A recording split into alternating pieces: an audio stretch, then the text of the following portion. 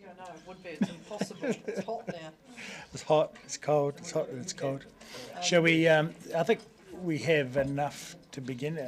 All's here that's going to be here possibly. It's not like Councillor Ben spoke to be late, so he might be held up. Yeah, all right. Okay. Morena tātou.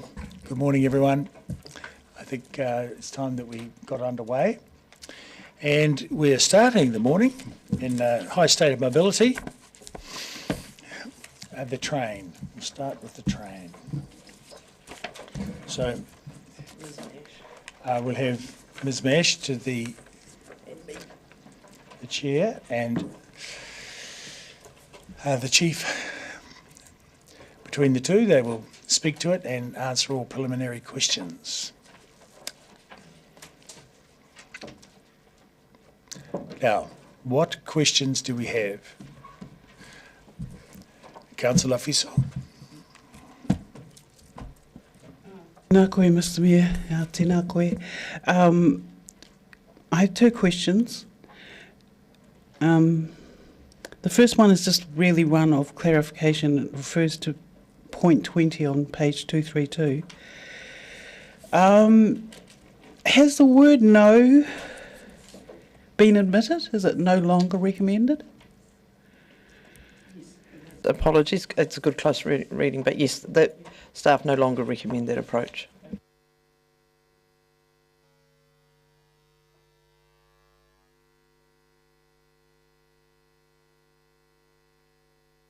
Points 28 and 41, page 213 and page 216. Further work to be carried out by a consultant. That would be coming from OPEX? Correct, that would be met from a corporate budget. And it's just a kind of random question, but in terms of engagement of consultants and timing of that hireage,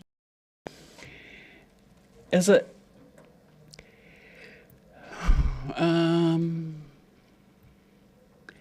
I guess given the situation of having 3 reports prepared by the same person,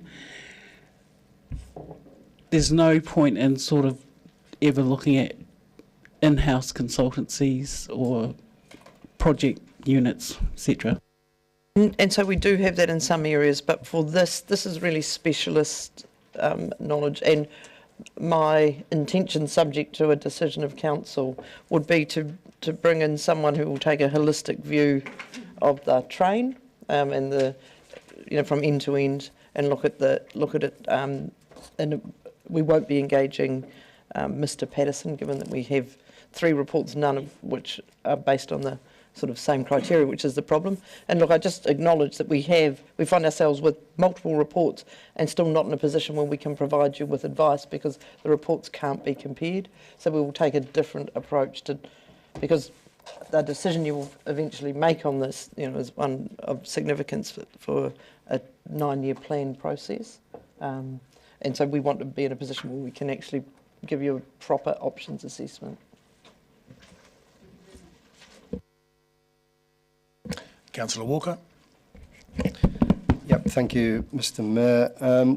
It's on page 209, it's point 7. I just need some clarification around that particular paragraph, and it's around the statement, staff propose to undertake further work to compare the continued use of Tyree Gorge for rail services with options including cycling or walking.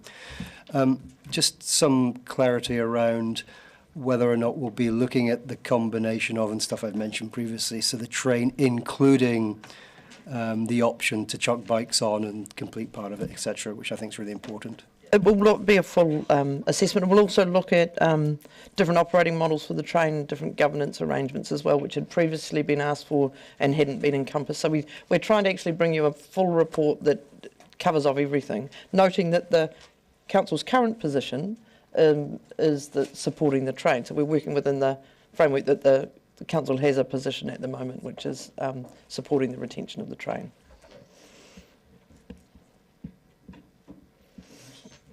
Councillor Barker. Thank you, Mr. Mayor. Would you be able to expand on what the Martin Jenkins report found, the peer review found about all of these reports that we've been given? Yes, thank you, Councillor. So I just draw your attention to paragraph 25 on page 213. So the overriding opinion, as our chief has already expressed, was that we were unable to do a useful comparison of the documents that we have. And I can give an example of that. You know, in one report, we limited the economic development very tightly to the train and its use. In the other report, it extrapolates out the economic development to include food and beverage, accommodation, and other attractions. So it was those kinds of disparities that has landed us with Martin Jenkins' recommendations A to H. Did the Martin Jenkins report dig down into those disparities? I note that the first report used a figure of 76,000 people, and I'm unsure where that figure came from, given that the Train's 2019 annual report had a figure of 107,000 people using the train, which is 30,000 people different. So did Deloitte mention that, or did they just mention in general that there are a lot of disparities without drilling down into them? So I believe we've included the complete report as an attachment. I'll just double check that. The question, they didn't go into great detail about it because I think in part of the dilemma we find ourselves in, councillors and I'm not particularly happy about it, is that we just don't have adequate information to provide good advice, and I'm just not sure if how we scoped up that Martin Jenkins work was adequate, and so they didn't drill down into some of that stuff, and those disparities need to be understood. We need to actually have a proper factual basis on which to base the analysis, and my advice in this report is that we don't have that, and until we can provide that to you, I don't think we can give you advice that meets the requirements of being able to consider the options. Further to that, thank you, Chief. We didn't ask Martin Jenkins to challenge the assumptions that were provided in the reports. We only asked them to do that comparative study. Are Martin Jenkins experts in the tourism field, or are they experts in an economic field? I couldn't quite figure that out. Look, and I'm not sure, but what I would say is that we will ensure that there is an appropriate tourism lens applied when we do this next bit of work, because clearly this is a large amount about tourism, and that which needs to be the focus, and then the economic benefits that flow from that, rather than starting at an economic benefits and looking at it. I just think we had the lenses the wrong way round. Would it be a fatal flaw in one of the reports where it refers to the analysis assumes that 37% of the Tauri Gorge and Seasider passengers were international visitors? However, a statement has indicated that international passengers make up 80% of the total passenger numbers. Would there actually be a fatal flaw in the economic analysis? Yes, yes is a short answer, yes. Did this dig down into visitor spend as well? Was one of the issues that they weren't using the Ministry of Business, Innovation and Employment statistics, and it appears that they were author estimates. Was that one of the key reasons that the report is also flawed? Yes. So again, with Martin Jenkins, we didn't ask them to revisit those data sets. So that is something that we would seek to rectify next time round.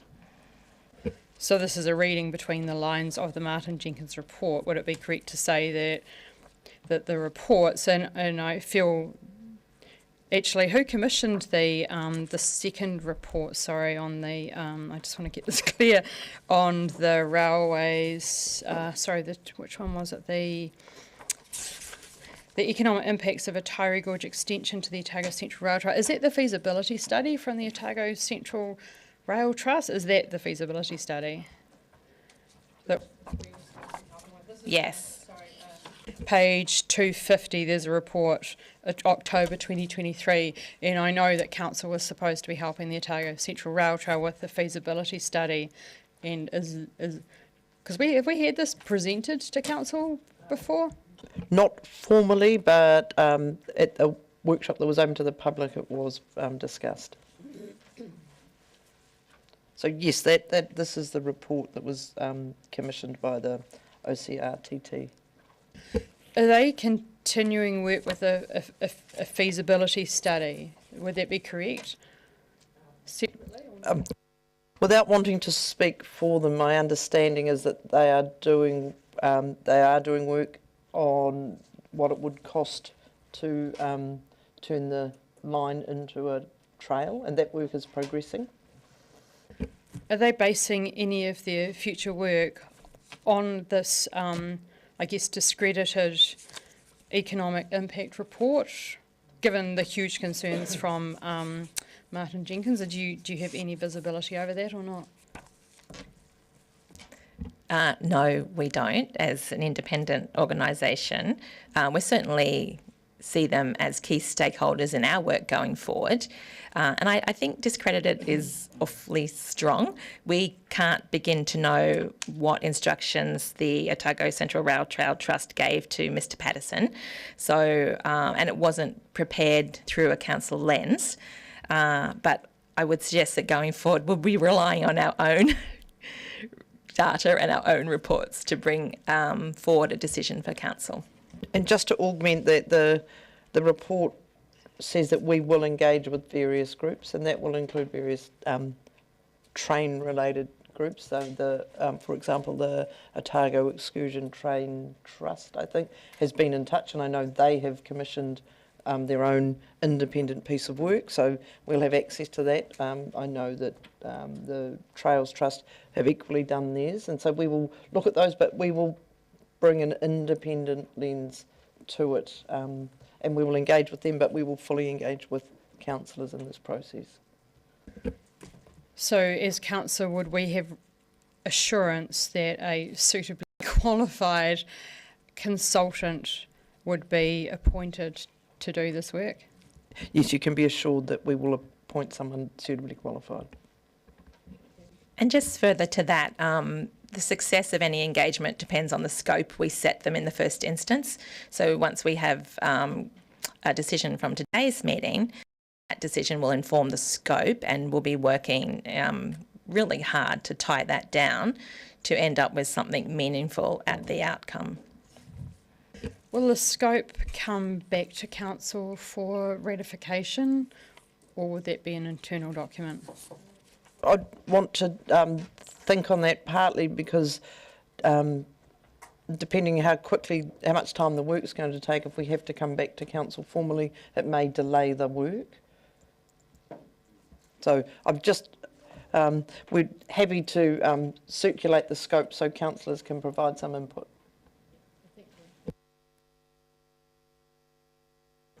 Councillor Gilbert.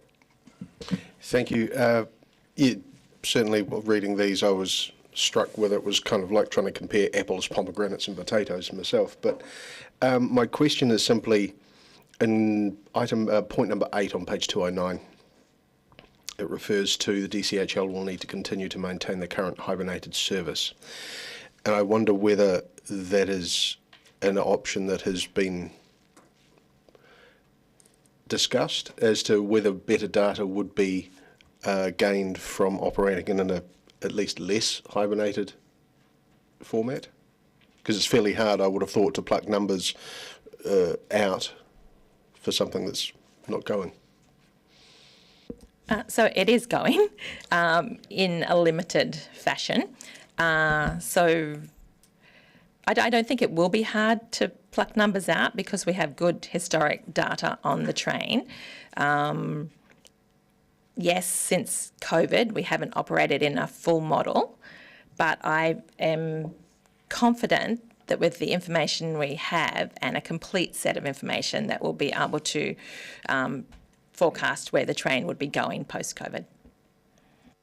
Lovely. And just on something that you mentioned earlier, Chief, about that the review would be done with the lenses being differently and would incorporate all varying options, etc. One assumes then that it would also include a wide variety of operating models, including those which have not been operated, hasn't operated under. A wide variety, I'm not so sure, but a variety. Yep. Councillor Vandervis. Do we have enough information to provide a known, proven operator? I believe there's one in Auckland, might be another one in Nelson. Do we have enough information to be able to give them so that they can give us a business proposal for them to run an excursion train from Dunedin to Middlemarch? I mentioned that the OETT had been in touch with me. That was a gentleman, I'm sorry, his name escapes me, ringing from Australia, who was an expert in rail tourism. And that would be Chris LaMarshall. that's his name. So the OETT have a developed case and a model that they want to provide to council, and as part of this process we will receive that and look at what that is. I haven't got the details because he was in Australia in a car.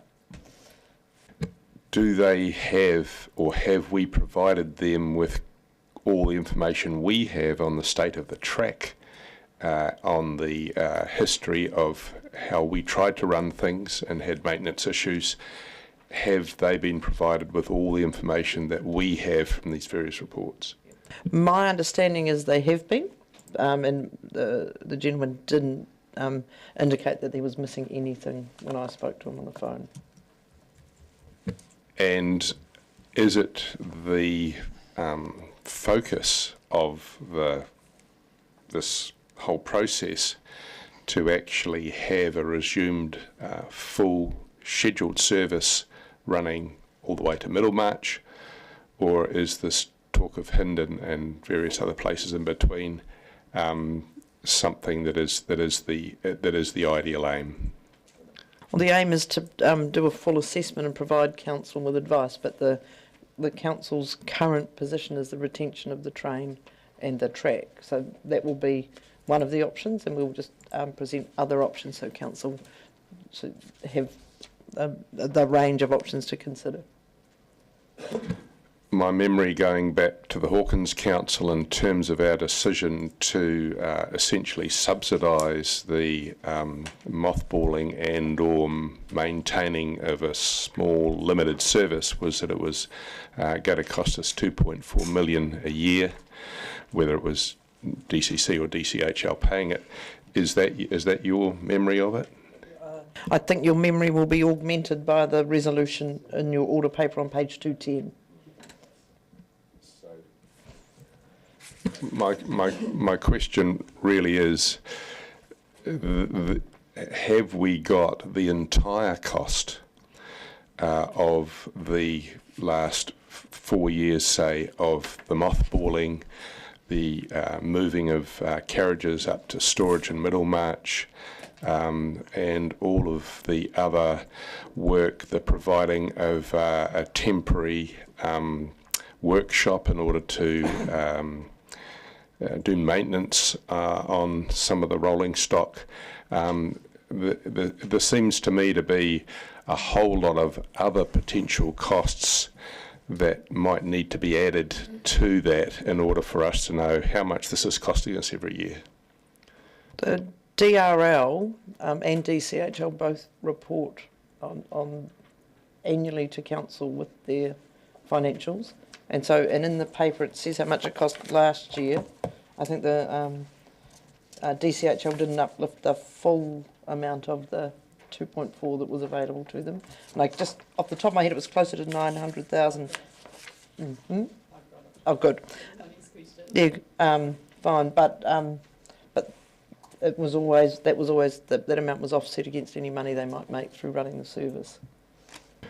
And I'd also read some of the resource consent or the building consent paperwork that came across my desk that there was going to be an extension of consent for the temporary workshop on, I think it's called the South Spur, for maintenance of the carriages.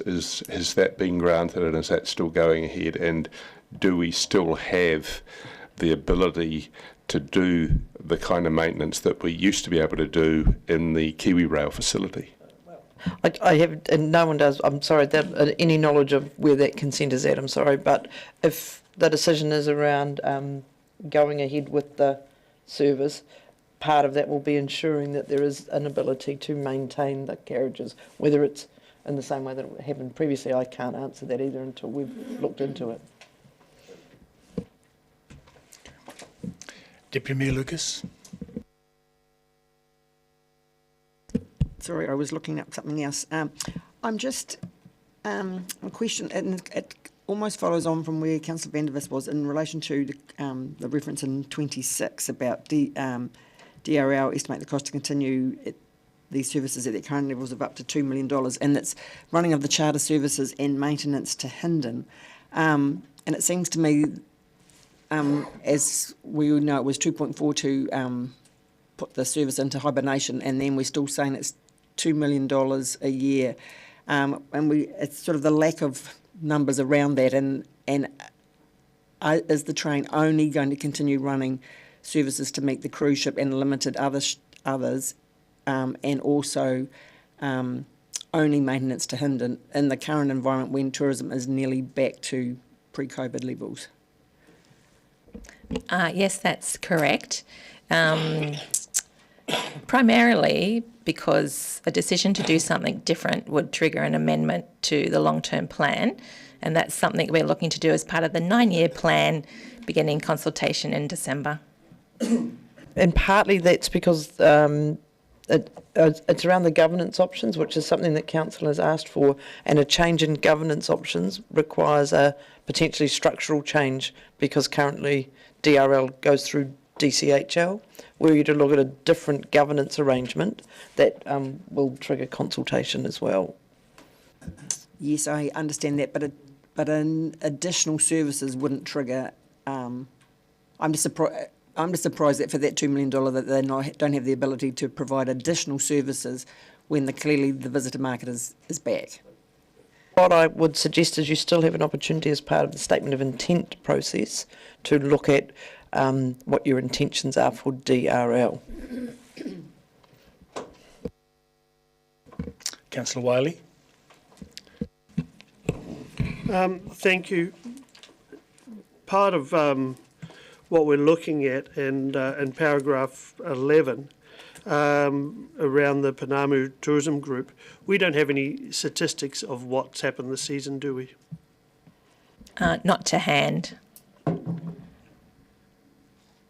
So it's very hard to gauge whether it's been a successful season or any impact in relation to the city. So anecdotally, I have been led to believe it has been a successful season, but those figures would exist, and as we move through this process, once we engage our consultant, we'll be asking for those figures to be made available. Councillor Barker.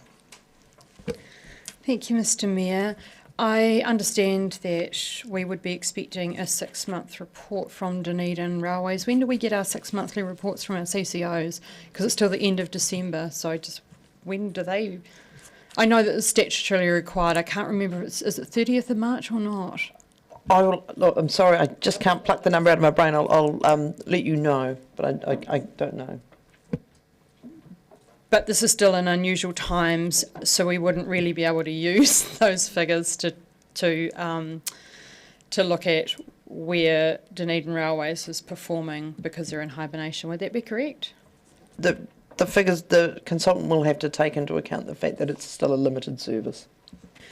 So you referred to the statement of intent, and I take on board Deputy Mayor Lucas's comment. Could we use the statement of intent to push the train more out of hibernation and require a certain number of services? I will have to check because the statement of intent may not take effect until 1 July 2025, the next one.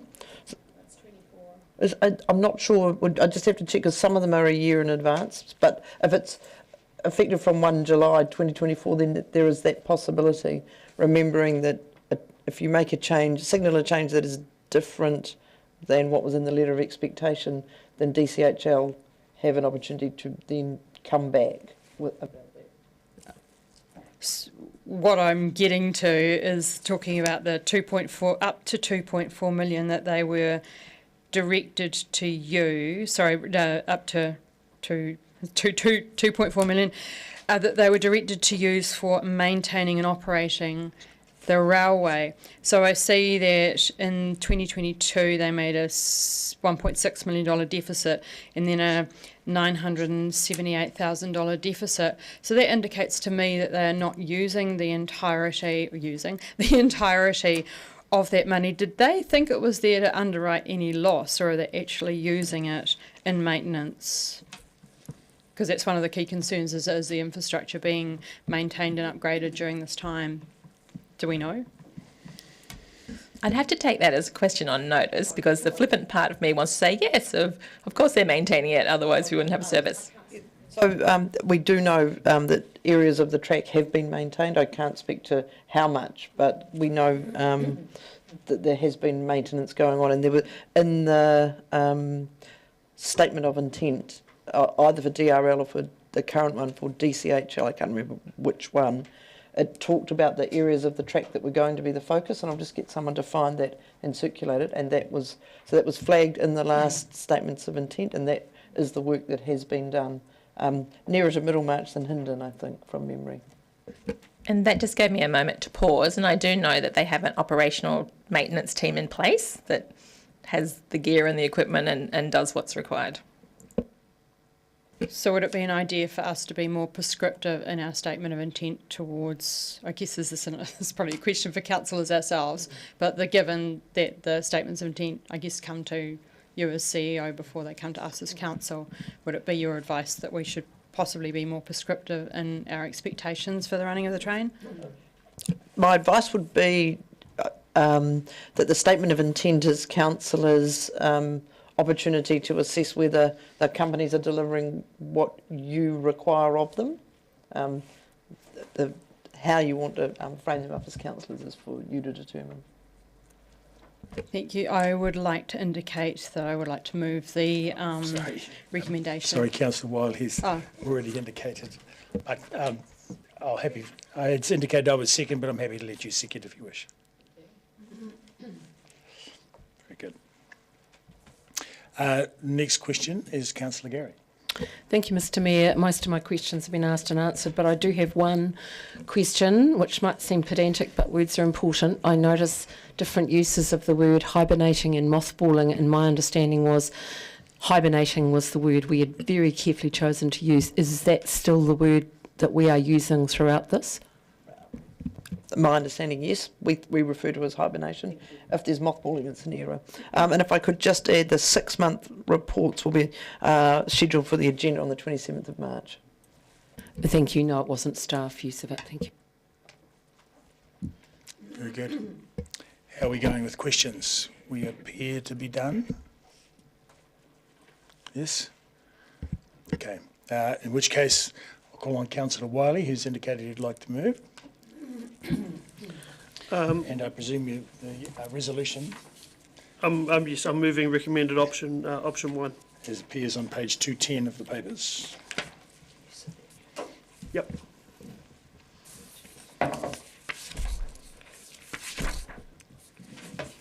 (214) This is on my page. Well, Starts with paragraph 36. okay, I was reading page 210. 210. 210. Now, yes, you're reading the options, but if you go back to the recommendation, which is the preferred option, it's on page 210.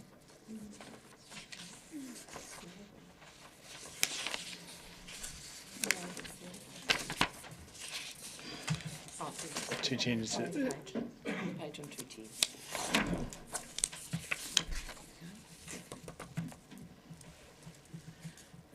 And It is, yeah. come back. Yes, please. Yes. Yeah, always. You're all the help we can get. And for clarity, it will appear on the screen behind me in a minute.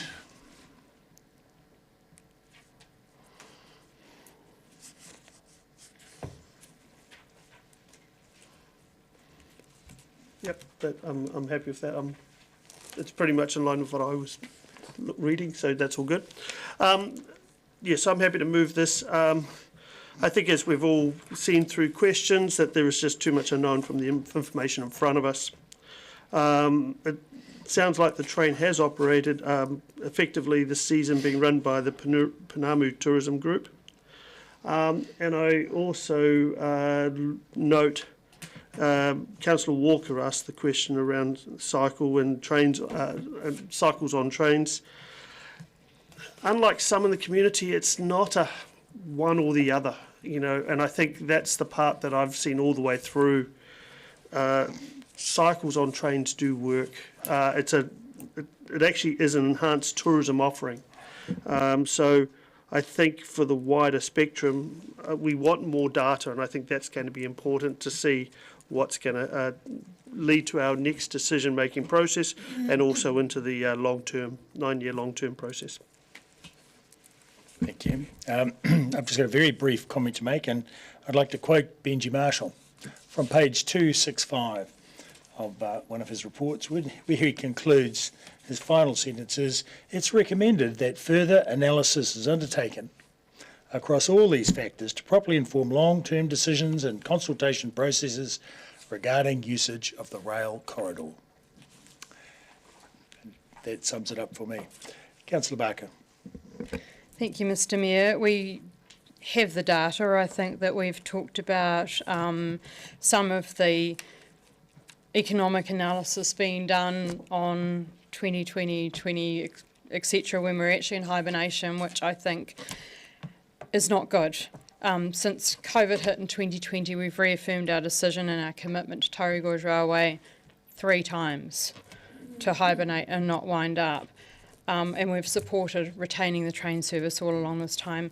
We have the data. We have the data from our 2029, previous to that reports as well. We have all of the annual reports. In the last 5 years prior to COVID, on average, the train carried around 88,000 people. On average, it turned over $6.7 million. On average, it returned a surplus of around $150,000. So we have those statistics, we know that. I do want to remind everyone that I have an economics degree and I spent 7 years working in economic development with a lifetime of tourism, and I have to say I'm extremely disappointed at these reports. There were, to me, a number of huge flaws in them.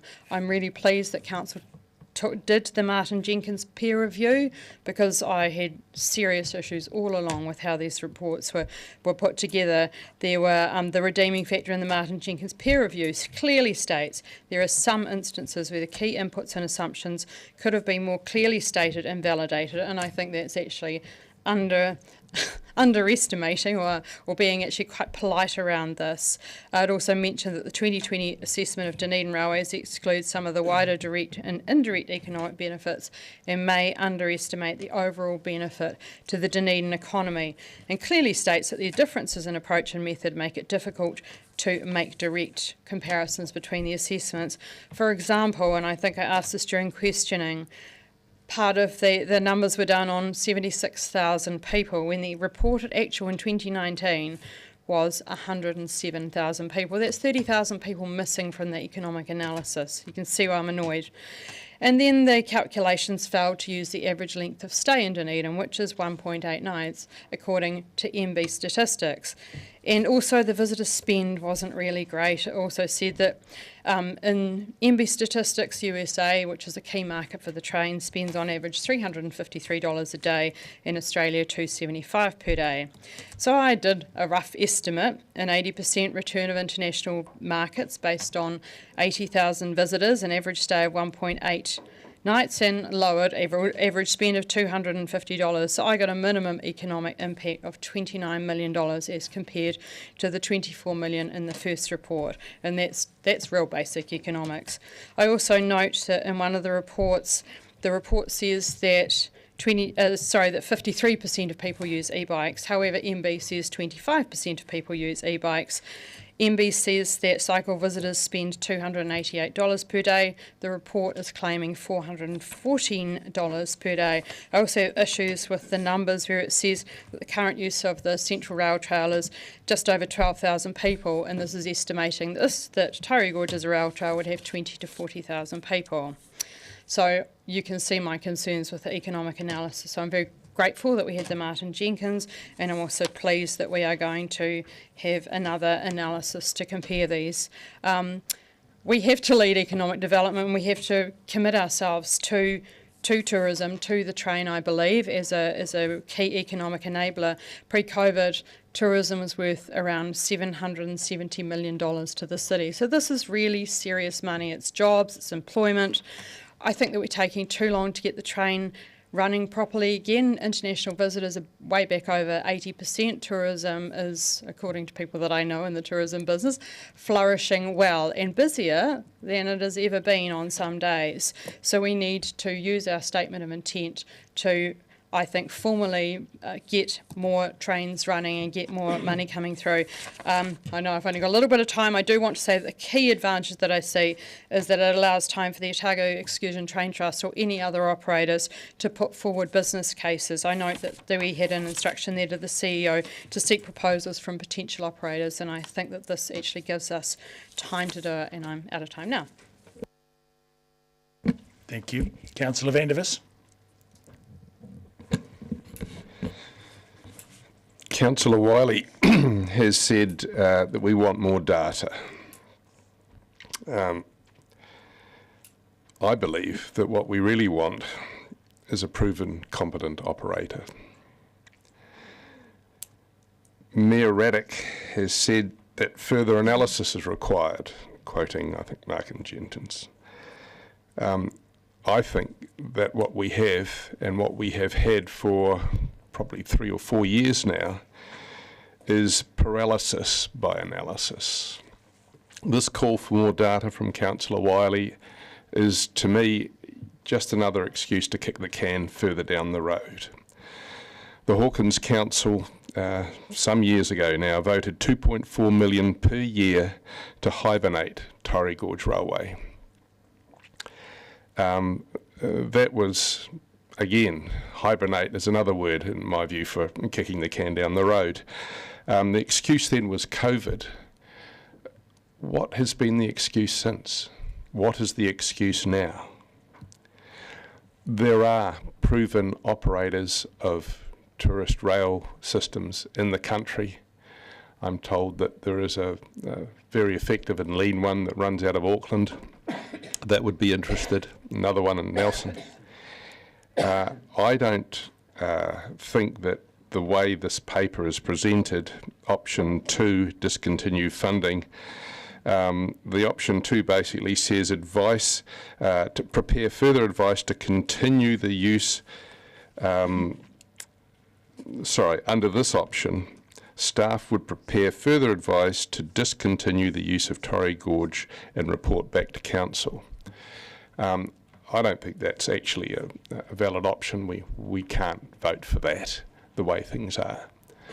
But to propose that we're going to wait until 30th of June 2025 to make a decision, to me, is far too long. I don't think we need that amount of time to get a competent operator on board. And I wonder why it is that these delays since COVID just seem to continue and want to continue that much longer. So I'm in a situation where I would like to vote to discontinue funding and just get an operator in there and do it, but it seems that that's not an option either. The millions that we keep throwing at this and the undertaking that I think council want to keep Tari Gorge going mean that either we make a decision very shortly to get an operator in and get the thing to run all the way to Middlemarch and make sure that there are things happening in Middlemarch as well as here, rather than just people getting part way there and coming back again. Either we do the whole thing properly and really get some benefit for Middlemarch and have more of a destination for the train. Either we do that, or I think we do what we were advised to do by DCHL quite some time ago now, and that is pull the plug on the whole thing. So I'm not keen on having to wait till June 2025 to get sufficient information. And for that reason I'll vote against.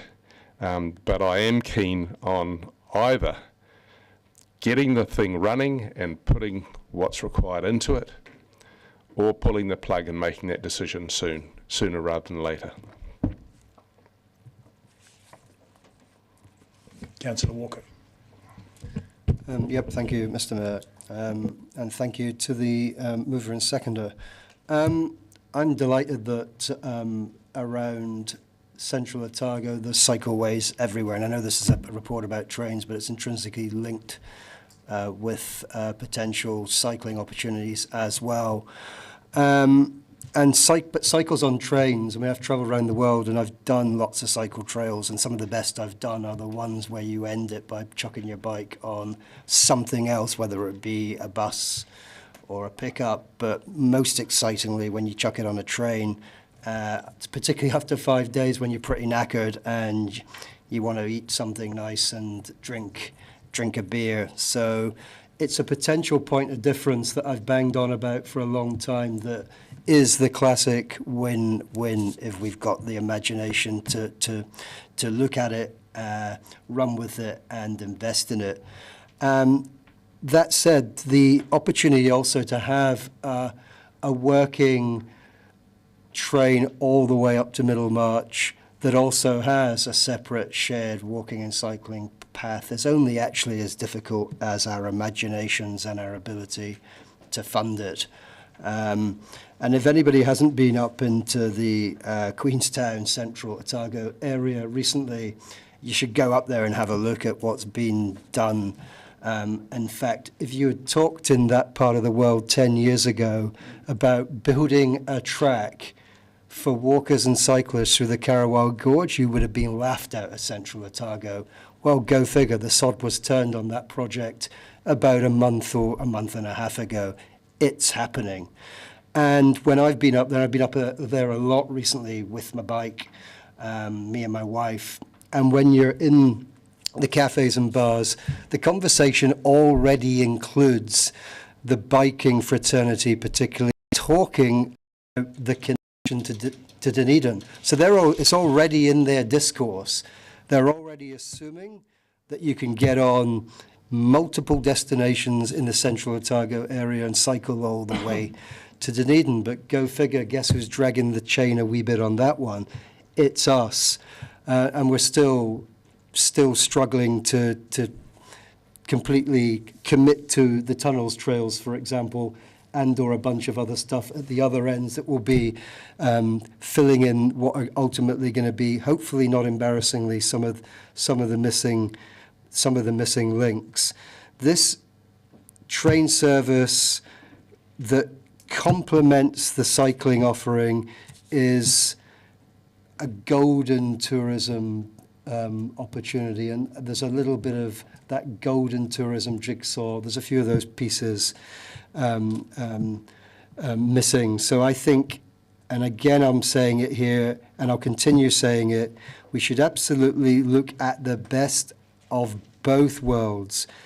Bikes on trains to complete an already established cycling network is absolutely and should be the way for us to move forward.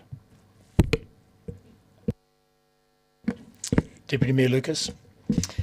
Thank you, and thank you, Councillor Walker. And I too would like to think that a shared train and cycle track can come out in the future. But I absolutely share Councillor Van der Vis's frustration and Councillor Barker's frustration in this report. Is I just feel that the train has come before council so many times and we are yet to actually have all the data in one place. And I'm looking forward very much to getting the report sooner rather than later so that we actually can make a proper informed decision for the best outcome for the train and not keep spending money in a hibernation model or whatever, that we actually need to get everything in one place and make the decision about the train, about the cycle trail and move on for the best for the city and for all the tourists and for everybody. And it just, let's hope it's not till June 25 that we get it before the end of the year, because I think that the information is around and it's not that hard to pull it all together and present it. As Councillor Barker has said, you can do a lot of it on the back of an envelope and present it, and I just think we need to get the decision made. Councillor Witherell. Thank you, Mr Mayor. Cycleways or Torrey Gorge Railway. Having a foot in both camps doesn't work. In my view, cycleways provide opportunity against a Torrey Gorge Railway, which is a financial disaster for the city on that line. Torrey Gorge is the asset and the track is a liability. I'm sure bikes on trains do work, but only if you have a regular daily service. Through years of deferred maintenance, we now find the future of the Torrey Gorge Railway is at a crossroads. Again, we must ask ourselves if it is prudent to support a loss-making venture that requires $20 million spent over the next 10 years just to keep the track safe for the train to operate. With reported figures that 80% of Torrey Gorge Railway passengers are cruise ship visitors, ratepayers are effectively subsidising every trip made by cruise ship passengers. Point of order. I don't think that statistic is correct. 80% of visitors are international visitors, not cruise visitors. Look, I don't have those figures. I think it's best just to withdraw that little bit of figure and carry on with the debate. It has been said without a Torrey Gorge Railway, we are at risk of cruise ships not wanting to come. I do not agree. Many other ports don't have train trips on offer. It would also free up tourist dollars to be spent with other fantastic local tourist, retail and hospitality businesses that don't drain the city's finances to stay afloat. Pre-COVID in 2019, Dunedin's total tourism sector GDP was $454 million, yet only 2.2% of that was contributed by rail customers. It is now 2024, and here we are, back to the drawing board with advice from Deloitte that separating above rail services and below maintenance is no longer a recommended option. So here we go for another year, having to prop up this liability for our city to the tune of another $2.4 million. I do appreciate the sentiment behind wanting to keep the Torrey Gorge line operating. However, enough is enough. Torrey Gorge Cycle Trail, here we come. I will not be supporting option 1. Councillor Ackland. Thank you, Mr Mayor. The whole purpose of this discussion today is to clarify what it is we're putting out for consultation, and that's the big thing that I'll be saying right now is we need to hear from the community whether they want to support tourism, whether they want to keep the train the way it is, whether they want it to go through to Middlemarch, whether they'd rather just get rid of it and have cycles. We need to find out really what the community want and are prepared to pay for, because if you decide that you don't want the train anymore, sorry Councillor Witherell, don't think for a moment we're going to have a whole lot of money to be able to put into other things, because it's going to cost a fortune to get rid of those tracks. And so please do not in any way get, I suppose, fooled over the fact that to have the cycleway instead of the train is going to be a financial plus. My other concern as well is that the train service, and by all means it could well work well together with the cycling aspect to it also. And you know, maybe that is the answer. And from what I've heard today, there's a lot of talk around favour for that. But I think that we also need to reflect on the fact that the train in action has a ticket price. No train has no ticket price. But yet the rail's got to be removed and the tracks are got to be maintained. All those bridges or viaducts or whatever it is that they're called will not forever be safe without investment. So, and the other thing that I really do focus on too is that, you know, some people promote tourism for the city, some people don't. Tourism for the city, I think, is a big thing, not just to have the visitors and the economic benefit. It's also to promote the city, to have people come to the city and even go, oh, I might like to live there. So, you know, there's a lot to be said for the tourism aspect of promoting our city, not just for visitors, but for people that may choose to live and work here in the future. And then I suppose the final thing that I really do want to highlight here is the train, and potentially with cycles as well, is a great way to showcase the Strathtyre. The Strathtyre is it's a beautiful place. It really is. Okay, not many people live in the Middlemarch township as such, but it is part of our city. It's out on the it's perhaps on the outer. It's one of the longest drives that we've got to get to a particular boundary of the city, but the Strathtyre does have a lot to offer when it comes to people visiting and potentially some people saying, hey, I'd like to live there too. So those are my views in relation to this, and I really do encourage the community to tell us what their thoughts are in relation to how to move this forward. Thank you. Thank you. Councillor Fiesel. Tēnā koe, Mr Mayor. Tēnā kōrua to the mover and seconder. I'm coming from a for well-being's perspective. So for me, tourism is a part of a wider process of commodification of lands and people that's been going on for 500 plus years.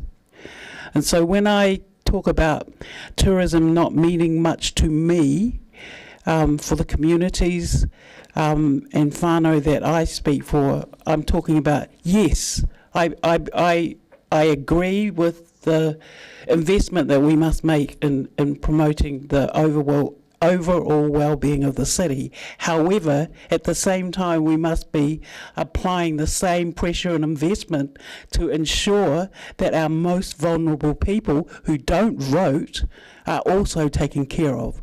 So that's my objection to tourism in and of itself. And I just want to respond to the hibernation or the kicking the can down the road excuses that were taken under the council led by Mayor Hawkins. And for me, who was around the table with quite a few of us around here, the major concern was social well-being and the employees of DRL and the volunteers, and also localism. And again, Councillor Vandervis may have lined up all these out of Dunedin operators. I personally wouldn't be supporting that. I think my major motivation was actually, again, ensuring that the whānau and the workers and the volunteers are taken care of and their interests are also upheld. Kia ora.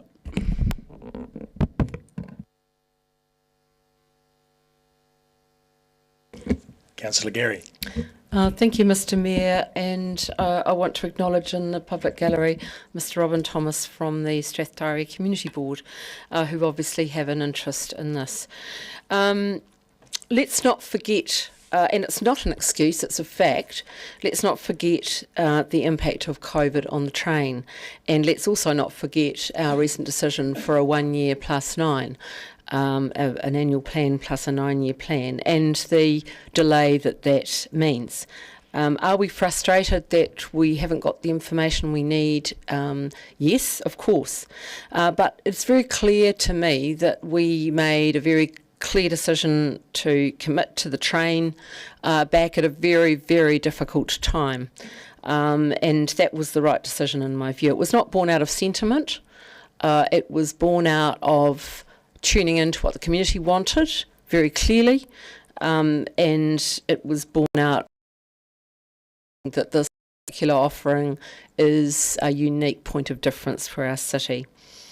But we also understood the complexity of it. We understood the cost of it for sure, particularly in the maintenance area. And I want to support those who've spoken about the combination of train and cycling in whatever form that takes, be it on the train or as a separate trail. I also want to speak to the issue of tourism and the train being just for cruise ship passengers. Well, it's not. I sometimes hear in the community people say, why should we invest in something that is only for visitors to the city? The fact of the matter is that unless we as a city have offerings for our visitors that's going to attract them here, they're not going to visit. And we have less of those than we did prior to COVID. The visitors that use the train, yes, there's a large number of internationals. Yes, some of them come on cruise ships, but there are other folk who travel independently. And they bring money and they spend it in other ways and support other parts of our city. For example, hospitality, retail. I know this because I worked in this industry and I stood at the counter and sold those cruise ship passengers who just come off the train items, high-priced items. So from that understanding, I don't take a lot of notice of the misunderstood idea that international visitors don't add much to our community and we shouldn't provide the train on that basis. I simply think that's a fallacy. So I'll be supporting this and I look forward to a time when we do have all the information before us. I think we're hungry for that. We want that. We're very clear. We need that sooner rather than later. And I look forward to us making a decision about this for a way to go forward with the train, which we've committed to. And we very carefully use the word hibernate rather than mothball because it is a different thing. And there is a cost involved, whichever way, and I take Councillor Ackland's point around if we decided to forego the train and get rid of it, it would cost us money too. So I support this. I urge all of you to support this on our way to getting the information so we can make an informed decision, which is our role as governors. Councillor Mayhem. Thank you. I wasn't going to say anything, but Councillor Weatherall's statement alarmed me about tearing up the train tracks. And, you know, I know that it costs us money to retain the train lines, but you think about when you buy a car, you don't buy a car thinking, I've bought the car now and I'm never going to have to spend any money on it again. We maintain our cars, we pay road user taxes, we register our vehicle, and we spend and we spend and we spend on the privilege of having that method of travel. The cost of a train, however,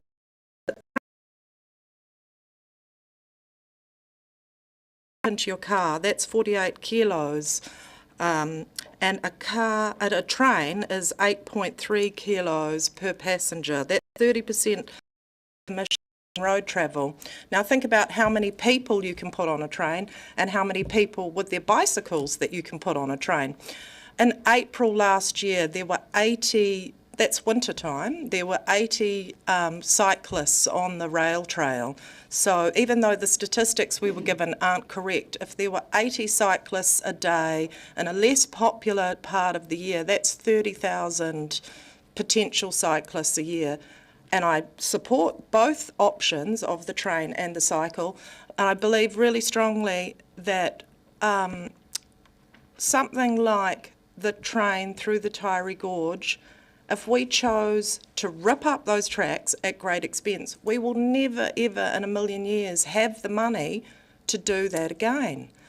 The train tracks are there, and sure, they cost money for us to maintain them, but I think it would be really foolhardy of us to make a decision not to have those trains anymore. And I will be supporting this option, and I hope that we can find a way to make this work for everybody, because I'm a train enthusiast, and if we take all of the tourists out of the equation, there's still a whole bunch of people here within New Zealand, within this city, that will ride that train, and not just to use the cycleway or to take their families or for a trip and pleasure. People take the train out to Hinton to tramp into the Silver Peaks. And there are multiple options. You know, maybe we just need to market this better. And I support what Councillor Lefiso says about localism and about employment and about what is good for Ōtepoti Dunedin and for our residents of Middlemarch too. Thank you. Councillor Gilbert. Thank you. We are a city of heritage, and there can be no denying that the Taieri Gorge train is part of that. We currently are in the situation, through limited fault of our own, that we have heritage buildings falling down around us. If we start losing all of our heritage, what is left? Unlike Councillor Weatherall, I have my doubts as to at what point visitors will stop wanting to come here, particularly when Vieta, if anybody knows the travel website, has the Taieri Gorge Rail as the highlight of a trip to Dunedin, a must-do for the trip to Dunedin. The travel website TripAdvisor says it is a highlight of your visit to Dunedin, and again, a must-do. Granted, they put it at number 16, but anyway, they still think it's a highlight. My point is that at some point there has to be the straw that breaks the camel's back. If we start removing reasons to visit and reasons for for example, the Princess Cruise Lines, who have pointed out that it is another must-do. The experience an epic rail journey over whitewater rapids, towering viaducts and historic tunnels along the remote Taieri Gorge. It is the best of Dunedin, according to Princess Cruises, who regularly dock just out the harbour there. So, while clearly I'm not as athletic as Councillor Walker, I around a bit, I've been lucky enough, and is barely a train I've been on where at some point in that journey a bike or bikes haven't popped on board and then popped off further down the track. The other thing that keeps going through my head is, as Councillor Ackland has pointed out, ripping up the tracks does not come cheaply. Maintaining the tracks does not come cheaply. And also, once they're gone, they're gone. We're already in that situation as a country where railway lines were ripped up, and now when the younger generations are crying out for more train travel, many of the reasons Councillor Mayhem has pointed out in terms of the impact on the environment, etc., we can't do it.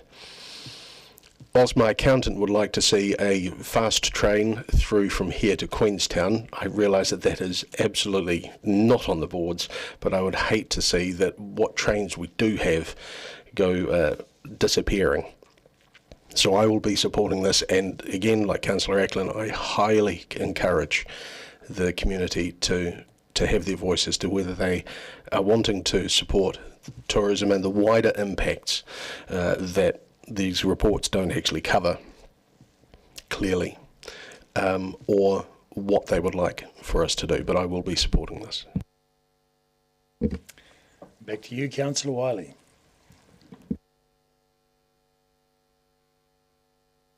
jumped the gun, sorry. Councillor Benson Pope.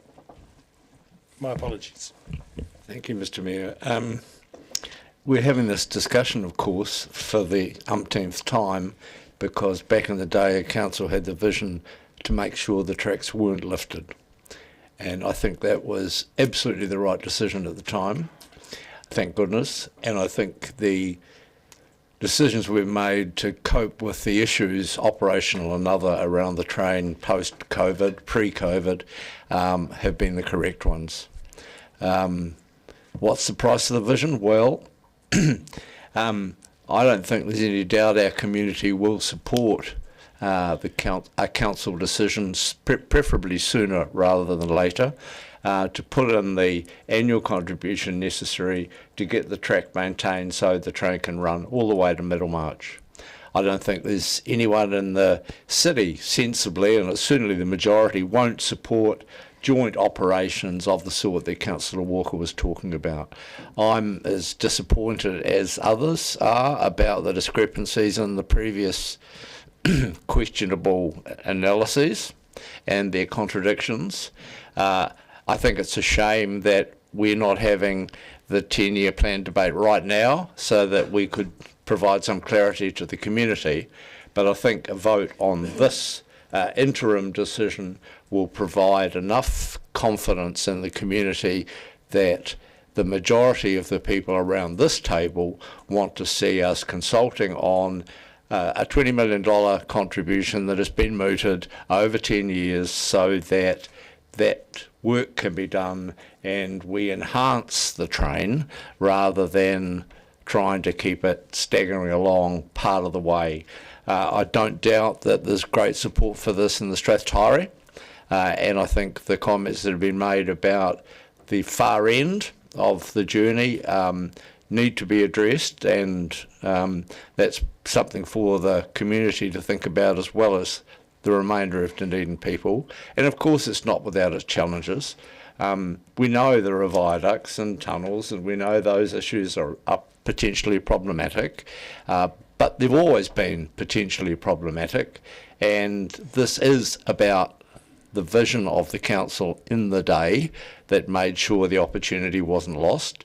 And I think we've got a responsibility to support that historical decision and display a little vision of our own, not some of the appalling negative doom and gloom comments that have emanated from not too far away from me today. Councillor Wiley. Thank you. I'll start off with, yeah, I agree with Councillor Benson Pope. It is about having a bigger vision, and I think that's the important aspect. As I go through and listen to all the speakers, first off, Councillor Vandervis, you talked about paralysis by analysis. It's the inability to act due to overthinking a problem. The problem is we don't have enough data. We don't have enough information. So I'm not sure that we can actually even think of that as the issue. But the guts of what we're really looking at today is we're deferring the decision on the future of Dunedin Railways to the 9-year plan, 2025 to 34. It was always going to be a long-term plan issue. What we've got is a one-off annual plan. So we're not actually changing anything except the dates have moved on us. And actually I think that's going to work to our advantage because we'll get a lot more information to make a decision. And I think that's the important factor for me. Again, Councillor Barker, summarisation of the reports, and thank you for that $29 million figure. But it highlights the fact that we do need thorough numbers, we do need more in-depth data. And that was also highlighted through Deputy Mayor Lucas's comments on that basis, but also taking the fact that we actually have to include the whole community with us through this process. You know, Strathtyre community can really basically become a great landmark as part of this, as it was previously. And I think that the connection of whatever we do with that route, when we've got all the information, It's about making the city and our tourism product stronger. That's the ultimate goal, it's the ultimate vision. Councillor Weatherall, you know, I appreciate your comments and they weren't new to me, but I wonder if we were sitting here in 2019 pre-COVID, if you would have had the same approach to the train. And I think that's the other context we've got to look at. We have had a major hiccup, disruptor, whatever word you want to use, talking about what's led us to where we are today. But what we have to do, and again, I made the comment the other day, we have to look forward. When I drive, I'm looking at the windscreen. I'm not looking in my rearview mirrors. And I think that's the important factor with what the papers we're reading today. It's about the future of the city. This is the future of whatever happens on that route. And that's what we've been tasked to basically look at. Again, I go back to A. We are going to come back and have this discussion, but we are going to do it with better information. And with better information, we make better decisions. On that note, we'll take it by division.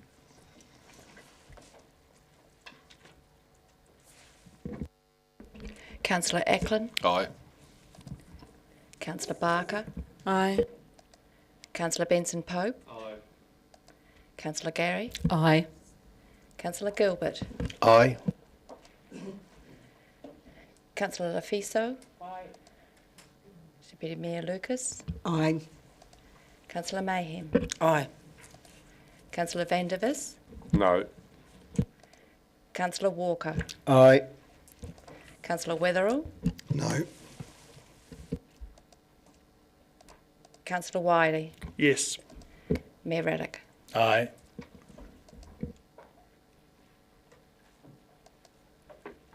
It's carried 12-2. Carried 11-2, beg your pardon. Thank you. Very good. And so at this point, we'll move on to item 9, is it? Three Waters operating budgets.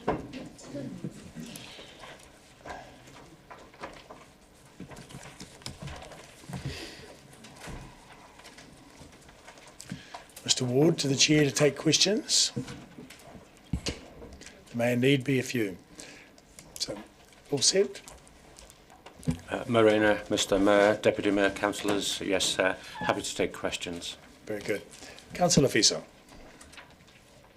Tēnā koe, Mr Mayor, tēnā koe, Mr Ward. I've got two questions, and one's really just a simple clarification to assure myself of my correct reading and understanding. So the attachment B as a funding impact statement on page 132, that's broken up into the following C, D and E attachments? Correct, Councillor. And my second question, I think, is for the Chief Executive. The summary of considerations on page 129 in terms of the Māori impact statement, at what stage will Māori impact statement be rewritten as Te Taki Haururu Māori strategic framework? Is that when the review is finished? I'm sorry, I don't quite understand the question. If I can try, are you asking when will we change how we reflect the Māori impact statement in our reports? What I'm asking is, when you look at the summary considerations, you have fit with strategic framework, and then we have adopted the Māori strategic framework, Te Taki Haururu, so when will it be? I think the summary of considerations itself needs a review, so I think as part of that we will look to do that, but I acknowledge your point, and that might be a change we make sooner rather than later.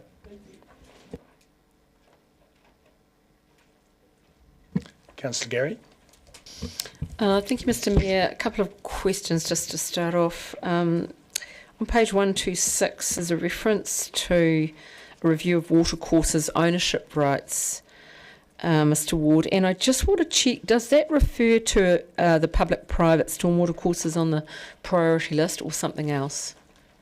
Thank you for the question, Councillor. Yes, it refers to the priority list, and that will be a catalyst for the ongoing review. Our water and wastewater systems are relatively straightforward in how they function. Our stormwater systems are a hybrid approach of drains, watercourses and stormwater infrastructure. So my subsequent question to that is, I understood that we had looked at the ownership previously, ownership rights. Why are we undertaking that review again? It's just an ongoing review to ensure that we have our assertions correct. Okay, thank you for that. Second question is around the improvements to the levels of service mentioned on page 133. Question around that is what improvements specifically? Is it an interruption to water supply, taste, colour? It wasn't specific, and I was interested to know what specifically that referred to. Yeah, again, thank you, Councillor. So all of the above. We now operate in a heavily regulated environment. That's a paradigm shift from the previous environments where we have to have continuous assurance that we have quantity and quality of water provided, and therefore it's all of the above to make sure that the level of service meets those regulatory targets every minute of every day. Thank you very much, and I may come back with some more questions, Mr Mayor, but that's all for now. Councillor Barker.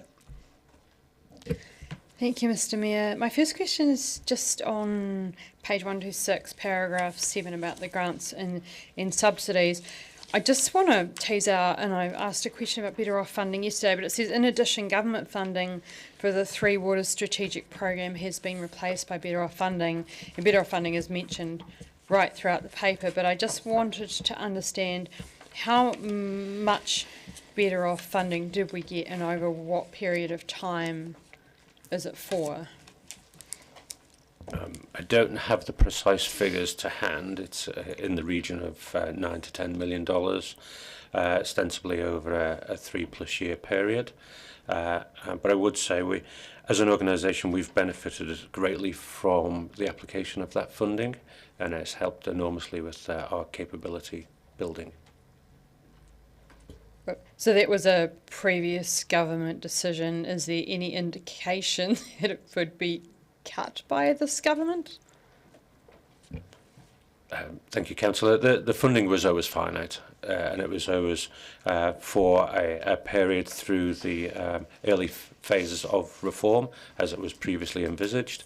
So even the previous government had it as a finite funding stream.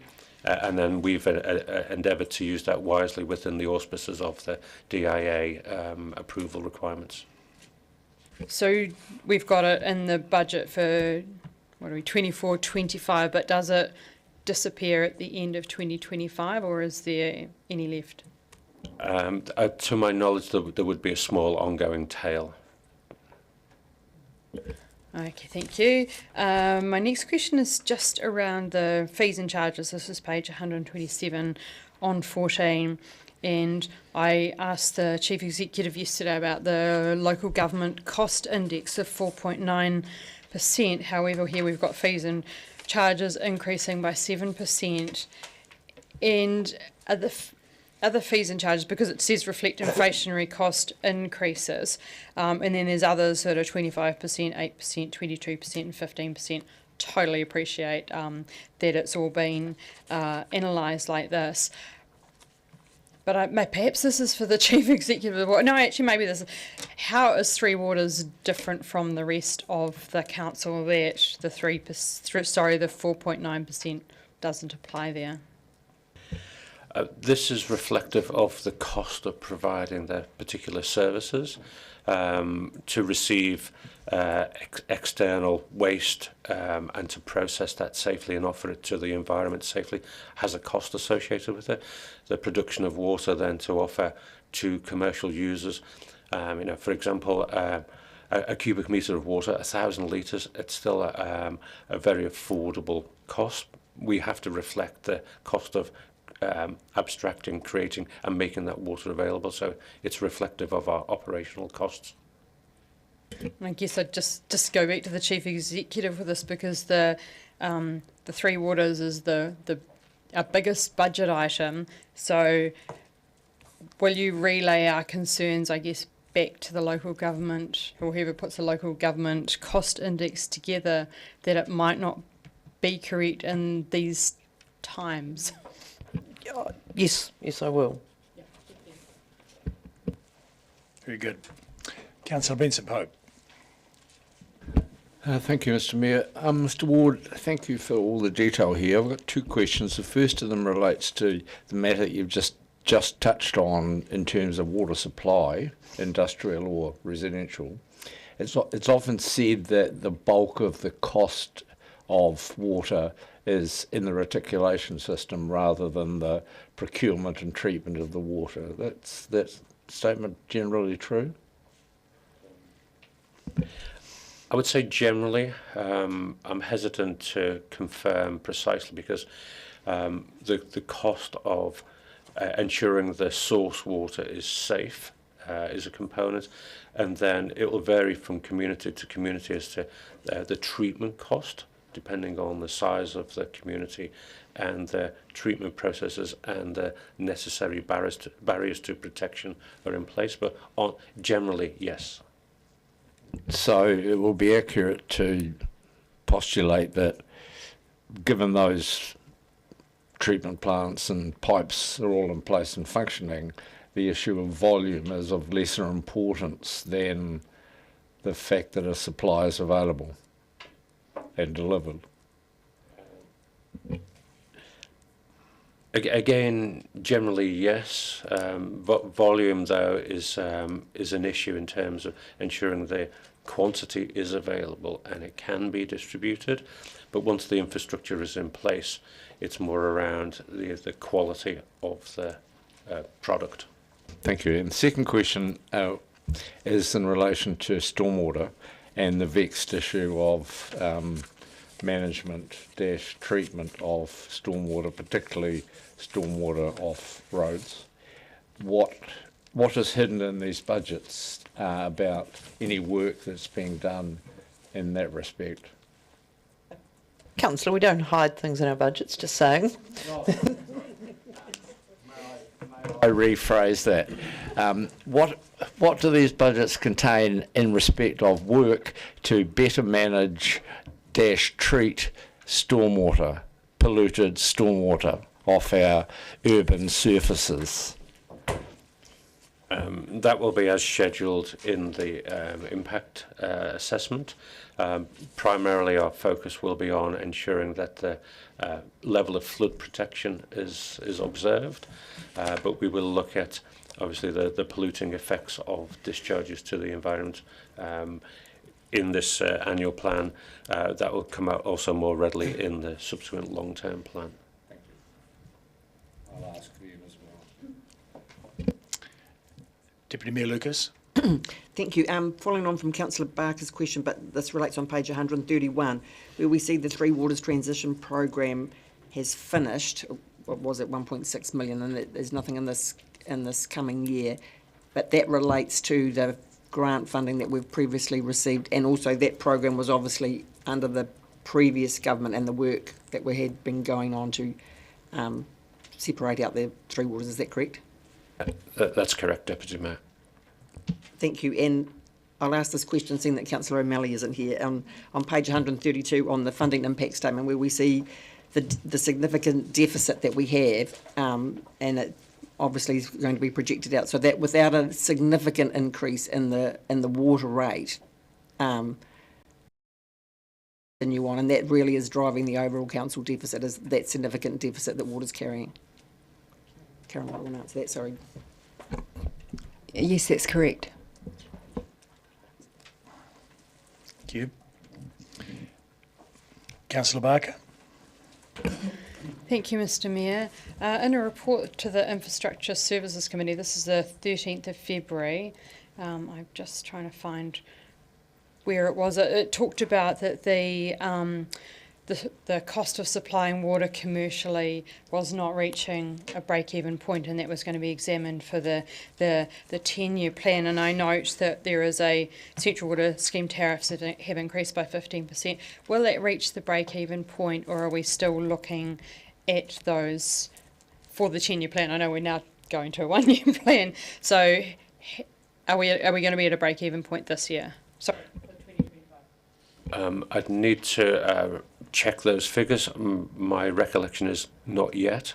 I think this is a staged progression towards reaching break-even. Councillor Walker. Yeah, thank you, Mr Mayor, thank you, Mr Ward. I'm asking this question in the context of living in a part of Dunedin where we're under water restrictions, and it's related to cruise ships, and the question is probably more just to quell any misinformation within the community. And I believe something like 80,000 cubic metres of water was used by the cruise ships last year. I'm just confirming here now, and I guess I'll question it under the fees and charges, that the cruise ship consumption is paid for at a rate that would be similar to somebody present in Dunedin. Correct, Councillor, yes. That's it. Any further questions? Very good. Thank you, Mr Ward. So, that being the case, I'll move that we adopt draft operating budget for the Waters Group and fees and charges as scheduled in the thing. Seconded, Councillor Mayhem. And if he had been here, I would have had I'm sure Councillor O'Malley would have liked to have moved this, but I suppose the key aspect that with this budget is that this is our largest budget item in Council, and is the trigger for the largest contribution to the rates increase, but it's also the largest increase in our ongoing debt. So we are a long way, as was mentioned several times yesterday, we're a long way from getting enough money for the water services we provide. And as Mr Waters just pointed out now, we are in a paradigm shift as far as water services go. We are under intense regulation and compliance management. So on the way to this meeting this morning, I heard on the radio somebody, a high official at Te Mara Arawai, the water regulator, chastising 3 cities who are in close proximity to each other in New Zealand for their progress towards compliance. And, the pressure is on right through the country with all jurisdictions to bring water up to a continuously acceptable level. And that is quite a different situation from when a regulator might come around and have a look and everything's okay, or everything is up to scratch on the day. They want continuous assurance from us that all of their supply conditions, in particular with the supply of fresh drinking water, those conditions are being met. And that is a very large financial impost upon councils right throughout the country, and we are certainly part of that. However, and so that's the major contribution, not only to our rates rise, but our ever increasing debt. So it's important that on the other side of that equation, we work to increase our income overall to be able to get the two into balance, and we are on a trajectory to get there. Who else would like to speak to this? Councillor Barker. Just briefly, I just did want to point out that back in February we had talked about we'd had information that we were holding our cost to the water charge to below $2 a cubic metre for a long time, and this is now below the break-even cost of providing the service. That's why I asked the question about how are we reaching the break-even point yet, and the answer was obviously the delay in the long-term plan affects us. And I think that as we look through a lot of the costs and charges and all of our reports coming to us today, we do need to keep that top of mind, is that is definitely a user pays service here that we're providing for. I guess it's the cost of treated water per cubic metre to, I guess, commercial users and how we're charging that. So it's concerning that we're providing it at below cost, given that we have all of these huge costs with water. Very impressed with this report that it did actually have the 7% on the inflationary cost. Obviously not impressed that it was costing this much, but that's why I asked the question about the local government cost index at 4.9%, because I'm very, very concerned that we are using this local government cost index to add onto some of the costs where actually it might not reflect the real cost. So I think we really do need to be digging down into those. Obviously, because we're just doing an annual plan this year, it's going to be a little challenging to get good information on these. But when we get to our LTP, we really, really do need to make sure that if we're providing to user pays, that we're not making a loss on it, basically, that we are reaching break-even points on those things. Thank you. Any other speakers? Councillor Van der Vis.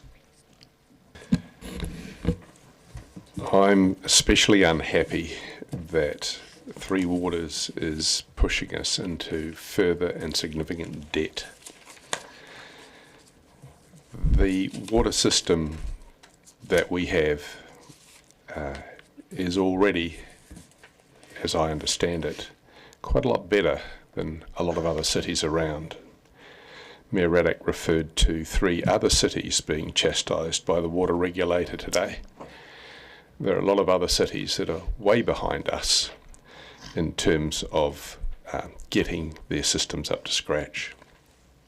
And I mean, you can always spend more on a water system. You can always improve the quality. You can always improve the waste flows. And to me, there have been a number of issues with our water supply that should have been looked at, and some of them still haven't. And one of them is the basically identifying what's wastewater and what's stormwater and keeping them apart. I think it was something like 10 years ago where we used to test to see if connections were properly separated, and those tests just stopped being done. And the issue of flooding with sewage and the sewage system being overloaded by stormwater is one that I don't think we've paid enough attention to. In terms of why our water system is intended to cost us so much more, Mayor Raddick has mentioned the intense regulation management from central government. I think that central government, quite frankly, can be happily ignored to some degree. They've got their own agendas. They want to duck shove responsibility and make sure that any Havelock North issue is nothing to do with them and we told you so. That hasn't happened here in Dunedin.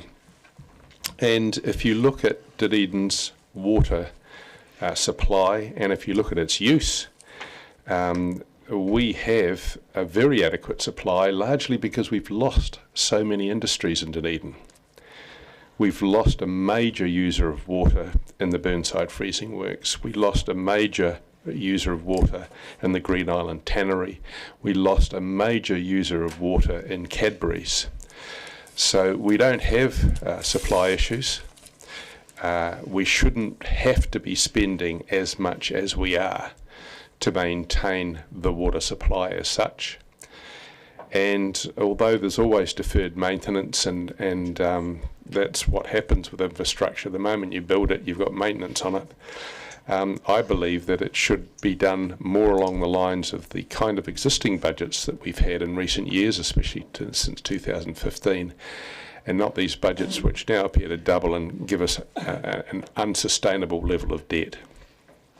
So I can vote for this recommendation, but very reluctantly, only on the basis that at this point we don't really have any opportunity to change anything. I want to see significant changes to the costings that are proposed for the 9-year plan coming up, and I want to see a further move in fees and charges to reflect the actual cost of providing services. So very reluctantly able to vote. Councillor Gary. Thank you, Mr Mayor. I'd remind my colleague who's just spoken that he's entitled to his own opinions, but he's not entitled to his own facts. And I find it extraordinary that a governor of this council would say that we should ignore Te Mata Arawai and the compliance that we are bound to observe. I find it extraordinary, and I believe that needs correction and some leadership. Speaking to the paper, I want to the report. I want to acknowledge staff and the work they're doing, and it was good to hear from Mr Ward that the Better Off funding, the use of the Better Off funding has been done to great benefit of our infrastructure. And I just want to remind my colleagues, as you've heard me say on other occasions, about the importance of that public-private stormwater issue, which is referred to in 11 under operations and maintenance as watercourse ownership. It is very problematic. It is a huge issue and there's a big cost to it. So it's something we need to continue to be mindful of. And I also want to remind colleagues that there are 20,000 domestic self-suppliers in this city that are not covered by what we're doing. So we have a lot of work to do, and it is going to cost. And this should not come as a surprise to any of us, but we are making good progress. Thank you. Councillor Gilbert. Thank you. Just very briefly, echoing what Councillor Gary has said, I'm very new to the political table, but I'm fairly confident that the central government is not to be ignored and is not allowed to be ignored, certainly by fellow governors. And I would question whether better than others should be our only target. I would have thought the best we can do, or the best we can be, should be our actual target.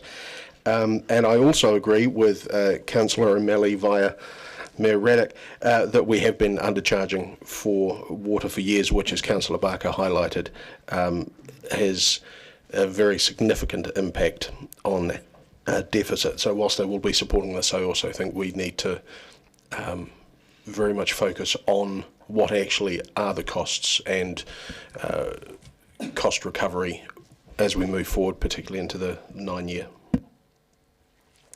Thank you. Councillor Mayhem.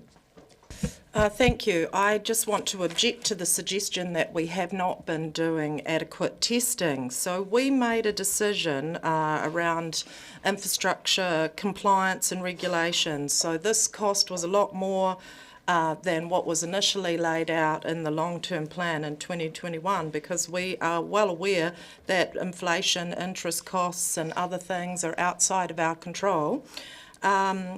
So that impact of the maintenance we've done on our water spend is one of the largest costs in our rates, and bringing things up to standard means the chemical and laboratory testings are part of our regulatory and compliance costs, and I want all of our residents to know that the staff are doing these tests and doing everything to the very best of their ability.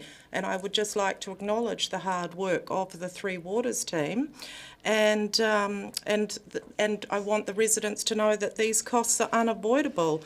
And also we're doing our very best to meet the government policy changes that have been, I will say, inflicted upon us. Thank you. Thank you. Councillor Walker. Yeah, thank you. I just also want to respond to some of the comments by Councillor Vandevers and just suggest a little bit of homework around Te Mata Arawai and the various national policy statements that we as a local authority are bound by. That homework probably wouldn't go amiss. Councillor Fiso. Tēnā koe, Mr. Mayor. Thank you for reminding me of Te Mata Arawai, which we all know was established because the regulator of water, the Ministry of Health, did nothing, and that's why we now have a separate entity to ensure that we are doing that mahi. And I just want to acknowledge mana whenua who have always been working hard to uphold Te Mana o Te Wai. And in 2021, in response to Honourable Judith Collins's claim, and she was the National Party's leader at the time, that a proposed Three Waters model, delivery model, would give Ngāi Tahu a 50% ownership stake in publicly owned assets. And Dr. Maire Te Tau, chair of Ngāi Tahu Freshwater Group, corrected her. He said that Ngāi Tahu were never interested in owning Three Waters assets.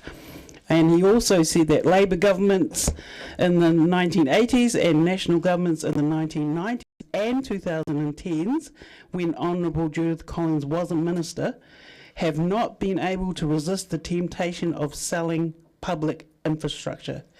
So Ngāi Tahu viewed co-governance as an effective safeguard against any attempts by future governments to privatise water assets, and that were at the time being transferred from council. So I just wanted to put that on record.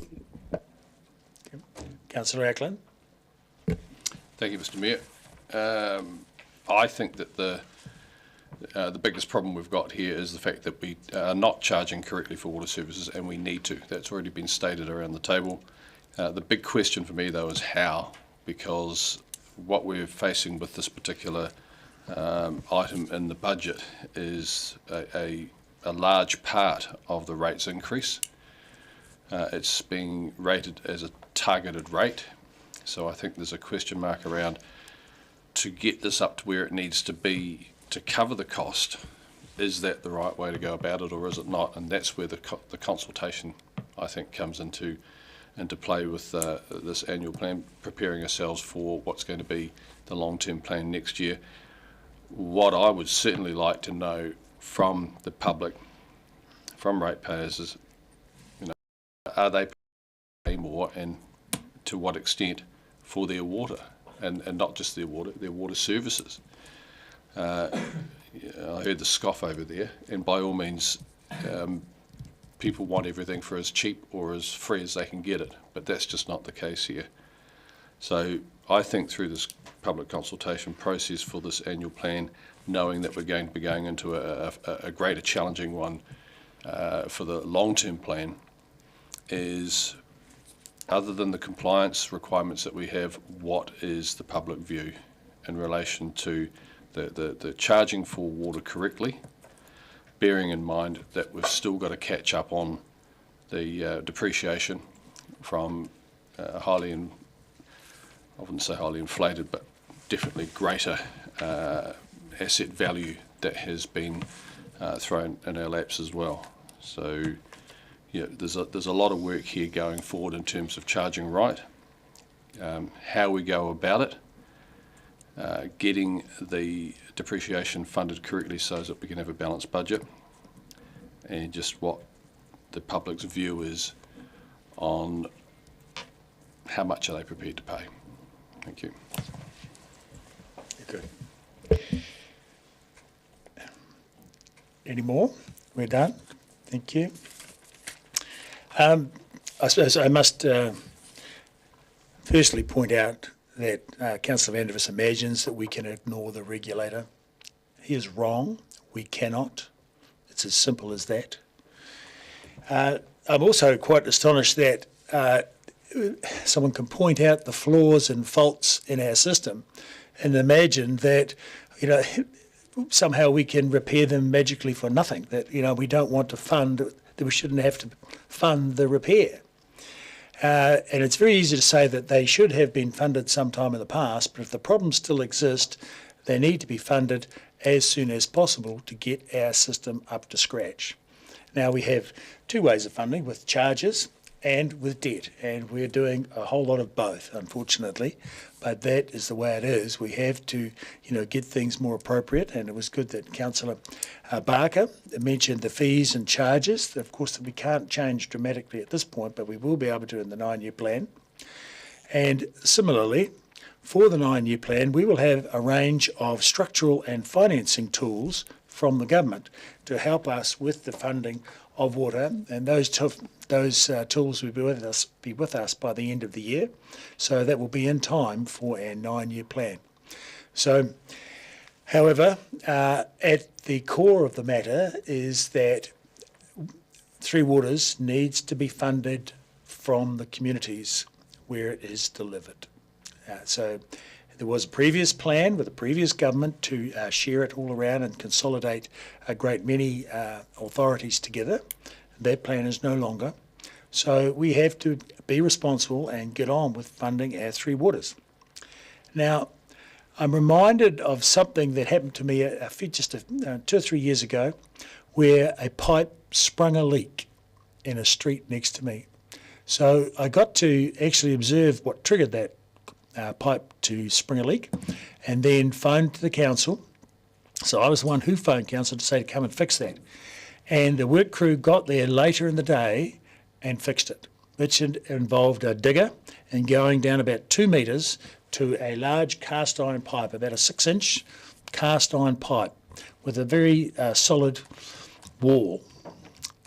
So it was a very good quality pipe, but it may well have been in the ground for 100 years, and it had corroded from the outside. So some kind of material next to that pipe had caused that corrosion, and it corroded a hole into it, and it chose that moment to break. It was paper thin at the point of the corrosion, yet a foot along, 30 centimetres along, it was good as gold. But that water coming up through the road under high pressure, and Dunedin is blessed with high pressure in the water system, which means that we are more prone to leaks because there's constant pressure in the system.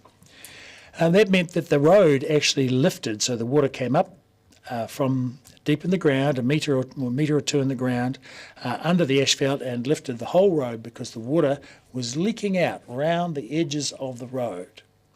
Now that pipe was seen to and fixed within a day.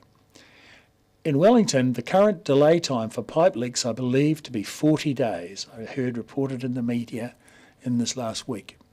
And so that is doing, very large amounts of other damage, consequential damage, when they have leaks all across the street. So simple ones are straightforward and they can be left for a while, but it's still leakage of water, which is a cost and also affects the amount of water that is available.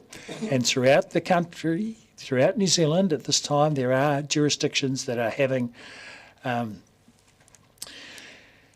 inability to take as much water as the communities want, because they are on water restrictions, and we have some of those in this city as well. Some are in, some have water in very short supply. We cannot sit by and allow the problems that we do have in the water system, which we have surveyed and we are aware of now. We cannot leave them be and hope that they'll fix themselves, or claim that some previous council should have fixed them. The here and now is that we have to get on with the job and fund it as best we can in the moment, and look for better funding tools as we go forward, and we are doing that. So it is the only responsible thing that we can do.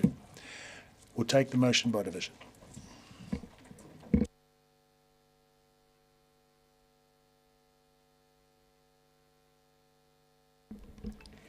Councillor Ackland. Aye. Councillor Barker. Aye. Councillor Benson Pope.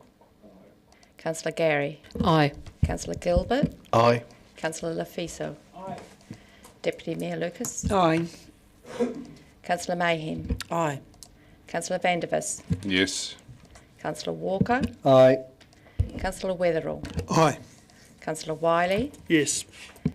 Mayor Reddick. Aye. Carried unanimously. 13. Thank you. At this stage, we'll take a 5-minute recess for a couple of subsequent Councillor Walker. All those in favour say aye. We need 10, sorry. 10 minutes, sorry. We've just got an issue we need to resolve before transport. Okay, we'll take a 10-minute. So back at 11. All those in favour say aye. Aye. Carried.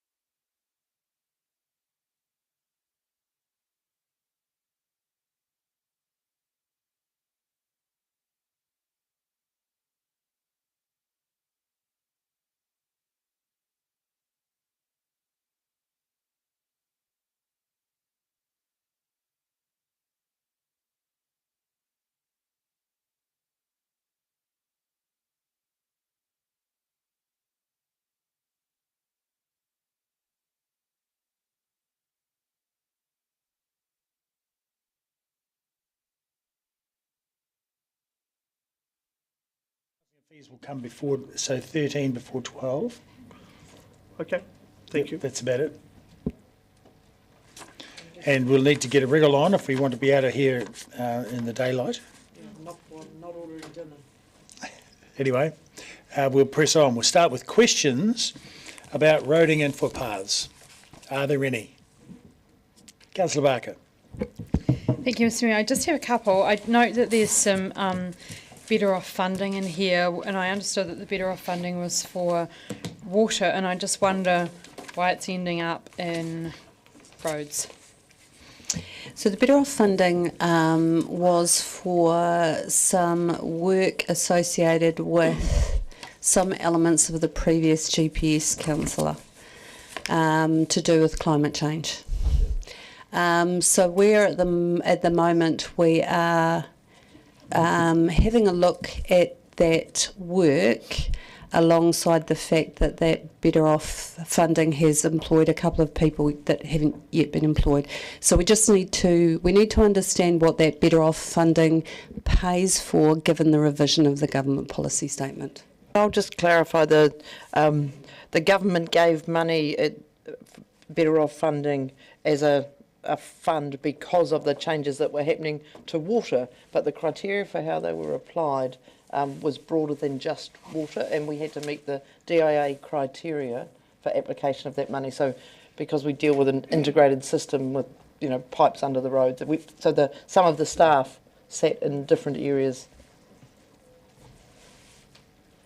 Okay, thank you. And I noticed the fees and charges have, this is a question that I'm just going to keep asking, I'm afraid, have generally been increased by 3% to reflect increased costs. And the report that we just had talked about the water costs going up by about 7%. And then we look at the local government cost index, which is 4.9%. So how was 3% arrived at? We put up fees and charges for something called corridor access requests about 2 years ago, and that jumped quite significantly because we wanted to get a shift and getting that work to be completed properly first time and avoiding re-inspection. But we also have a piece of work looking at that's under the Shaping Future Dunedin Transport portfolio called Central City Parking Management that will look at the overall pricing model for parking. So are we sticking with 3% because we don't have enough information about the costs, and will that come for the long-term plan? Yes. Councillor Walker. Thank you, Mr Mayor. Thank you for the report. I'm suspecting this question might not be for you, but perhaps for one of our moneyed people.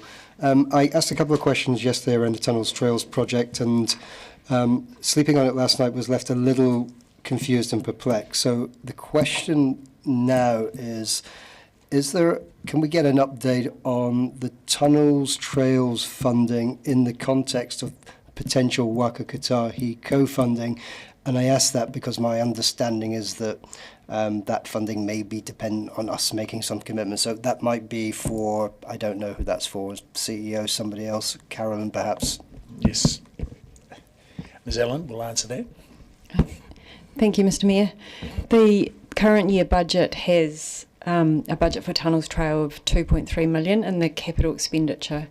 We're currently forecast to spend 1.1 million of that.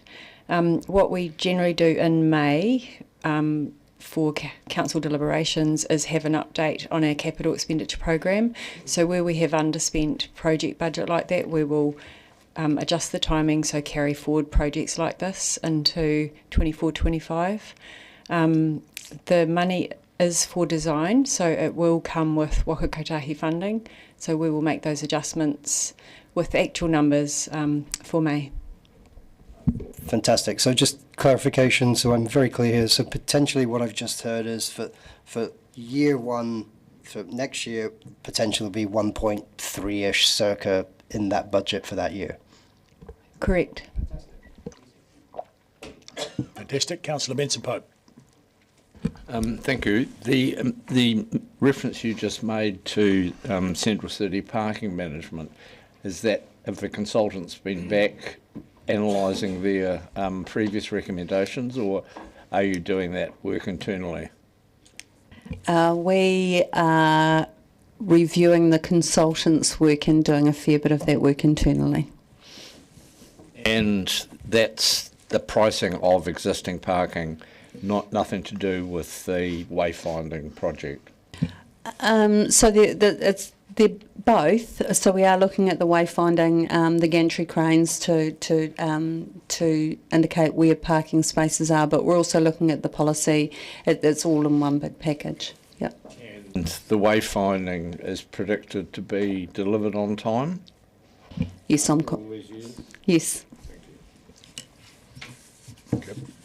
Deputy Mayor Lucas.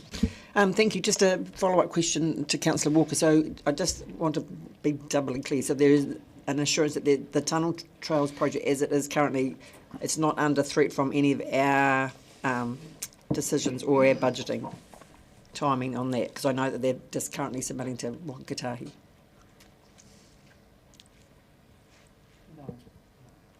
No, it's not under threat. And the budget is there. It's just that what we're showing in year 4 hadn't taken account of the likely underspend this year. So there'll be that adjustment, and that'll be clear to Wakatahi that our proportion is still safe. Thank you. And my other question, follow on from Councillor Barker talking about the better off funding and the extra FTEs, but there's an additional FTE. What's that position for? It's obviously not to do with better funding. That's a coastal specialist or coastal engineer.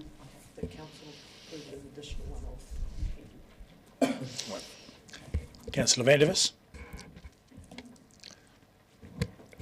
Looking at the looking at the government policy statement on land transport, Simeon Brown, the new minister, gives us a whole lot of information on spending, and I'm looking particularly at the maintenance funding trends for state highways and local roads, figures 5 and 6.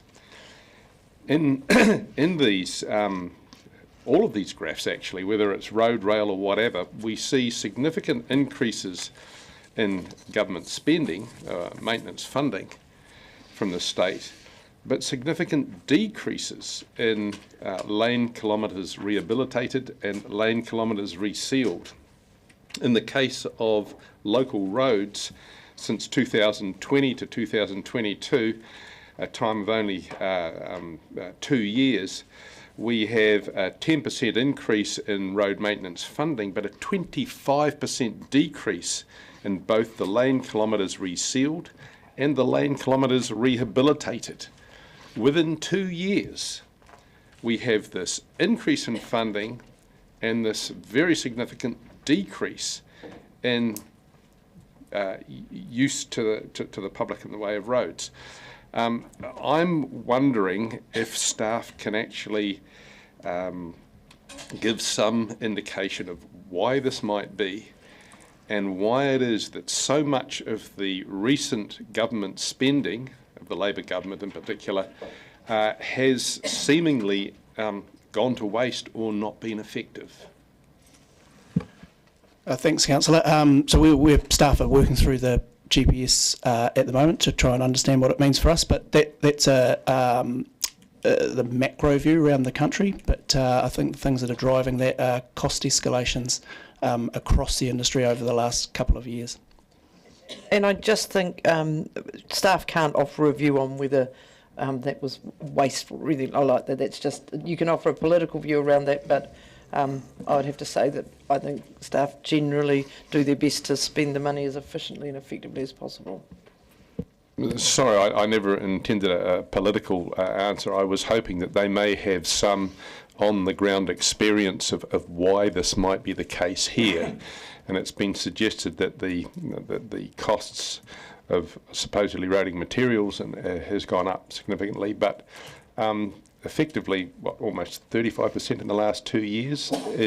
Is it asphalt? Is it wages? In your experience locally, what is causing this massive change in funding for local roads? Sorry. So what you're asking is a commentary on the nationwide policy from our local representatives, our local managers, yeah?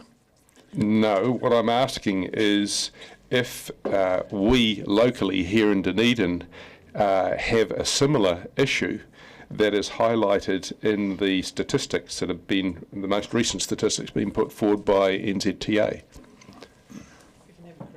So, Councillor, there has been an increase in costs, and you're right, it goes across asphalt. Supply chain costs have also increased, as have wages, and that's an industry-wide thing in the construction industry from a linear and horizontal perspective.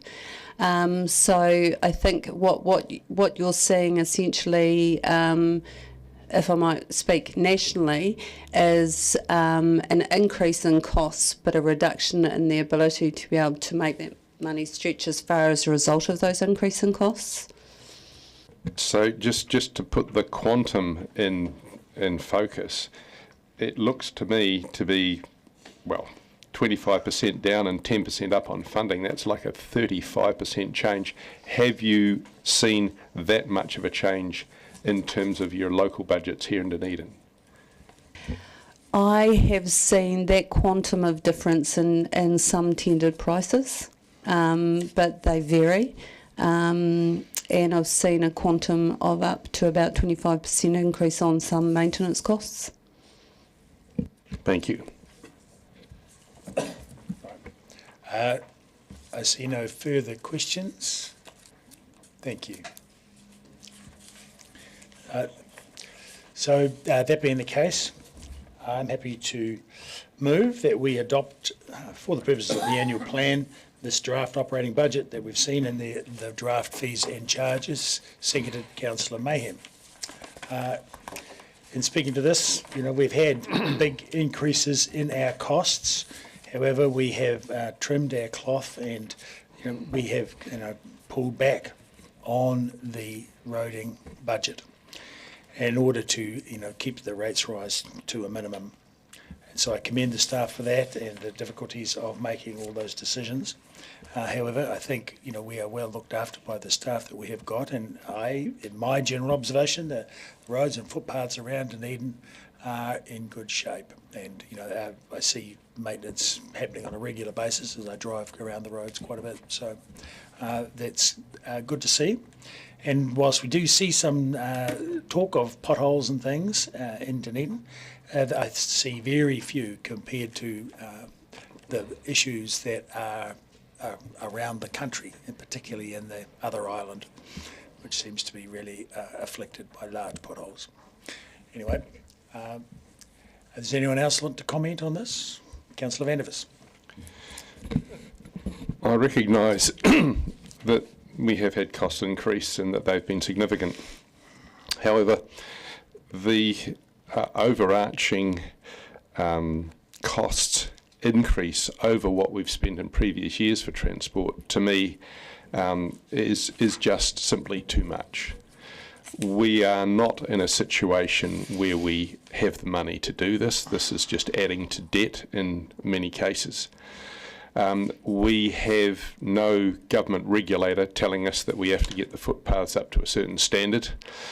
So we've got no real excuse there to be spending so much money in this area.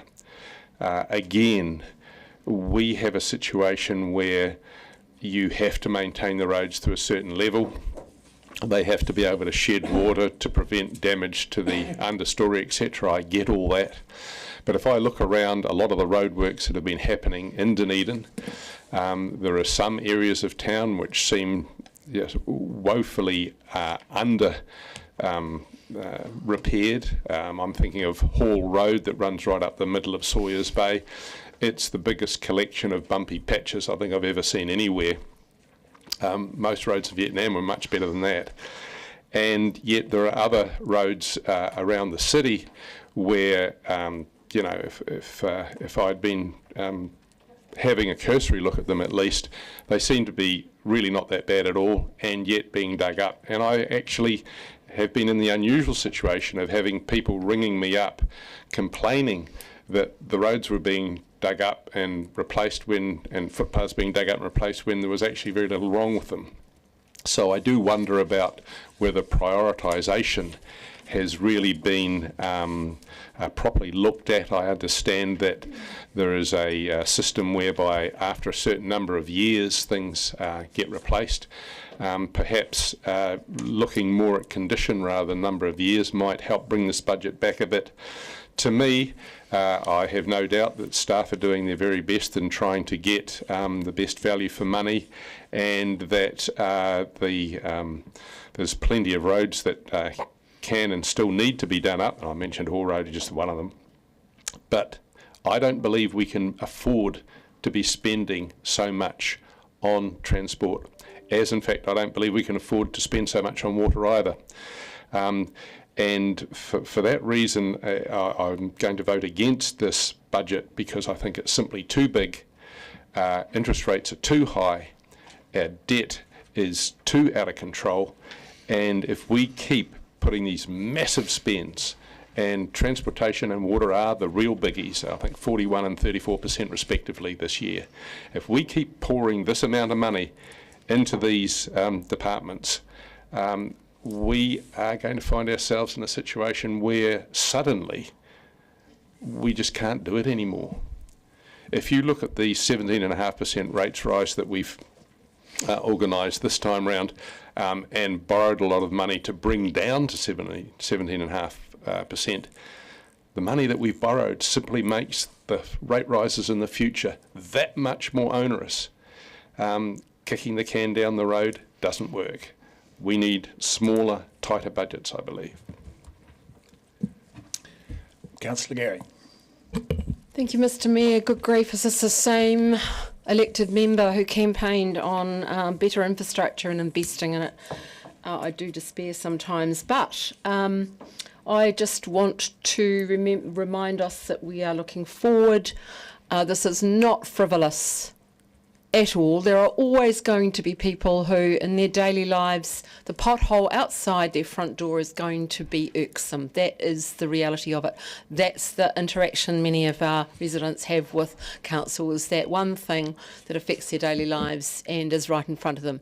I believe our staff do an excellent job, and I want to commend the team during a very tight fiscal time, as I have around the whole staff, but I want to talk to the transport staff in terms of the work they do. We are not roading engineers, for goodness sake. We are not involved in the operational aspect. And do we really think that we know better than people whose professions is this particular area of expertise?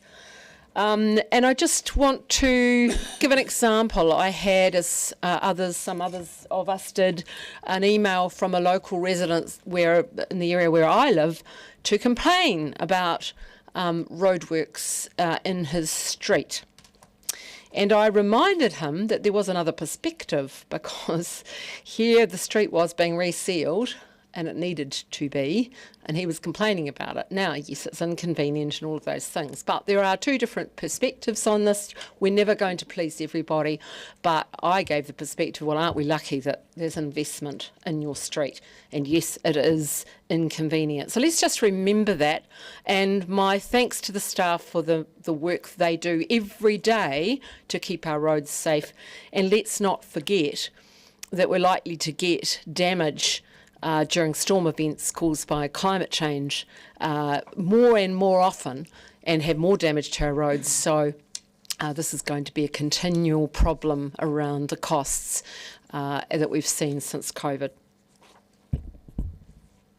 Councillor Fiso. Tēnā koe, Mr. Mayor. I too would like to record my thanks to the transport team in particular, and tēnā koe, Councillor Vandervis, for inspiring me to speak when I wasn't going to. And I just again say what I've said around this table, and I acknowledge Dave Luffrey, the ODT journalist, who once covered the DCC in his mahi, and in 2018, I think, when we were doing a long-term plan, he tweeted, listening to us, infrastructure is people.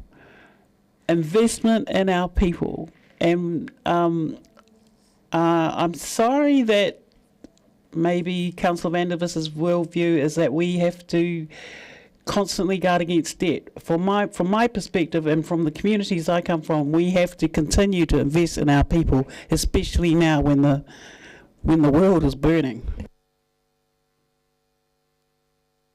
Councillor Walker. Yeah, thank you. And like Councillor Lefiso, I've been motivated by the councillor opposite me to speak.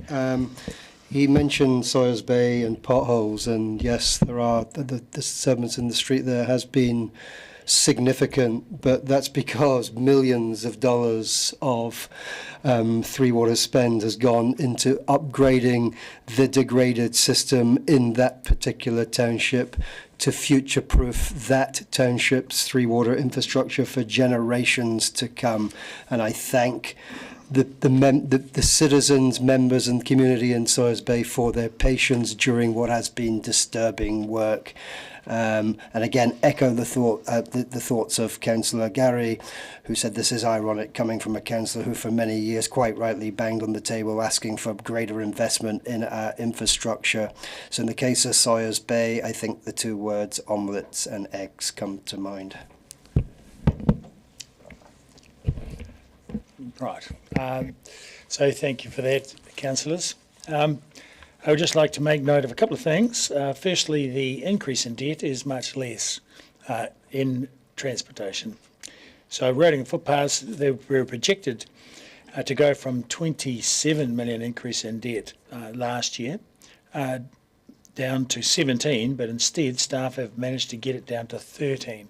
So there's quite a significant crunching of budgets and indeed attaining of value for money, and while still work in the community goes on. And once again, I think it's a complete contradiction to demand better roads and footpaths and better infrastructure, but not want to pay for it. Imagine that it's going to fix itself. You know, maybe we're waiting for, you know, some money or repairs to fall from the sky, but I'm pretty confident that they will not happen. We need to do it ourselves, and we are getting on with the job. And on that, we'll take the vote by division.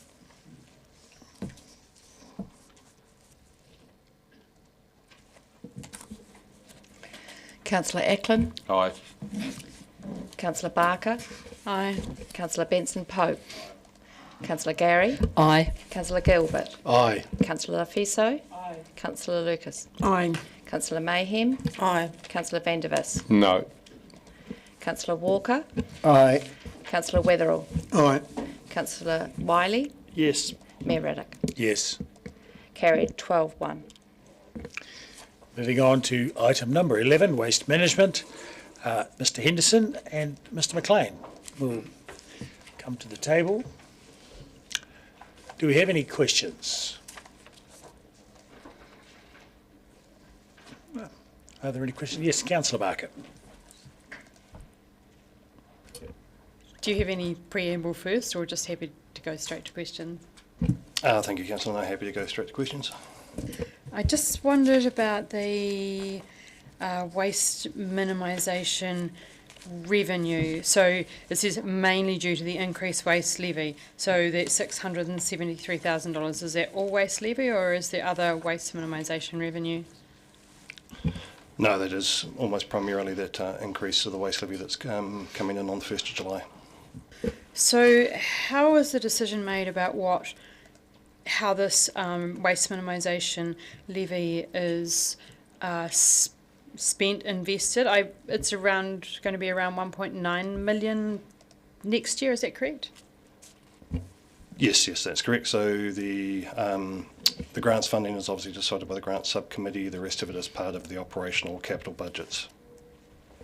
I was wondering about the percentage of what goes where. Like, is there a policy that goes into the decisions, and do we keep any for any of the capital projects? Given this year we're investing in a lot of capital projects, are we putting any of the waste minimisation levy towards that? So the WMMP includes a funding section, which at the moment is fairly light, but that's the WMMP is under review. In previous years, there hasn't been much waste levy left over for capital projects. However, obviously that is now changing, so that the intention is to use unspent levy money to support the capital program for organics processing. So council could make decisions about putting the waste levy into those capital projects or changing the balance of where that money is spent. Would that be correct? If you wanted to create some rules around how that was distributed, that would be to go into the WMMP, yep, correct. I'd ask a question of clarification just on the same thing. If council wanted to, could they put more of the waste levy into grants?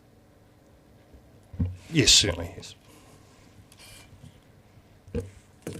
So just checking on 1.9 million, is that about 10% of the budget comes from the waste levy? Is that correct? Or the operating budget? Yeah, that sounds about correct, Councillor, yes. I just want to ask some questions around our fees and charges, because I note that some of them haven't changed for a couple of years in a row, and they've got 0% change in them. This is things like clay cover per tonne. I know that one went up last year. Booth operation costs, and I see that personnel costs have gone up and operating costs have gone up. There's some significant percentages, and I can't see the difference between, obviously because now we're going to be doing a whole lot more with the waste, so I can't see how much the costs have gone up that actually affect the running of Green Island, where I'm assuming a lot of these charges are for. Would that be correct? So the operating budget, obviously the operating budget for the landfill itself, it's complicated. A lot of those budgets are set around the expectations of how much waste will be received and what the revenue through for the fees and charges is likely to be.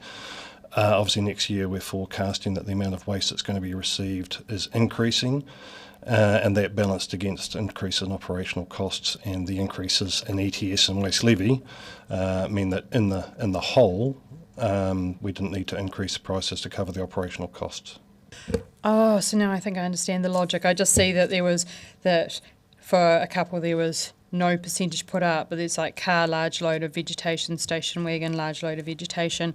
Would the assumption be that that vegetation is now going to come in the wheelie bins rather than cars? Now I understand. Thank you. Councillor Gary. Thank you. Mr Henderson, a couple of questions. First one, just following on from Councillor Barker's question about waste minimisation, the waste levy and the waste minimisation grants. What would be some of the, I'm assuming we get really good bang for buck from that. Could you give us some highlights of the success stories around waste minimisation and those grants? Actually, I'm just reminded that there was an article in this morning's ODT in regards to the Food Share app, which was supported by a grant from council.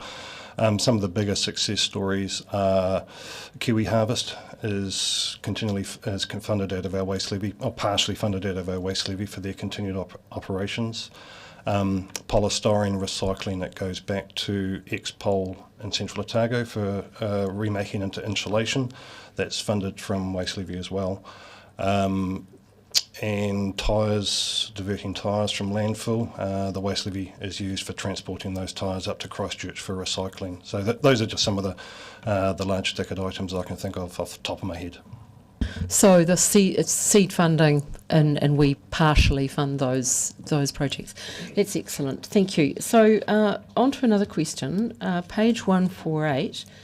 And it's item 16, and it also relates to 22C2. So the first part of the question is around a reduction, and I kind of asked this question yesterday, the marketing budget, the marketing costs are around the education requirements for the new curbside collection. And in particular, one specific thing that concerns me, there seems to be quite a lot of confusion out of the community about that optional garden waste bin and the options within that. Can you reassure us that there is enough in there to cover off that education aspect? Yes, I can. Yeah. Are you aware of that confusion out in the community on that specific item? I have been made aware of, previously made aware of some of the questions that we've been receiving, so we're changing our wording to make it very clear. Excellent. Thank you so much. Thank you. Deputy Mayor Lucas.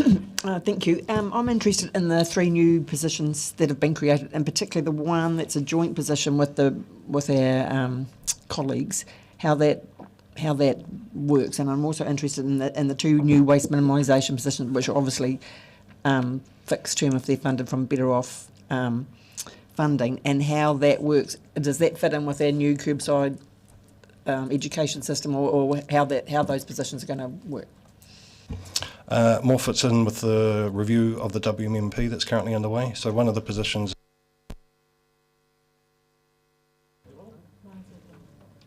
Hello, am I back? Yeah, right, sorry. I don't know what green flashing light means on this.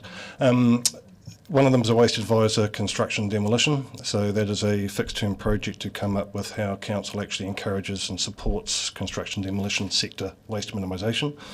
The other one is waste advisor for community groups, which is how we actually putting a plan together for how we support and encourage community driven waste minimisation.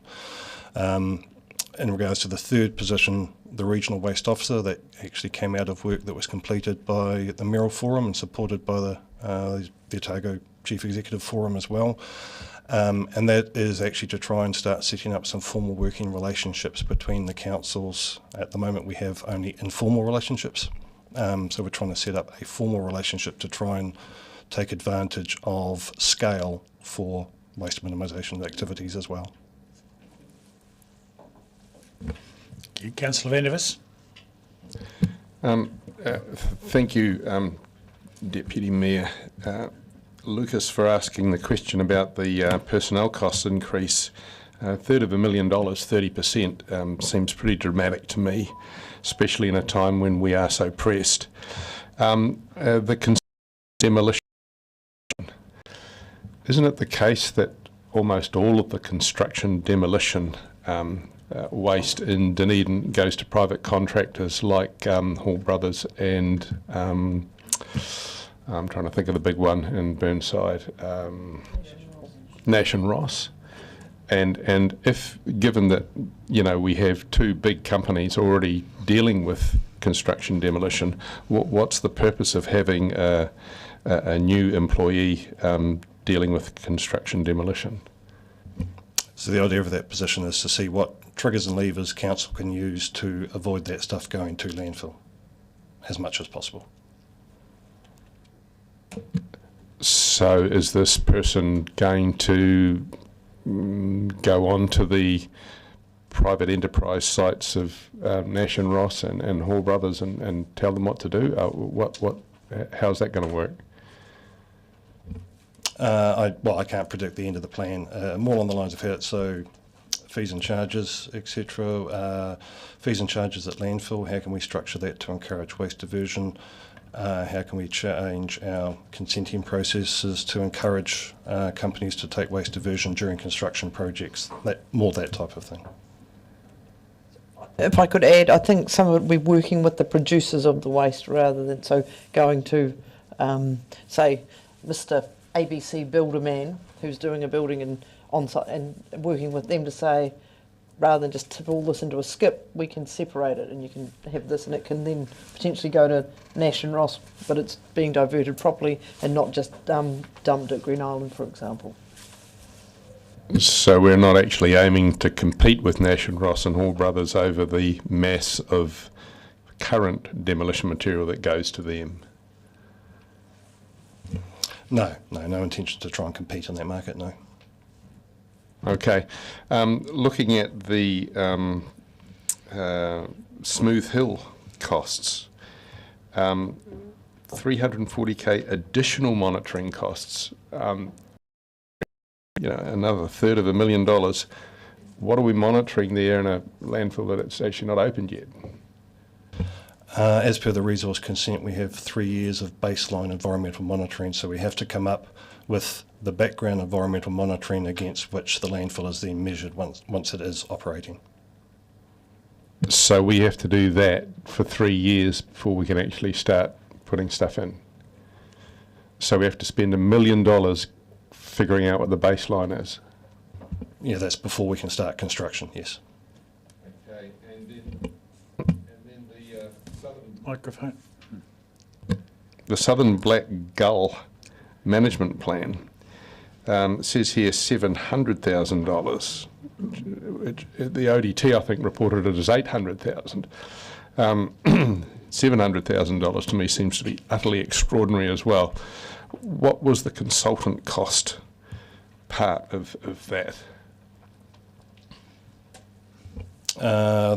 Primarily all that work, the creation of the plan and actually the physical execution of the plan is consultant cost. So most of the 700K is actually just gone to a consultant to look at the black gull issue. And implementation of the plan as well. So the contract is carrying out physical works as well, yes. And it's a requirement of the consent. Very good. Councillor Wiley? Thank you. Just going back to waste minimisation and the increase in the waste levy from $50 a tonne to $60 a tonne. That is all government related. Yeah, the waste levy is administered by the Ministry for the Environment, and the other change is the emissions trading scheme changes. And that has increased from, for example, in July 2022, it was $20 a tonne. Searching my memory, I believe it has gone up over the last 4 years in increments up to $60 as of this coming year. Yeah. So when somebody takes, we look at the taking a load of waste across the weighbridge, that has had quite a considerable increase in what people are paying as they go through the toll booth. Yes, correct. Originally, when I first started the role, the levy was $10 a tonne, and it's now going up to $60 a tonne, so that's a considerable increase, yes. Thank you. Good. Councillor Gary.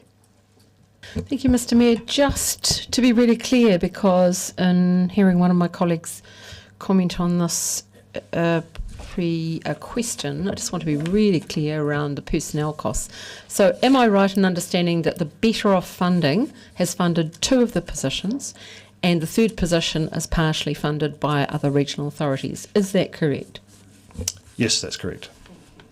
And my second question is just another clarification around one of the positions and the construction and demolition area. I'm assuming that they will work with the likes of master builders and so forth, the big bodies who can then influence their people?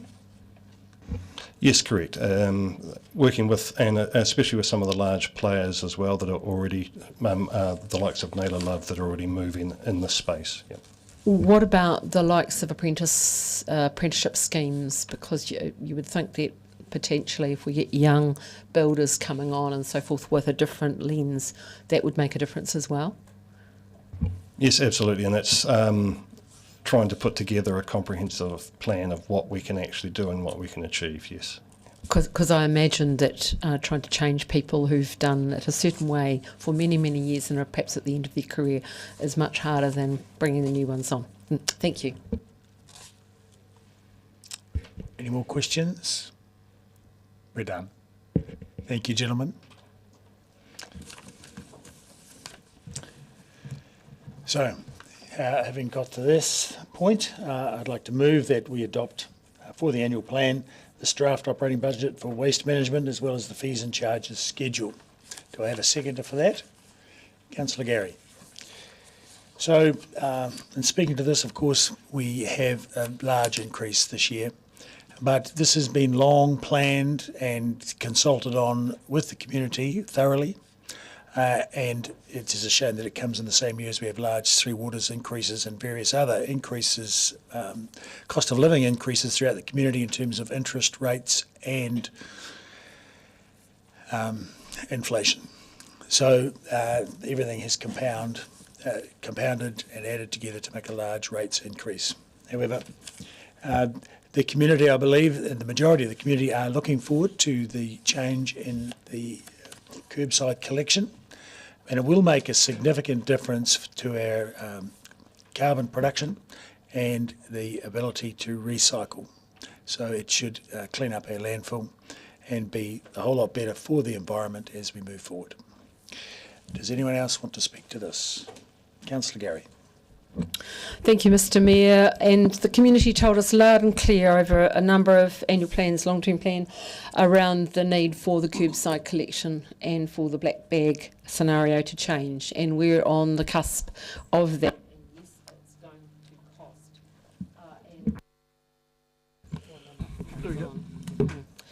Some weird things happening with the microphones today. And yes, it's going to cost. Yes, it's a large part of this rates rise, but we can be confident that we consulted the community extremely thoroughly, and so this is something our community has wanted. And there are, as the Mayor's pointed out on various occasions, there are savings for some. If you've got, you go with a private provider, you won't have that cost. If you buy the black bags, you won't have that cost. And it's in the right direction of travel if we're going to be a responsible council. And of course now we have regulations from a central government perspective. The second point I want to make is I've had the benefit of sitting on and chairing the grants subcommittee over a period of 3 years as a member and 3 years as chair, and had the privilege of seeing applications come across our desk for projects.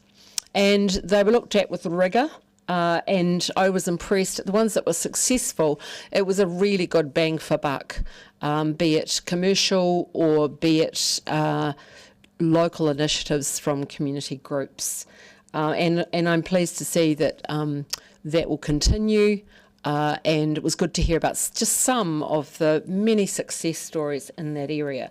I have seen at community board level the use of seed funding and how even a small amount of funding can make a big difference to getting a group started and a project off the ground. This is such an important area.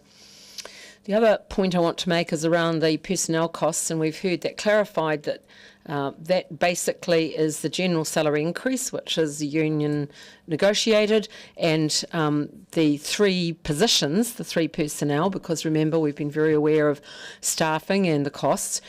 These positions are fixed term and are funded from Better Off funding that we got from the government, and I believe we've really made some really good decisions on how we use that money. 15 projects, this is one of them. And then that third position, working with our colleagues across the regional areas, is well worth it as well. And finally, I want to speak to one of those positions, which is around construction and demolition. As I went through a renovation a couple of years ago, I was horrified at the things that were thrown away. Well, the builders will have just thrown in the skip. I'm lucky enough to live in an area which has, as I've mentioned earlier, a Buy Nothing community group. I believe it's the first in New Zealand, actually, and it's a neighbourhood group that any neighbourhood can have, and much of the material from our build that was left over was actually repurposed by people in my community, very, very simply, very, very easily. And what I did note was perhaps the builders who'd been in the game for a long time were ending their career. While they might be really skilled builders, it didn't even enter their head to recycle and repurpose. It just simply wasn't part of their thinking. So we do have a lot of educative work to do, and the apprentices and the young guys and girls coming on in the building and construction industry are the ones that we need to bring on board. And I think I can see Mr Henderson nodding his head that is going to be a place over time. It's going to take time, but that position is going to be so important going forward. Thank you. Councillor Ackland. Thank you, Mr Mayor. When you look at the operating budgets as a total here, that there's a $10.2 million increase, you go, whoa, that's a huge increase, that's a lot of money, and obviously it's a big impact on rates. But when you look at the fact that 8.8 million of that is specifically the curbside collection service, you've then got to go the extra distance and say, well, what does that actually mean? And what it means, for what my simple calculations come up with, is that there is an increase of $3.65 per week for the upscaled curbside recycling system. One bag a week is $4.40. So if you're a person or a household that uses one bag a week, you're on the winning side. If you have a bin, like we do, it works at $11.54 per week. So you're 3 times better off. But here's the big bit, and that is that if you've got a 240 litre bin that gets picked up every week, then you've got really no incentive to be serious about your recycling. If you've got a 140 litre bin that's picked up every 2 weeks, but you've still got that other big yellow top bin, and you've got your glass bin and all that sort of thing, you're going to have to use it. And okay, there'll be some people that will still spend the money and have a commercial bin as well.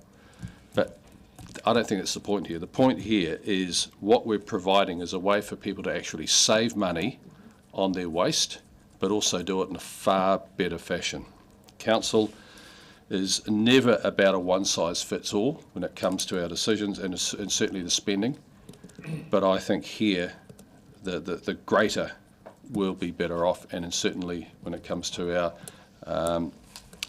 recycling and our carbon zero aspirations, this is the way forward.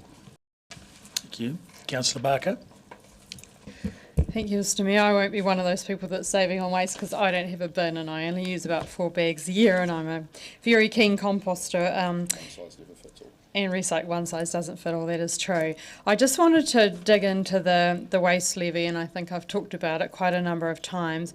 And the way that it works is that we pay all of this money to the government, and the government gives us half of it back to work on waste minimisation. So the government spends the other half on waste minimisation that we're not quite sure where that goes either. But our waste levy has now increased a lot, and I talked to Councillor O'Malley about this, and he was thinking that it was actually quite a small part of the budget in previous times, and quite surprised that it's going to grow to about 1.9 million, which is 10% of our budget now. So what I want to see, and I keep saying that I want to see this as a waste levy policy, so that council itself can decide where that money's going. Currently there's 20% going into new infrastructure, and I think that that should be a whole lot higher, because we've got a whole lot of new infrastructure that we need to pay for, and maybe this is one way that we can defray some of those capital costs. And then what have we got? We've got the grants 11%, staff costs 28%, and then we invest, I guess, trying to add this up, 27% on education programs as well. So I think that we need to think about how we get the balance of this right. MFE allow us to choose how we're going to do this, whether we can actually put it in a pot and we can save it up to spend on big projects as well. I have noted the quality of some of the commercial grants applications coming in, and I have been disappointed with some of them, and I've noted the quality of the community grants coming in, and I feel like we've got 70% of our money going to the commercial grants and 30% going to the community grants, and I actually feel that's unbalanced as well, because part of what we wanted to do with waste minimisation was actually try and support communities to get the work done, and I've been so impressed with all of the community grants that we've had for waste minimisation there. So I think that it was in the waste minimisation levy was in our work program, but apparently it's fallen out and been superseded by the waste minimisation plan, which is getting rewritten apparently by the end of the year, but I think that's too late. I think we need to be talking about how we are using that waste levy money, and we need to have a conversation perhaps when this report comes back in May and we are talking about some of these fees and charges, and then also how we're using our budget as well. So I'm just flagging that. Councillor Van der Vis. Councillor Gary has said that she is confident that we consulted extremely thoroughly on the new curbside bins. I don't share that confidence. It's true that many numbers were provided regarding costs, but the critical 4.5% addition to rates in the people that I consult with, and I consult with a lot of people. Point of order.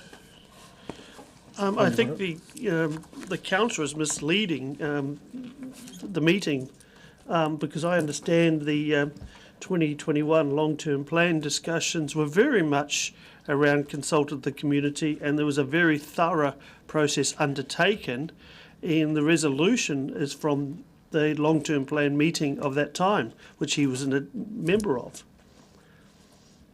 So what's your point? That he is misleading the meeting and his facts to say that the community weren't consulted. I think it's a bit tricky because he's saying that people that he consults with, and as opposed to what council consults with, and they're very different things. No. I'm sorry. Yeah. Can we? Thank you. Yeah. Well, I mean, I think if the councillor is trying to represent his consultation as being a council consultation, I think then that's appropriate, but I didn't hear him saying that.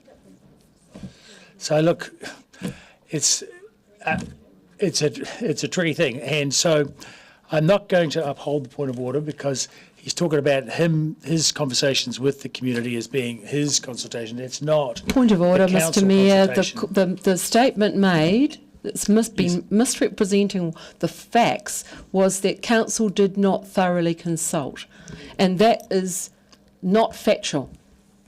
That's not what I said. Can I read back? I just happen to have it written here Okay, let's for hear clarification. What I said was I quoted Councillor Gary saying that she was confident that we consulted extremely thoroughly. What I said was I didn't share that confidence. I also went on to say that during consultation, many numbers were provided, including the increased costs of the new bin system per household. But what wasn't provided was the 4.5% addition to rates, which all the people that I have spoken with, and there have been hundreds of them by now, came as a surprise. They were, that's what I said, so you can rule on that now. Yeah. Hey, look, the numbers weren't known at that time, so let's, yes, we'll just Adjourn.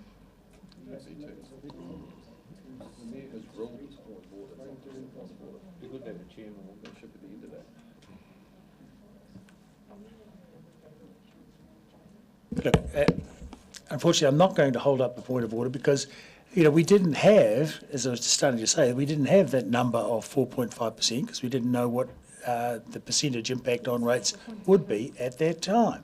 So it's not an incorrect statement. Please carry on. Thank you.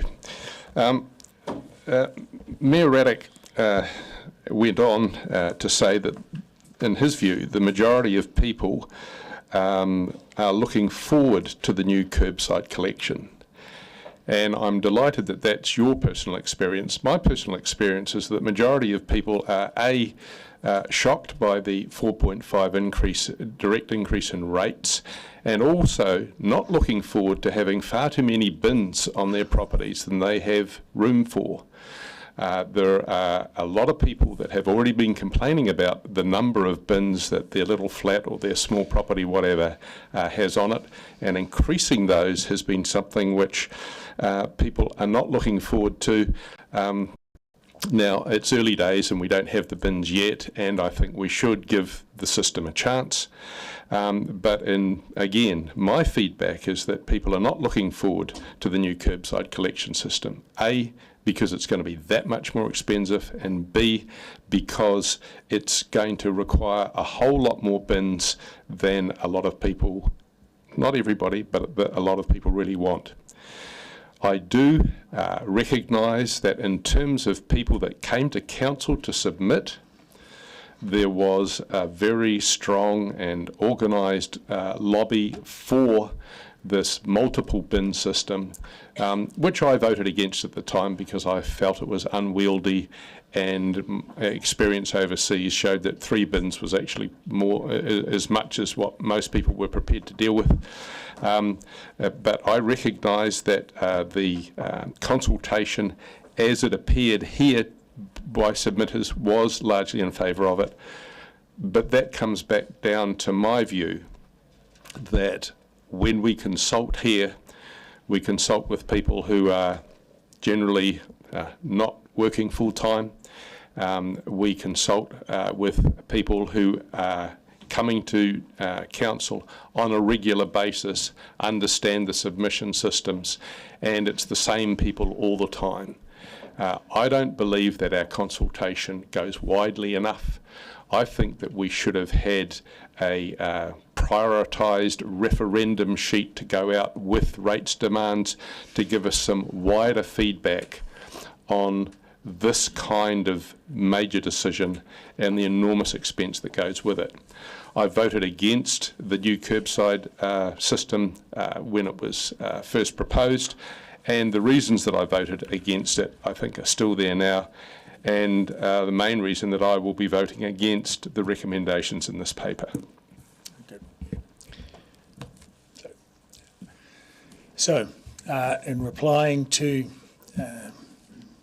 the speakers that we've heard, I think firstly the important thing is that, the important thing for me is that the people that I speak to in the community are looking forward to this curbside collection. There's a great many of them that are looking forward to not having to buy black bags.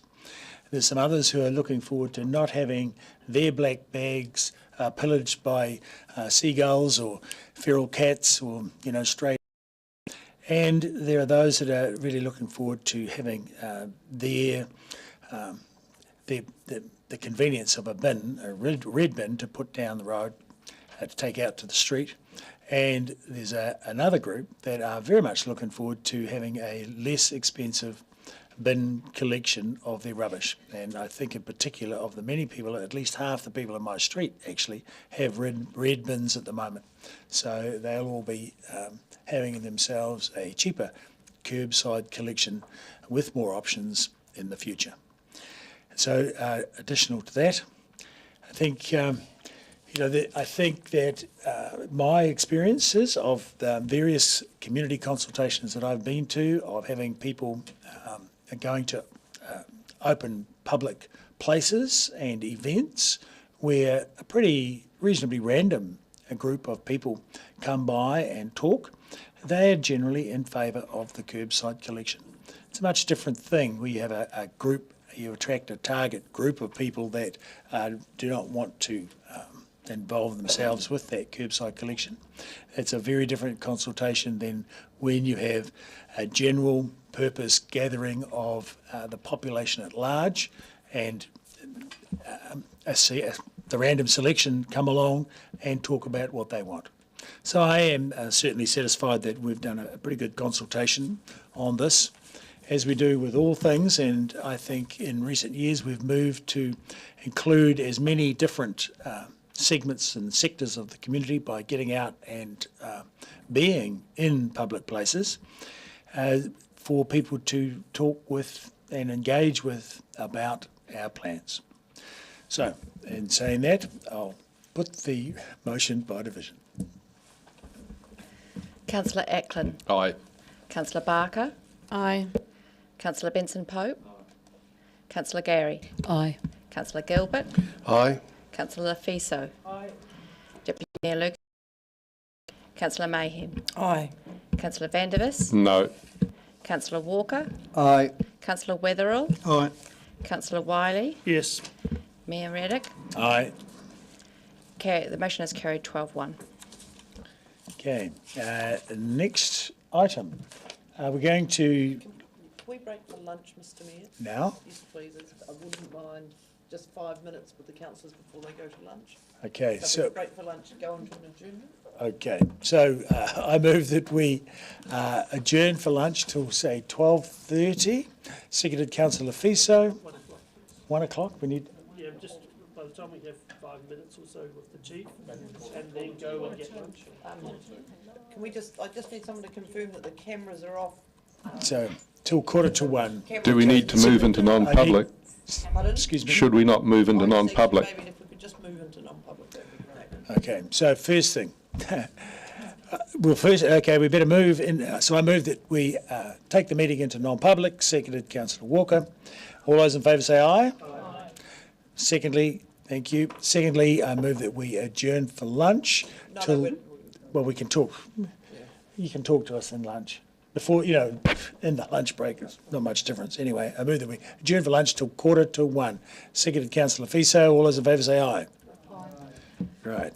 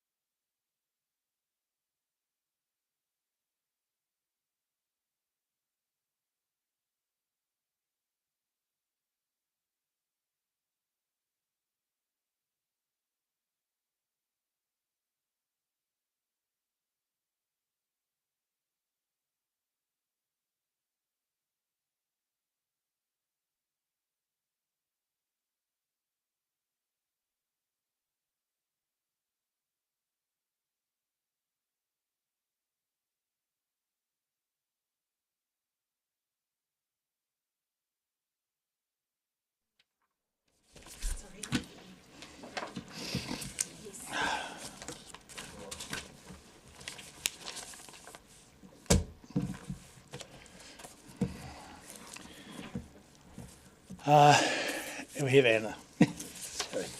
So, golly, some considerations. Where are we? God. So there was a suggestion on.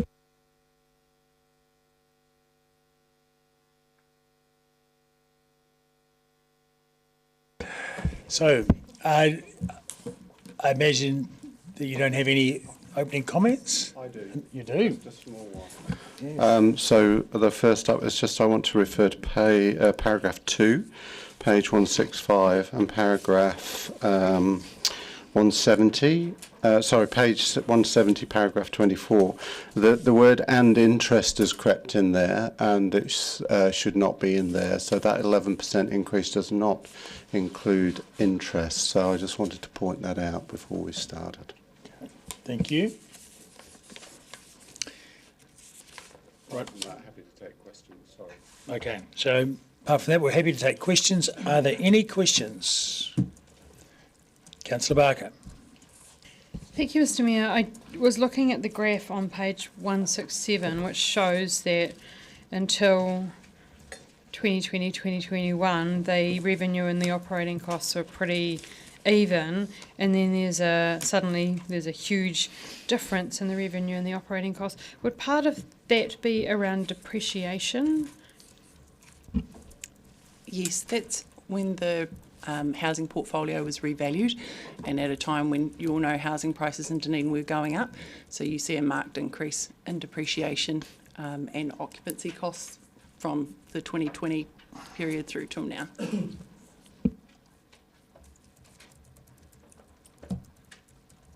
Question. I have a question. There was a dip between 18 and 19. 17, 18 and 18, 19. So a dip in the operating costs. What happened there? Do you know? I do happen to know. I've looked at these quite a few times over the last few years. There was a period of around 2.5, 3 years where there was quite a capital program underway, replacing roofs across the portfolio, and it wrapped a lot of the maintenance, if you like, into those capital works. So it didn't come off your operational costs or your OPEX, it got wrapped up into capital works. So, very good. So instead of having to be maintained, there was a capital improvement which came out of a different budget. Great. Thank you. Councillor Barker. I just need to check something because this is going out to consultation. So it would have a preferred option, which is suggesting option 1, and because it has to have 2 options, I guess, with the other option be status quo, no change in the rent. No, it's going out with we're asking you to vote on an increase today, which will be included in the budget in the consultation document, but it isn't an engagement. We were working pre the decision to shift to an annual plan when we were looking at a long-term plan. There would have been possibly a consultation. Engagement, I think is probably the word, with questions, but no, this is asking council to decide an increase. I'm just a bit confused then, because on paragraph 23 it says council's preferred option would form part of the consultation plan for consultation process for the annual plan 24-25. So if we choose an option, are we consulting on it or are we not consulting on it? So it will be included like everything else in the consultation document. It will tell people that it's gone up by, if you agree to it, 11%.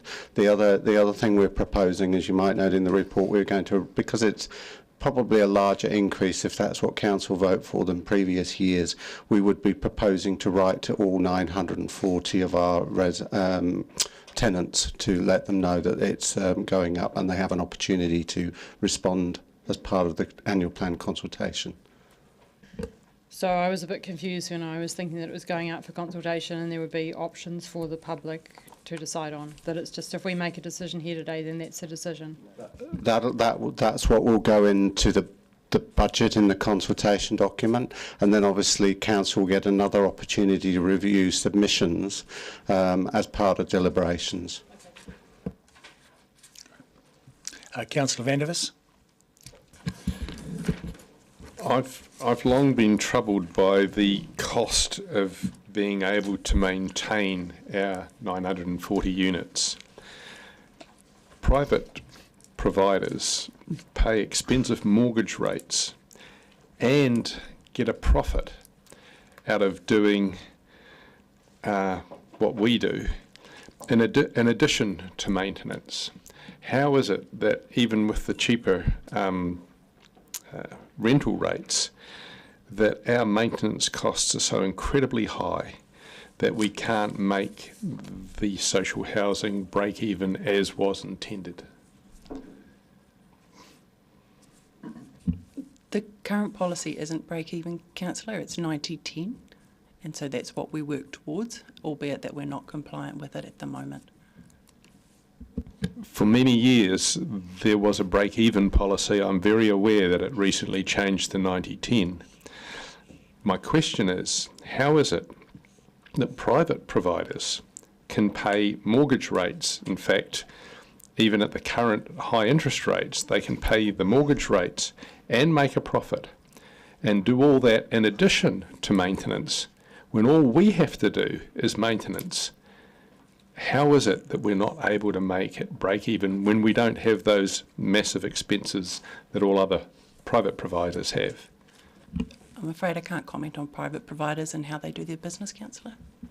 Maybe I would just add, councillor, that over a number of years, the council get an opportunity each year to review the revenue and financing policy and also the rents that are set.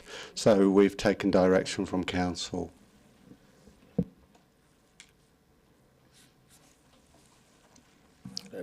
Councillor Fiso. Tēnā koe, Mr Mayor, tēnā kōrua.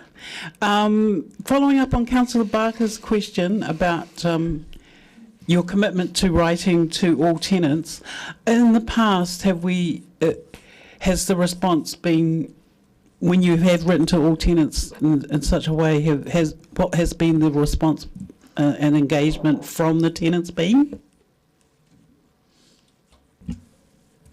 This is slightly different to what we've done in recent past and what I've been part of.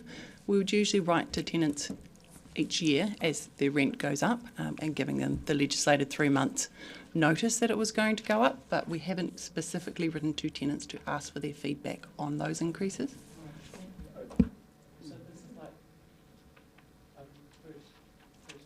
Yeah, I think we're suggesting that we write to them and inform them that it's going to be included in the annual plan, if that's what council vote for today, whatever that is. And it just highlights the fact that they can make a submission on the annual plan. Okay. Councillor Eklund. Thank you, Mr Mayor. I'm long enough in the tooth when it comes to council to recall this portfolio to be break-even. And I appreciate that it has changed to 90-10 a few years ago in relation to the revenue and finance policy. But when we look at the options we've been given here, so a 3% increase would be 27% in rates. The 11 which is being recommended shows that it's 21% in rates. It's a long way off the 10% which the policy suggests that we should be working to. But it would the increase would have to be 26% increase in rents to get to that 90-10. So my question really is, are we planning to get back on track with that 90-10, or are we going to keep adding to rates to keep these rents down? So I think, councillor, if I point out paragraph 21, we're suggesting that actually there's an opportunity as part of the next 9-year plan to have that conversation.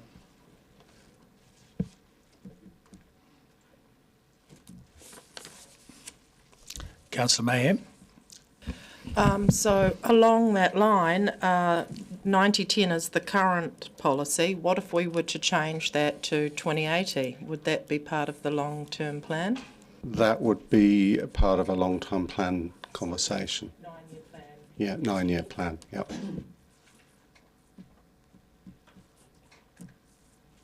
Councillor Eklund. Sorry, so to add to that, then, so what grounds have we got to be increasing the rents by an amount which does not align with the finance and revenue policy? Well, Council made a decision last year, obviously, to go outside of the revenue and financing policy, and I guess if, and I'm happy to be corrected, but if we make a decision today to go with 11%, that's signalling that that's what Council have agreed for this year. Okay, so that then takes me on to what's the point in having a policy which shows 90-10 if we're not going to abide by it, and more particularly, don't have to abide by it? I think it's more of a conversation about how do we get back to getting close to whatever the revenue and financing policy is determined by Council, and I think what this is suggesting today is a step towards that. If I would make a comment on that, I think, as Ms Nielsen mentioned earlier, the increase in valuation has made a big difference to that, so that because the properties have gone up in value, it's ended up a big step. It's a 26% step this year in order to get to it, because I think when the policy was changed from break-even to 90-10, it wasn't such a large jump, and in fact, when that policy was changed, it was we were getting in excess of 90%. So the 10% was put in as a limit, but the dramatic increase in costs and inflation and the price of houses, the value of housing, has meant that there's a steep curve in the valuation. And so essentially this is a measure of what is the willingness of councillors to, go with that, which would be 26%, or go to a halfway house, which is 11%, and do it in steps. Okay, is it not such that this would be signalling a shall we say, an intent come the 9-year plan that we're going to basically change the policy again, but potentially to that 80-20 or whatever? Well, I wouldn't have said that. I would say this is a stepwise way to get to the policy that was resolved by council, and Councillor Mayhem talked about 2080, so that would be a huge reduction in rents. So, and much greater cost to council. But maybe you mean 80-20. No, the 80-20 is roughly where we're sitting at for the recommendation for this year, because the at 11% increase in rent, that means rates revenue is 21%. So my understanding is our ability to change the revenue and financing policy in an annual plan year would trigger quite possibly an amendment. So I think the opportunity for councils to review the appropriate revenue and financing policy for community housing will be as part of the 9-year plan. Yeah, I get that, but aren't we doing that now anyway by ignoring the policy as it is? No, I think you're making a decision on what is an affordable and an acceptable community housing increase, with the idea that it might be a step towards a further conversation. Okay, Councillor Walker. Yeah, there's a number of issues that are coming up here, and probably best kept for the next paper. But just a couple of clarifications. I just want to correct something the Mayor just said. If we, for example, we move to an 80-20, and that would be our right to do that next year, it's not actually a reduction in rent, it's just a greater burden on the rates portion of that amount. And sorry to labour the point here, but it's being made a number of times. We have the opportunity next year to signal as a council what we want to do with to the revenue finance policy. That's our right and always has been. Correct? Okay. Yep. And I might add there's possibly other factors that might come into that discussion by the time we get to that point in time, because the government has talked about changes to do with the issue. Anyway, Councillor Gary. Thank you, Mr. Mayor. Words do matter, and we're talking about community housing, not social housing. Is that correct, Ms. Nielsen? That's correct. On that basis, what contribution did upgrading to the Healthy Home Standards provide in terms of the maintenance budgets? Or was that more considered capital? Yeah. The Healthy Homes upgrade, which we're due to finish by mid this year, were capital expenditure. Thank you for that. And is there any signal from this government around any changes to the accommodation supplement? I see that's a really important part of the affordability of rent for the tenants, because as Councillor Lefisa reminds us of, often it's about people, not infrastructure. It's not about buildings, it's about people. So do you have has there been any indication at all? No, I haven't received any formal indication on the accommodation supplement or the income-related rent subsidy, which is the other one that comes into this discussion sometimes. And it may be here, and forgive me if I have not seen it. So I see in item 14 it talks about the tenants who are eligible for accommodation supplement plus New Zealand Super, and the rest, it says, are likely to be receiving job seeker benefit and accommodation supplement. Are there any that would not be receiving any of that? It's difficult for us to know for sure. Income information wasn't always collected from the housing portfolio, and as lots of you know, we've had some people in our houses for many, many decades. And at a time 20 plus years ago, housing was available as affordable housing. So there was some people who were bringing in income from employment that were eligible for community housing. They may still be in the house, but I can't tell you for sure. Sorry, that was a bit long-winded.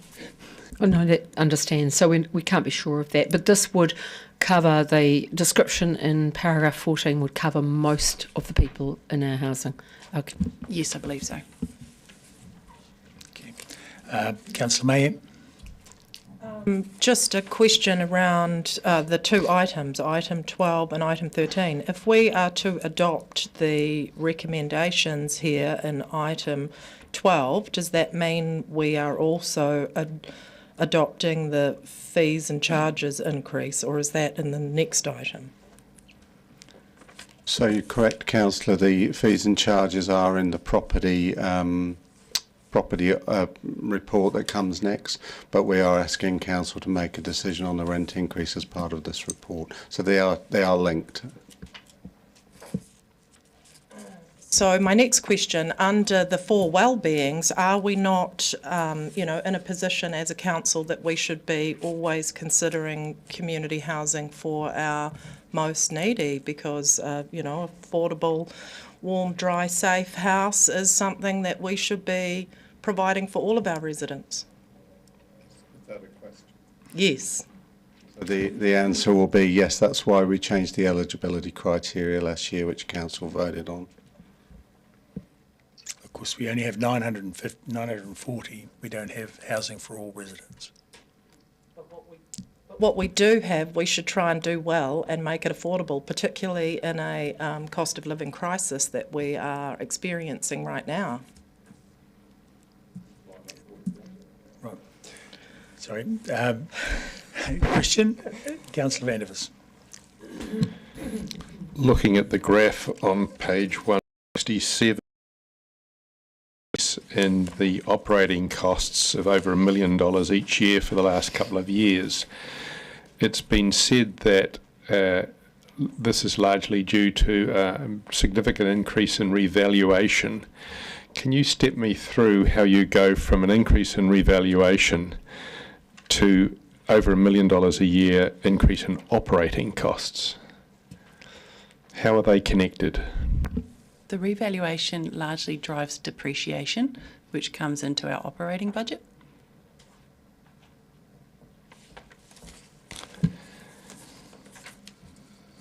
So are you saying that what you're having to do is account for 100% depreciation in all of the 940 units? No. Look, depreciation's not my biggest strength. I'm going to look to my colleague Caroline to talk a little bit more detail about how we depreciate. I think what's been confirmed is that depreciation is included in the total operating expenditure. This particular activity doesn't fully fund depreciation, so we're not fully funding it with the level of rates and fees that we currently have. Thank you. That was my point. We don't fully fund depreciation.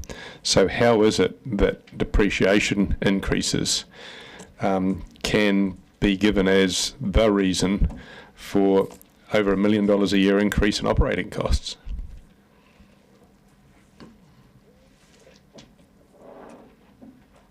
Apologies. So although we're not funding it, we still have to account for it, so it still is included in our total operating expenditure. So it's in the budget, but we're not paying the money for it.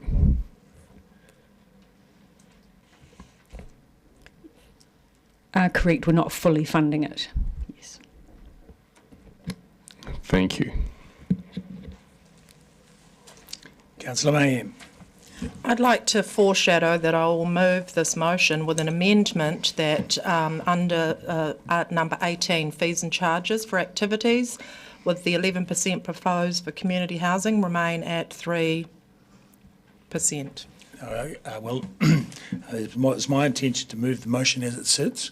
So you can, if that fails, then you can make an amended motion thereafter. But wait, you didn't foreshadow that you were going to do. I get to be the chair.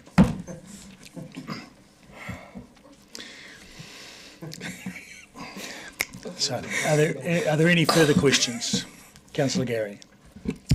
Ms Nielsen, forgive me, I just want a clarification further to what I asked before. Paragraph 13, around the accommodation supplement payments. I see it's worked out as a percentage of the cost of accommodation. So I take it from that if we put up the rents, that they will get a larger portion paid than they do now. Or the same, sorry, potentially the same percentage, but a percentage of the increased amount. Yes? That's correct.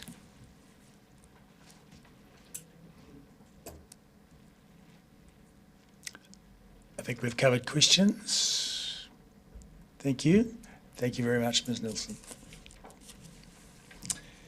And so, at this point, I'll move the motion as it's read that we approve the preferred option at 11% increase in community housing, and notes that there will be tenant and public submissions on those increases will be presented to Council for consideration as part of our annual plan deliberations in May 2024. So after those submissions, we may make alterations as well. So, do I have a seconder for that? Deputy Mayor Lucas.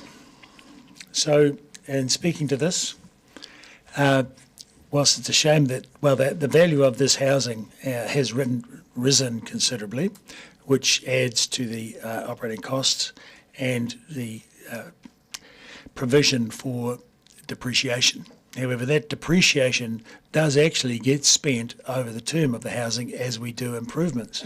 And there has been very significant improvement in our community housing over the last few years by meeting the healthy home standards.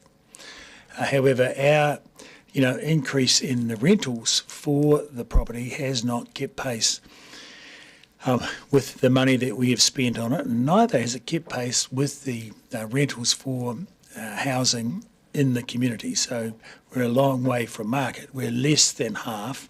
And I think typically council has always provided community housing at about half market rental, which, seems to me a reasonable price to do it. But we cannot keep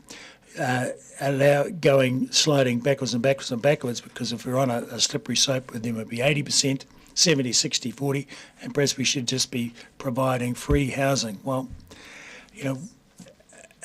and whilst it's possible, then the rate increase would have to be higher accordingly. So we do have an overarching department in the government that deals with, public housing, and it's then the cost of such subsidised housing is spread across the whole population of New Zealand.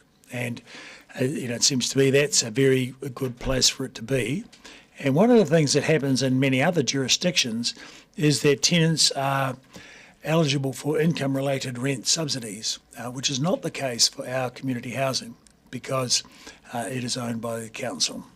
Now, many other councils around the country have their housing portfolio in a trust or some other slightly remote vehicle, financial vehicle or management vehicle, so that the tenants are eligible for income-related rent subsidies. And it has been discussed at various times around the table, and I think it would be useful going into the 9-year plan, to have some information about that. I think this government has indicated that they are interested in making some changes to the way they administer eligibility for that criteria, but that remains to be seen because I don't think we've seen any policy on that as yet. However, it would be good, I think, the historical precedent for community housing in Dunedin is that it runs at break even. And so I think, in all fairness to the ratepayers who are, providing the mechanism for this to happen, it would be good if we could get back to that stage, because it's only in very recent years that changed. So for more than 50 years, we have run it at break even. And I think that would be, a preferable scenario to get back there. I don't agree that we can go there in one jump and have a 26% increase. However, rentals and market valuations of property throughout the country have risen, certainly by 11%. And all ratepayers, for instance, will be getting a 17.5% increase this year. So all budgets for all people and businesses and councils throughout the country are under a lot of pressure to deal with cost of living increases. So, having said that, who else would like to speak to this? Councillor Vandevers, then Councillor Fiesel. I agree with you, Mr. Mayor, that we can't make the jump to anywhere near break even in one jump. And that would be my main reason for voting for this motion. However, I don't think we should lose sight of the ideal of having a break-even system.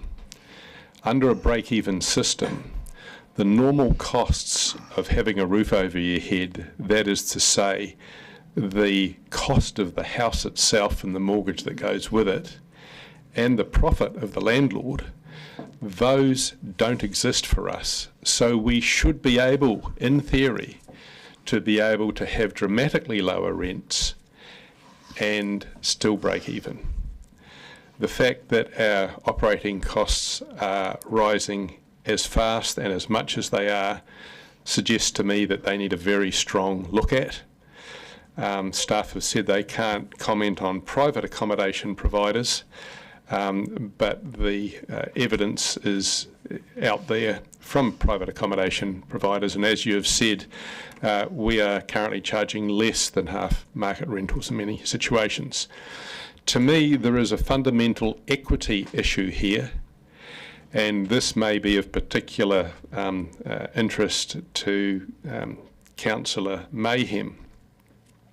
The 940 units that enjoy these less than half market rental prices are a wonderful thing that we're able to do for people who are in dire straits. That I agree with. But we can only do it for 940 of our residents.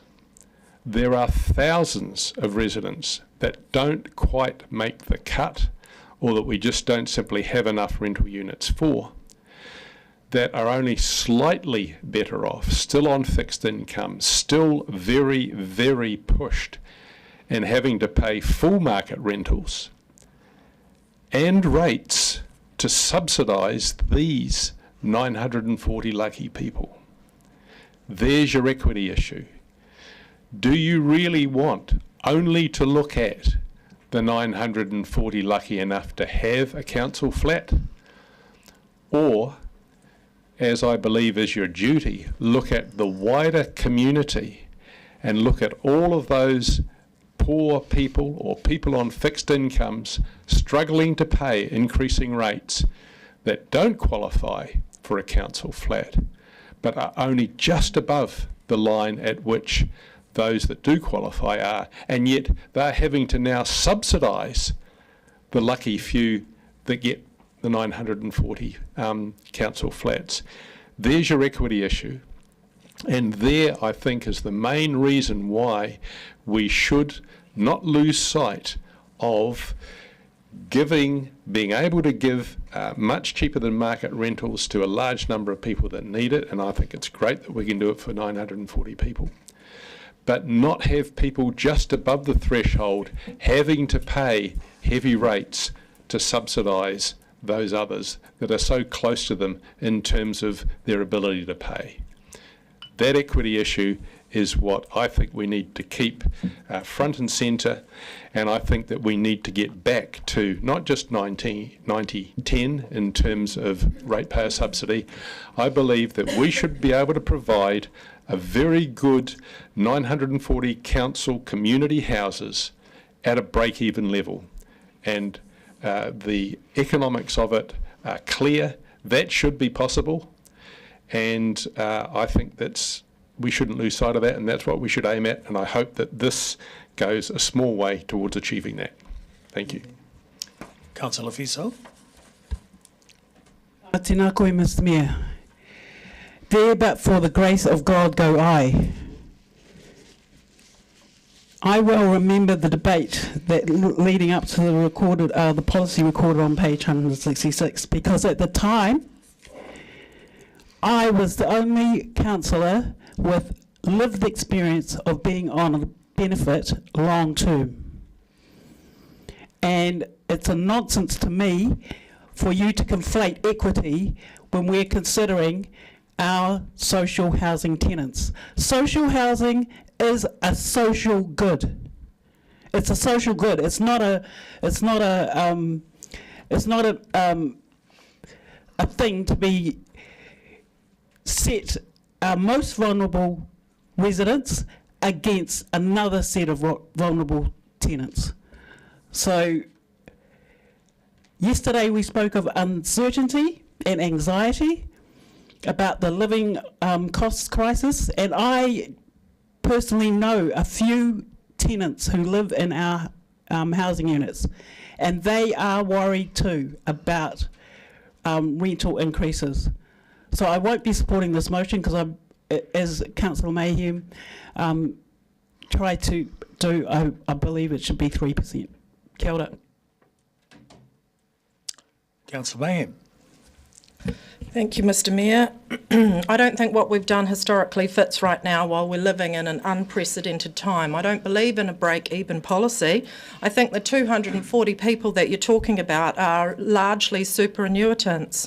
They earn less than $500 a week. A quarter of their income would be $125 a week.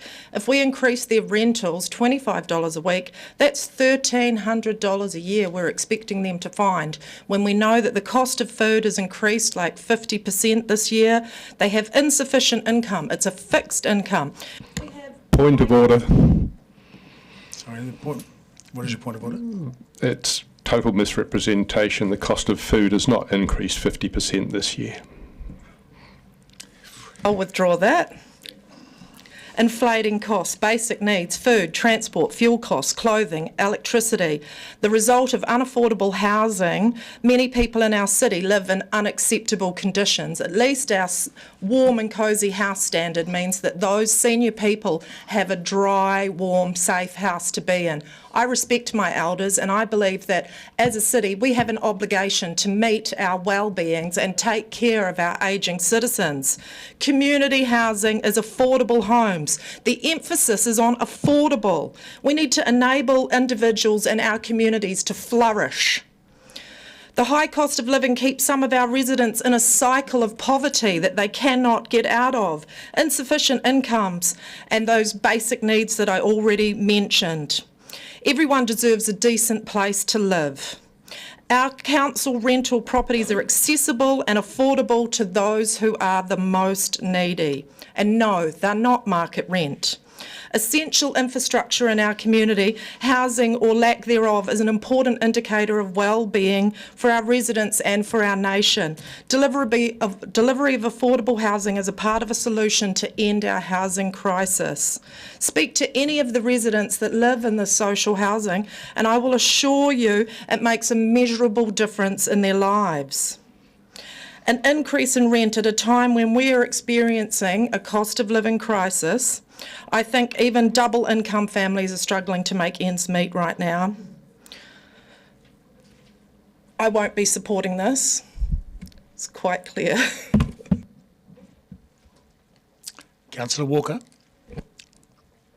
Yeah, thank you, Mr. Mayor. Just a few comments around this. I mean, I don't disagree with some of the comments from both sides of this particular debate, and I think if we look at the papers presented to us, the 0% increase between 2014 and 17 is something we should probably not look to mirror in the future. Actually, whatever we decide to do, small incremental rises that at their base are fair would, for me, be a better way to look forward.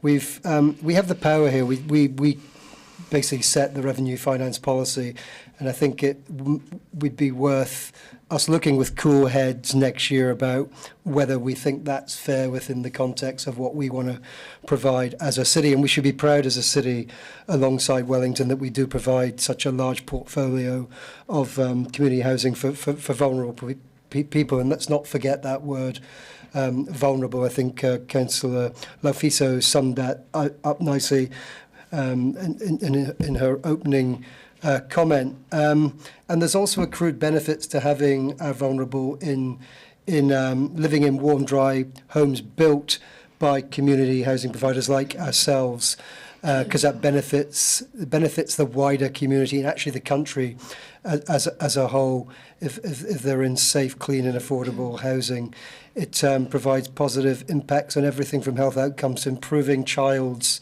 education and social development, to family stability and reducing household costs. So those accrued benefits, if we also don't accrue to us if we don't do this, and whether we like it or not, if we want to get into the brutal neoliberal market system, there's always a price to be paid for that in other ways. And I think I've always been part of a council that I felt was keen on focusing on those well-beings to build strong, resilient and sustainable communities, and being in a Dunedin that provides for all people. And as I said yesterday, a lot of us around this table are very, very, very privileged, and we do not understand the difference that $5 or $10 a week means in your wallet. For me, it doesn't make any difference. For many in this community, it makes a massive difference. Councillor Van der Vest discussed this as I suspected he was an equity issue. That's core to, central to his politics, and he talked about the 940 people. And I mean, 940 people is better than 939 people. I don't care where that number is. But he talks about those people. What about those people on the other side of the line? Well, it may come as a surprise, but every policy we make and everything we do has a line, and there's people on one side or t'other of it. You only have to go back to the colonials in Britain drawing lines on maps in Africa to get an idea of how brutal lines can be. And you referred to those people who don't qualify, although those who do qualify, as lucky people. And I think referring to them as lucky people is really below the belt, because these lucky people struggle most days actually to feed their whānau. They struggle to pay bills. They struggle to afford public transport. They struggle with multiple issues that come from being vulnerable in the first place. So I absolutely won't support this increase, but I will signal that we have to think cleverly, looking towards the 9-year plan next year, about looking longer term strategically about how we want to support the many, and it's way more than 949. Point of order. Sorry, point of order. What is the point of order? The point of order, and I was waiting for the sentence to finish, is the claim that I said that the 940 were lucky people. That's not what I said. What I said was they were lucky to have less than half market value rents, and that those that don't have them were having to subsidise them if we are going to subsidise this community housing from rates. Look, I will not uphold the point of order. Calling them lucky or calling them lucky to have is only a splitting hairs. Anyway, you're finished anyway. We'll move on. Councillor Gary. Thank you, Mr. Mayor. Just a point of clarification for all around the table that people who are renting in the open market, if they have a low income, also are eligible for the accommodation supplement, and that's just as by way of clarification, because I believe the suggestion from my colleague to the left was that they didn't have any kind of support whatsoever. That was the insinuation that I got out of it. I want to start my debate by just focusing on the tenants for a moment, because this is these are the people who will be affected by the decision that we make. And I want to acknowledge the team that work with the tenants. I know our team does an excellent job in this regard, and I have seen that for myself and had feedback around that. The tenants, if it wasn't a matter of invasion of privacy and breaching privacy, I would have asked Ms. Nielsen to tell us some of the stories, because I would suggest to you that some of the stories from our tenants in our community housing would perhaps stop you in your tracks. And I think Councillor Lafiso's comment there, by the grace of God go we, is a very relevant one. I hope that none of us find ourselves in a situation where we are requiring community or social housing. But I'm really glad that that is there, and I want to be judged as part of our community, part of a council that looks after its most vulnerable. 940 is a part of that, but it is a significant part in terms of council housing.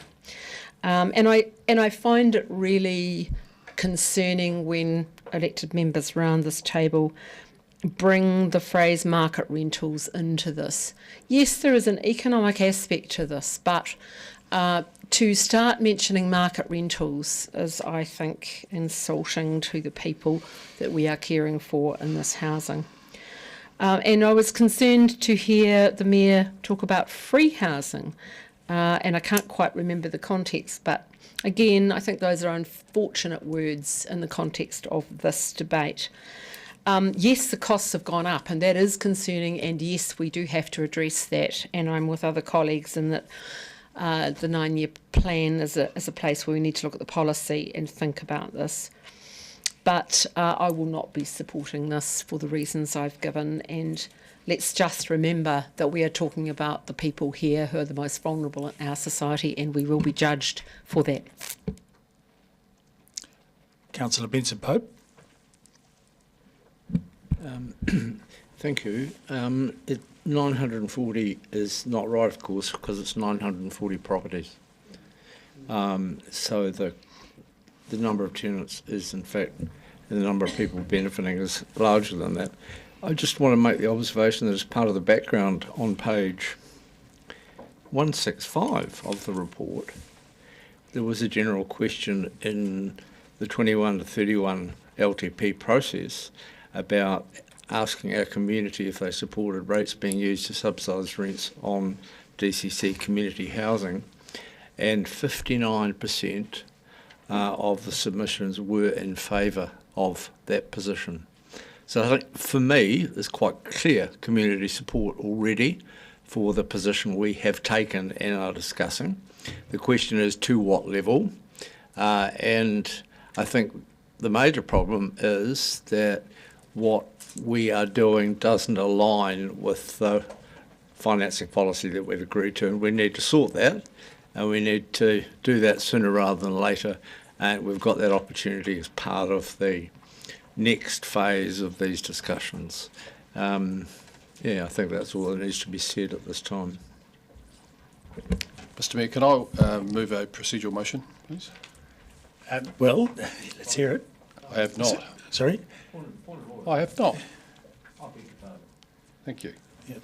It's 24.2B, procedural motion that there's been balanced discussion both ways, and that I'm asking you to put the motion that's on the board.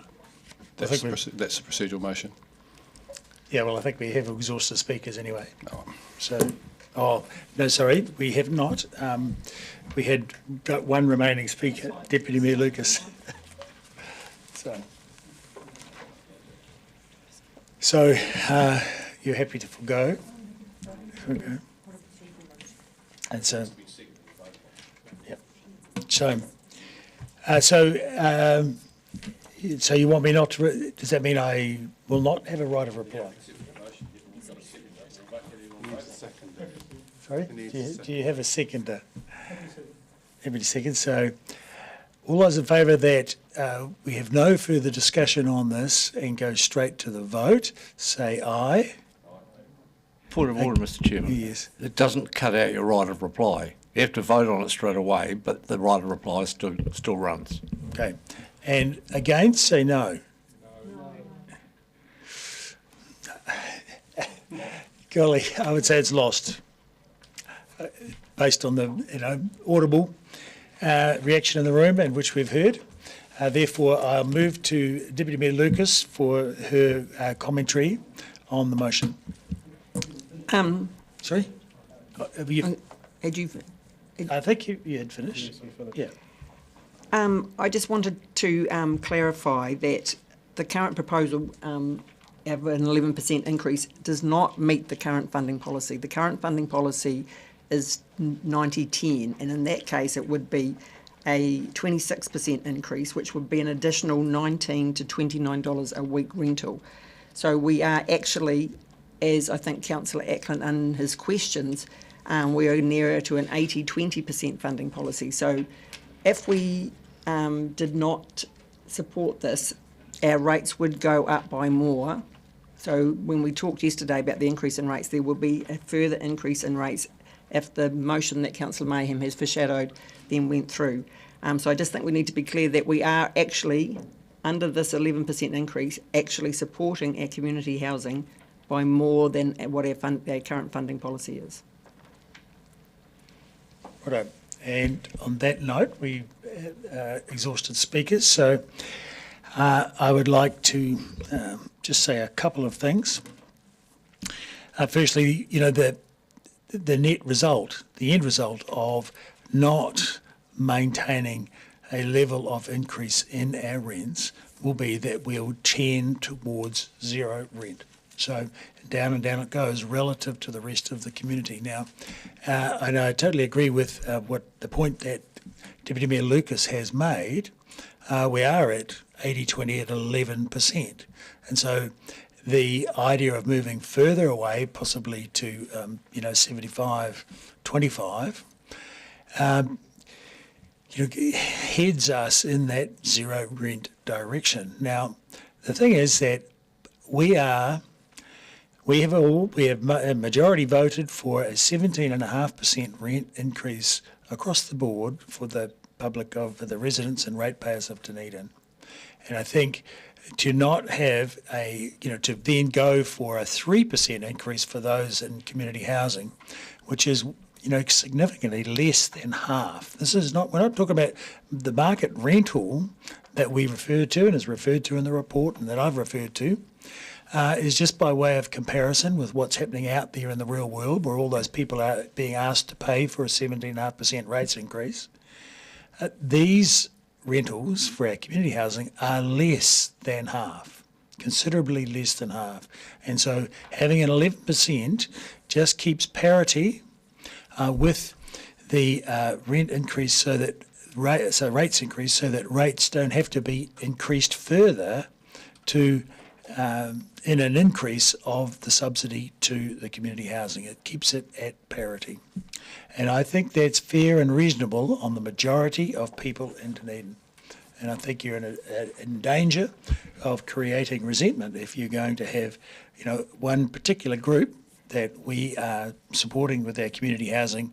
No matter what, we're supporting, whether we have them at current rental or at 11% increase, we're still supporting them very significantly compared to the rest of the community. But when they're all getting a 17.5% rates increase, I think we need to be closer to that in terms of, just to have an element of fairness in what we decide. Now, as has been pointed out, this is not a 26% increase, and neither is it the huge increase that would be required to get us back to parity. I think, next year, for the 9-year plan, is the time where we discuss the philosophical aspects of this and, the strategy and policy that will be needed to do what we decide to do. So that's not to predetermine what might be decided and what the community might say. But I think you'd get a howl of outrage if we don't have a realistic increase in line with what the rest of the community is paying in terms of their own rates increase and rental increases throughout. Having said that, we'll take it by division.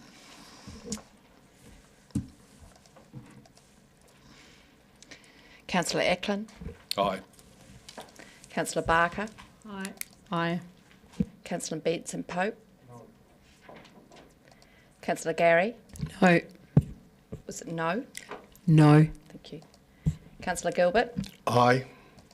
Councillor Fiso. No. Deputy Mayor Lucas. Aye. Councillor Mayhem. No.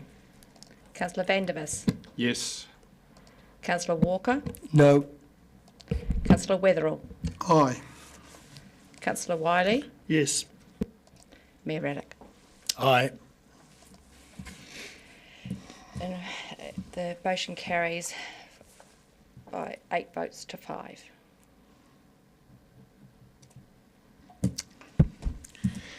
Moving on to item 12, property, the operating budget. We welcome Ms Nielsen back to the chair.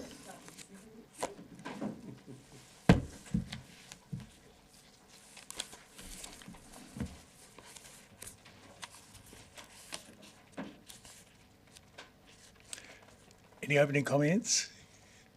Any questions? Councillor Barker. Thank you, Mr Mayor. Page 158, paragraph 15, where it says that grants and subsidy costs have increased by $14,000. Are you aware that we are doing a grants review at the moment? I just wonder around the timing of the decision to increase the community hall grants. Was there a reason that it was decided separate to the grants review? Essentially, the community hall grants are there to allow the community hall committees to maintain the interior of the properties. Those grants have been in place for 10 years and were due to expire to line up with the long-term plan. So it left us in a bit of a tricky position. The community committees had all done the work to review their budgets and discuss it with staff.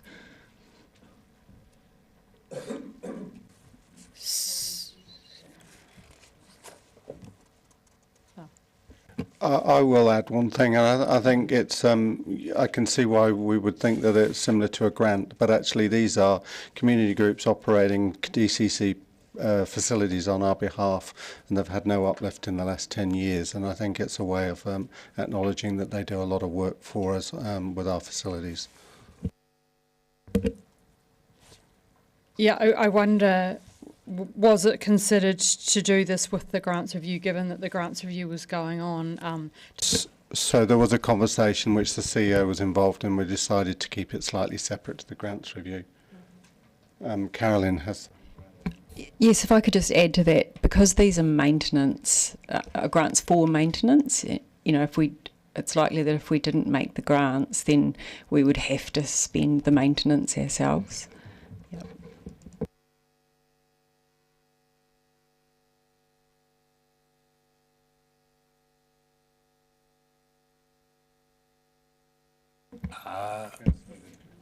Yes, Deputy Mayor Lucas.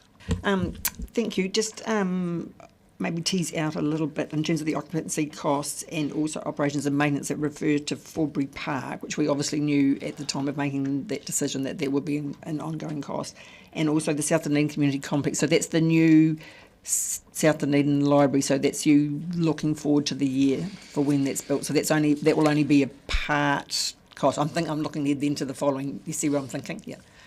Yeah, I think I see where you're going, and you're right on track. There's only a couple of months worth of the South Dunedin Library and Community Complex operating costs in there as we transition out of building into occupancy, and Forbury, we take ownership today. I must have known that to ask that question. Now, the Burns House rental, I mean, I understand, so that is for that whole of that 8th floor, and that's for the full year, and the intention, I guess, is that will cease by the time that 30 June 25 rolls round. The work in the Civic Centre will be complete, so then that will cease. That's right. Thank you. I'm just thinking with my 9-year hat on already. And the one additional FTE, I'm just intrigued to know what that position's for. Sure, we do have additional FTE in there, but we're holding vacancy at the moment, which offsets it. That's for a program scheduler, so he's a specialist that schedules our capital works program at a detailed level so we can manage that more effectively. Thank you. Councillor Barker. Thank you, Mr Mayor. I'm just looking at page 164, which is the fees and charges, and I see the percentage changes either 3% or 4%, and I assume the 4% is because of rounding. I just wonder, given that and I keep asking this question of every department, why was 3% used and not the local government cost index, which is at 4.9%? And then my second part of that question is has there been any review of the community art gallery and how it compares to other rentals for that kind of space around the city? No, there hasn't been a review. As such, in terms of the the percentages that was chosen, it was simply chosen keeping in line with history. So I guess my first part was around why was 3% chosen rather than perhaps the 4.9% of the local government cost index? Again, I guess that's in line with what we've usually increased those community art gallery rentals by.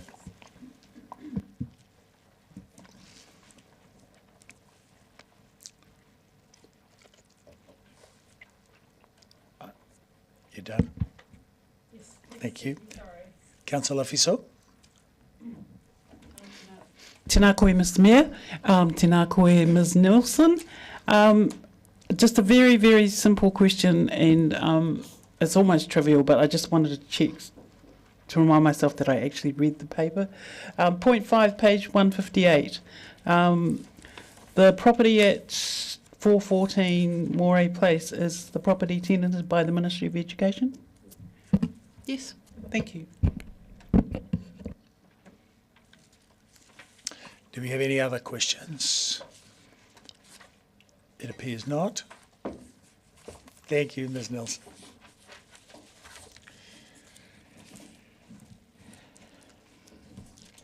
So, once again, I'll move that we adopt the operating budget for property along with the fees and charges in the 2 attachments attached. Seconded, Councillor Walker. So in speaking to this, I think it's reasonably straightforward, and there are a lot of costs with property, but I'm looking forward to our review of property, which we might have in time for the 9-year plan, and see what we can do with what we have at our disposal. Does anyone else want to comment on the property budget? In which case, I'll put it, not by division, by a hearing of voice. All those in favour say aye. Against? Carried. Moving on to item 14, reserves and recreational facilities, the operating budget. And Ms Rekhaira and Mr Heath, welcome to the chair, to the table. Do you have any comments to start? No, we're happy to take it as read and answering questions. Do we have any questions? Councillor Lafiso. Tēnā koe, Mr Mayor, tēnā kōrua. I think I have two questions. Sorry, I did this late at night. Question one is just clarification, please, because I looked at point 11 on page 175, I think, and then I was looking at the grants and the grants list emailed yesterday AM. So, yesterday morning. So, I'm just checking, shouldn't the Tomahawk Care Trust be 13K? It's recorded as 30K. Okay, thank you.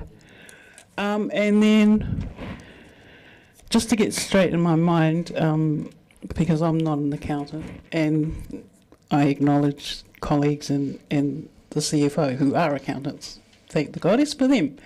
So I'm looking at point 12, page 175, and plus page 180, the income statement. So just to get straight in my head, depreciation is the loss in value of fixed assets over time. Fixed assets like te puna or whakaehu, and because an asset like te puna or whakaehu are essential to our operations, that's why depreciation's an operating expense. They depreciate their value, loss of book value. Yep. So what proportion of the 773K increase in depreciation is against te puna or whakaehu? Does it make sense to even ask that question?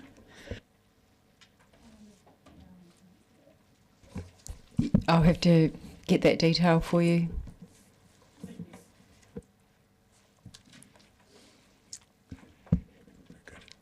Are there any other questions? Councillor Gary. Thank you, Mr Mayor. First one is page 188.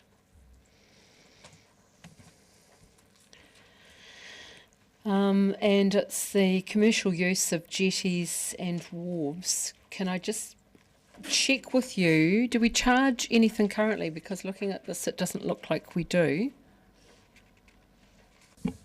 Thank you, Councillor. No, there's no current charges.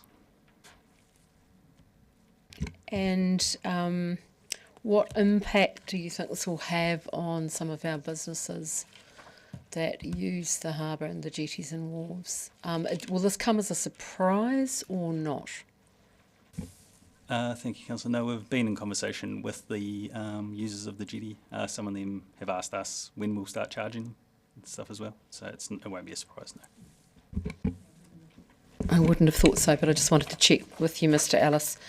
There was another one that was quite huge, and I wanted to just again explore this. I'm just hoping I've got the right one. And I believe it's the Deborah Bay. Let me just double check. Is that in here? 188, yeah. So I was wondering what the thinking was behind that, because that is a huge jump.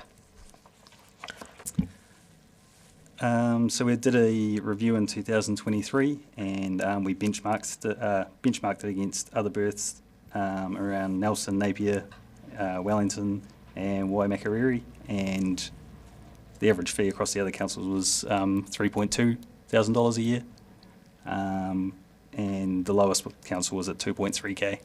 Could I ask you to use your microphone a bit closer? It's really hard to hear you. Sorry. We did a benchmarking review in 2023 with Napier Nelson, Wellington and Waimakariri district councils, and the average fee was $3,200 a year. And the cheapest council was 2.3, so they've set it at an average between the two. So in that benchmarking exercise, did you take into account that a lot of those marinas actually provide extra facilities? And I'm not aware of any facilities in the Deborah Bay Marina, but please correct me if I'm wrong. I'm not sure how the councils that they benchmarked against were chosen, but I'm assuming it's for comparable marinas. Okay, thank you. That's all for now. I might have some more questions. A quick question from me is what are the top 2 or 3 wharves and jetties that we have in our possession that might be able to have rent charged for them, usage charged for them?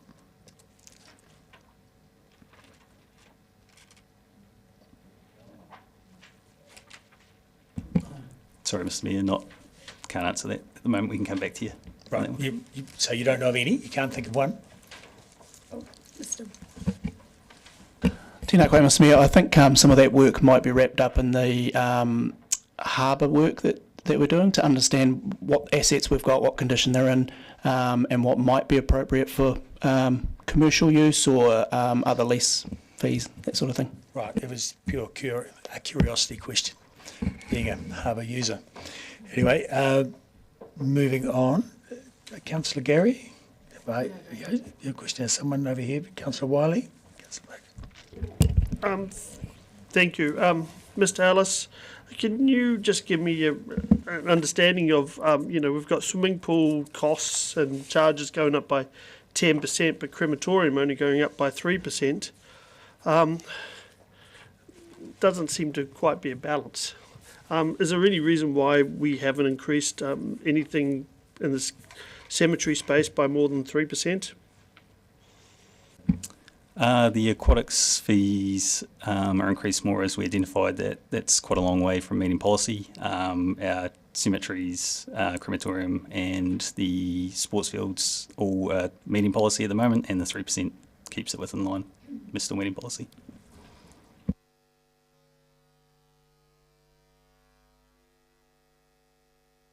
Councillor Barker. Thank you, Mr. Mayor. I thank Councillor Gary for raising the commercial concessions, because I had no idea that these were going to happen, and I see that they are application fees for tourism and recreation activities, application fees for music events, trade events, concession activity fees, management fees, monitoring fees, and I would like to understand the background on why these fees were decided to be introduced and what the purpose of them was. Thank you, Councillor. So these fees, while they're new to being listed here, they've actually already been charged before. They just hadn't been called out in the fees and charges before. So we have been charging. Are these for is this for somebody like taking a guided tour on the Botanic Garden, or what? In what sort of situations would these fees apply? My understanding would be like the event at Logan Park, the baseline event, for example. So what's the management fee there for? It's just got management fee, and I don't quite understand what that means under the commercial concessions. Is that if someone applies, or that? And then there's a monitoring fee as well. So if someone was planning on running an event, would they have to pay the application fee, the management fee, and the monitoring fee as well? So they're all used with the discretion and discussion with the event organisers. So the monitoring fees to cover the cost of the monitoring and effects of the activity pre and post event for inspections, and the management fee. That was for like if we need specialist input for requests that come through. So was there consultation with the economic development team or Enterprise Dunedin team at the time. My concerns coming from a tourism point of view and around our destination management plan and how these fees fit in with that. So was the Enterprise Dunedin consulted around any of these fees, or would they have? Do you consult when the fees come in about whether they should be waived, or I was completely unaware of these fees. I'd have to get some more detail to come back to you, but my understanding is that they have been negotiated with event organisers in the past, and it's just kind of formalising having them listed. So these like dock fees, because there's event fees in there, yes, but there's also application fees for tourism, recreation, guided walking, hiking, tramping, guided biking, four-wheel drive, etc. So I just, this is obviously, I have not heard of these fees before, so that's why I was wondering where they come from. Are they like a dock model for your use of government facilities, I guess we'll call them national parks, etc. So is that the model that we've got here for our reserves? I would have to find out how they originally come about.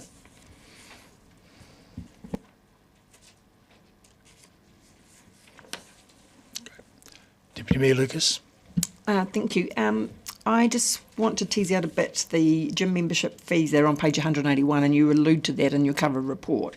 In light of the fact that the aquatic services doesn't meet the revenue policy by a long way off, I'm very intrigued about the some reduction, some increase, and it's all over the place. And I just find the fee setting in this area is quite bizarre when you've got a 3-month concession that you're dropping down by 4%, and then it's exactly half of what the 6-month membership. I mean, the policy just does not seem to be very consistent overall, and I'm aware of, private gyms and their criticism of the fees that we charge when they obviously can't compete in terms of the fact that you get a swim as well with a gym membership. I just think this area is quite challenging with what you've done here with the fees. Thank you, Deputy Mayor.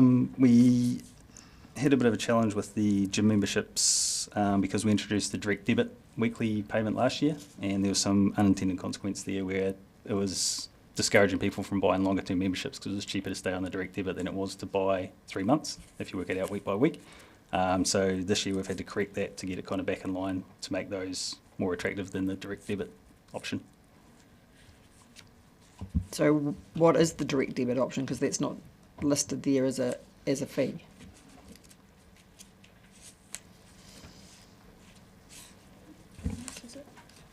So on page 181 down the bottom we've got direct debit access to the pools, so the adult weekly payment.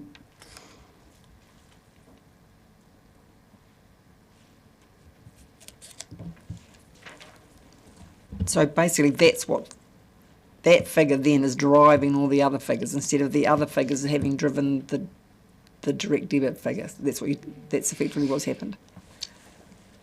Yes. All right. Are there any further questions? Councillor Gary. I just want to check in with you a little bit further about my earlier questions. Do we still have specialist knowledge on our Parks and Reserves team in regard to the harbour? Not the same that we had with the previous person in that role. So how do we tune into that specialist knowledge around the fees and charges and so forth, and the harbour edge assets currently? Through the benchmarking with other councils.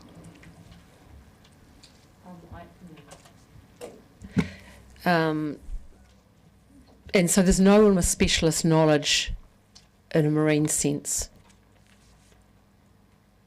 Not specific in the parks team. Councillor Gilbert.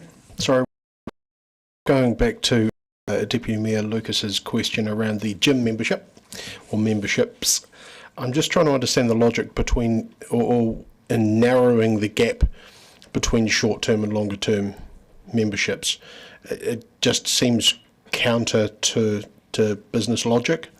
So can you clear that up for me? Because we're going negatives on the short term, the 1 month, 3 month, etc., but we're going up by 10%.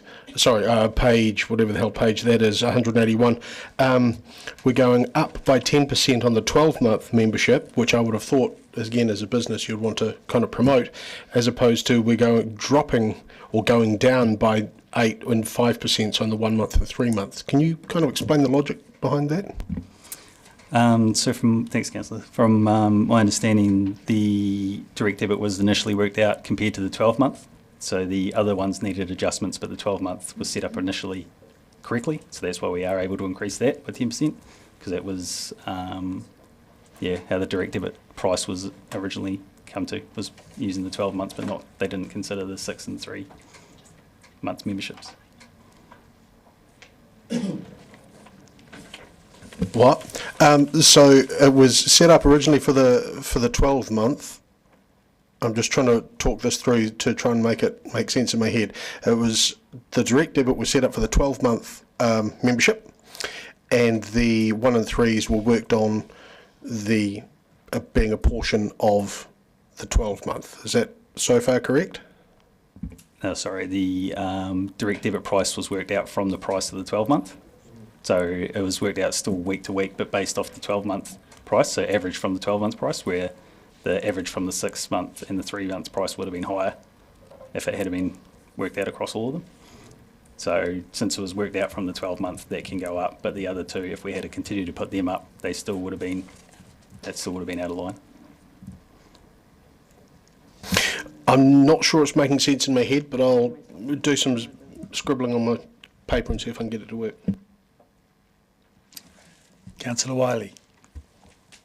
Thank you.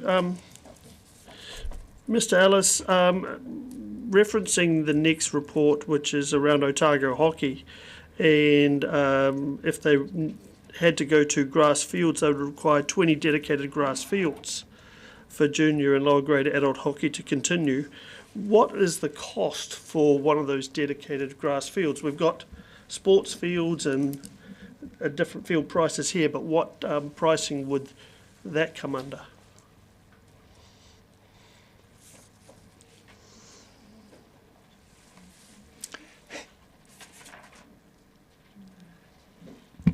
Sorry, Councillor, I'm not quite understanding.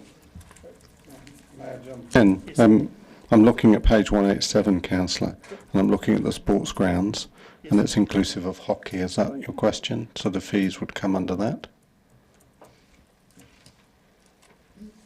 Is that how I'm reading it? Is that correct?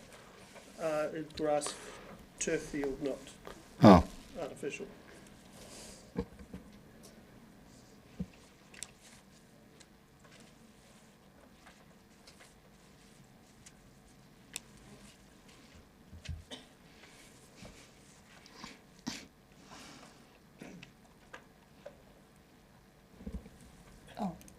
Yeah, I'm not sure actually what the question. Sorry. Thanks, Councillor. If I understand the question correctly, it would depend on if under a scenario, and we may cover this in the next paper, we decided to somehow free up some fields for hockey. It would depend on the type of field. So in the fees and charges, we have unenclosed fields with facilities, unenclosed fields without facilities. We have specific ones for Tahuna Park. So it would depend on where we put hockey, and the fee that we would charge them is relative to the field and facilities that we provide. Understood, thank you. Do we have any further questions? No? It appears not. Thank you both. Well done. So I'll move that get back to the right spot. Golly, my page. That I'm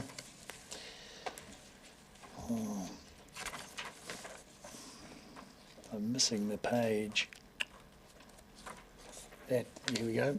that we adopt for the purposes of developing the annual plan and consulting with the community, this draft operating budget and the schedule of fees and charges. Do I have a seconder for that? Deputy Mayor Lucas. Certainly. So, in moving this, Parks and Rec has undergone significant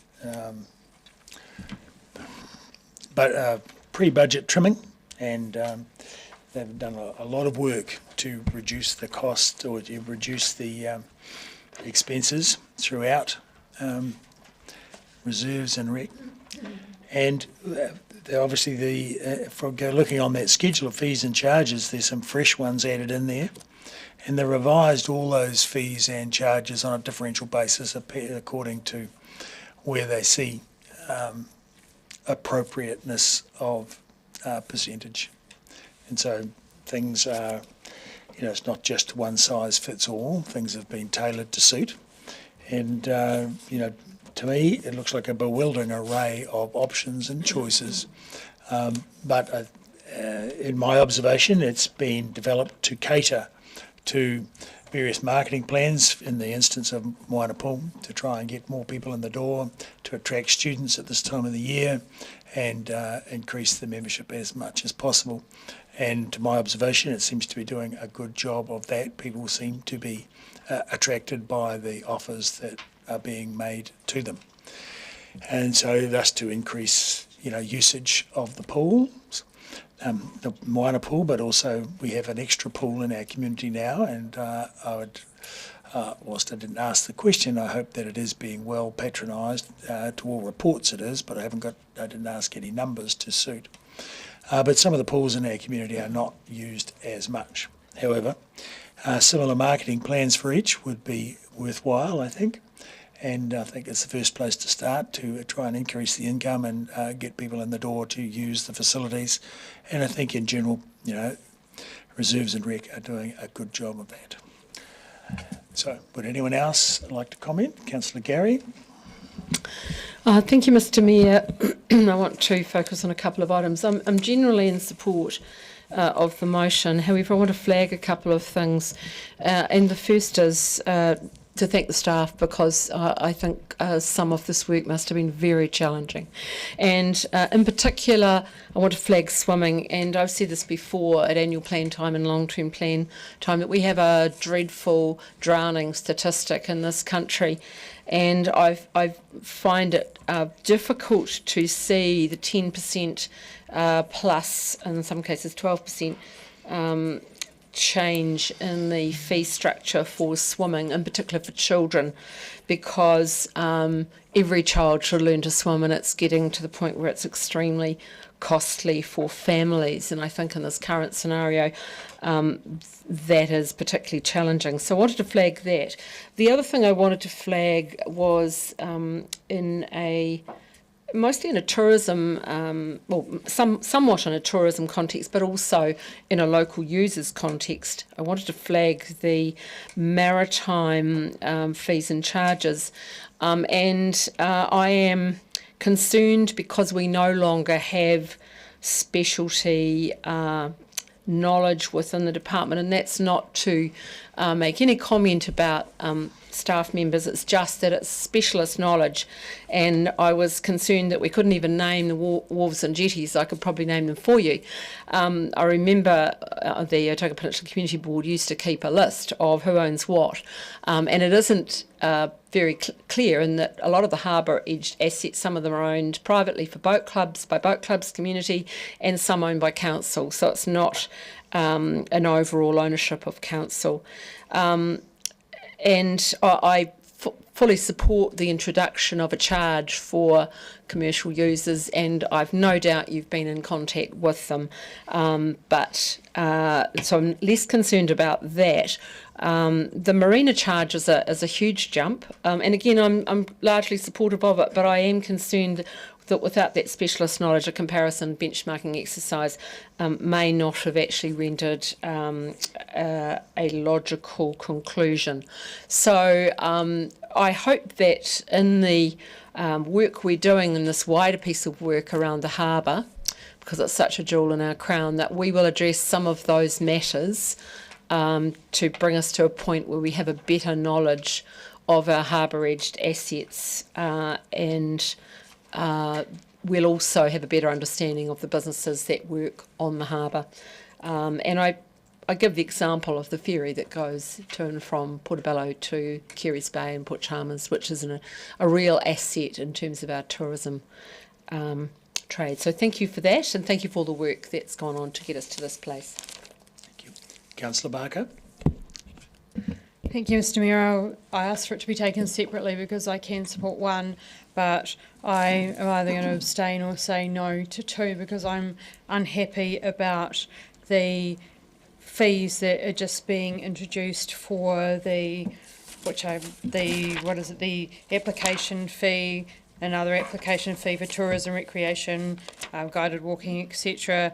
Management fees and monitoring fees, because I just couldn't get to the bottom of why these were being introduced, and I couldn't find them on the website either. And I think you all know I worked for council for a while, didn't know about these fees, and we should be operating on a no surprises basis, and that's no surprises to the tourism operators and no surprises to us as council. So I do support commercial operators contributing to the facilities that they use. However, what I want to see is clarity around the purpose of the fees. Why the amount was chosen, why the structure was chosen, any consultation with users. That's why I asked about consulting with Enterprise Dunedin about a destination plan, etc. Whether these rates have been benchmarked. I did mention docks rates as well, so I am a little disappointed that these rates have just popped in here, and I'm very glad that Councillor Carey pointed them out, because unfortunately I do notice a whole lot, but I did not notice those. I also am concerned, and I was going to say this at the end, but I keep banging on about it, about why we're doing just 3% rises, and I know that Councillor O'Malley is intensely frustrated with its 3% every year. What we're facing, and I keep asking about the local government cost index, 0.9 rates rise of 17.5%. We're falling out of our revenue and financing policy, which is evidenced a lot of the way through. So I am really frustrated because fees and charges is something we need to look hard at, because that is one way that we can raise more revenue to try and assist with the rates or offsetting some of the rates rises. So I think we need to go back to basics with these and examine all of the costs and pull them apart before we put these fees and charges in.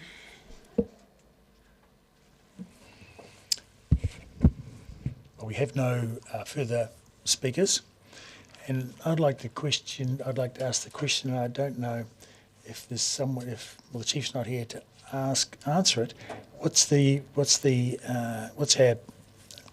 What are our options for reviewing fees and charges in this arena, in particular, before we get to, or once we've had the consultation with the public on the annual plan, we can then make adjustments in line with results of. So I asked the CFO that question about a couple of minutes ago because I wondered whether this might come up. And my understanding is if we don't adopt those fees and charges today, then it will impact the overall rates increase, is one thing we need to be aware of. And it would mean that we would potentially have to, we would have to come back to you prior to the consultation document going out to get an approved set of fees and charges. Is that correct? Yeah. And that would be a very tight time frame for us. I will add one comment, and I hear the concern and questions about the fees and charges in this group, and maybe it's a thing that we can look at having a really good look at in time for the 9-year plan in later in the year. Very good, thank you.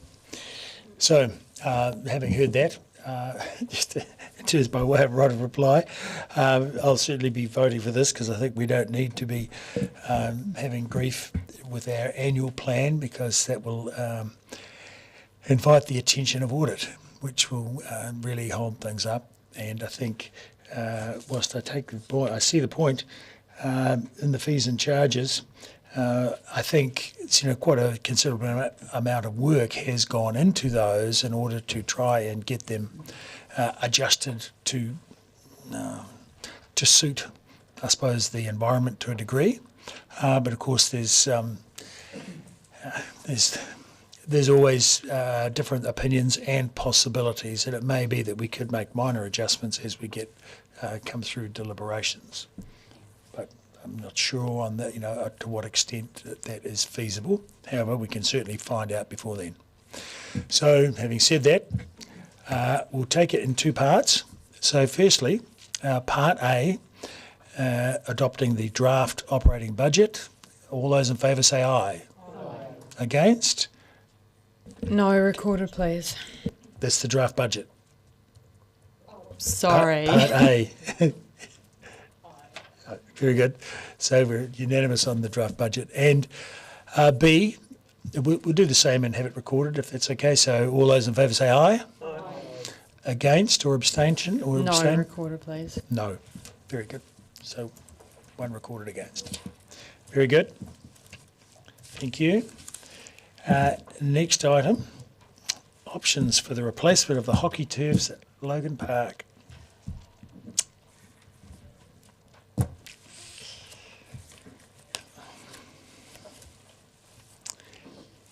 Some comments, Mr. McLean. Yes, I do. Thank you, Mr. Mayor. Just a note, last night Ms Allen circulated an updated annual budget impact table from page 195 of your agenda. It had been overstated in the original agenda because we'd included payment of loan principal.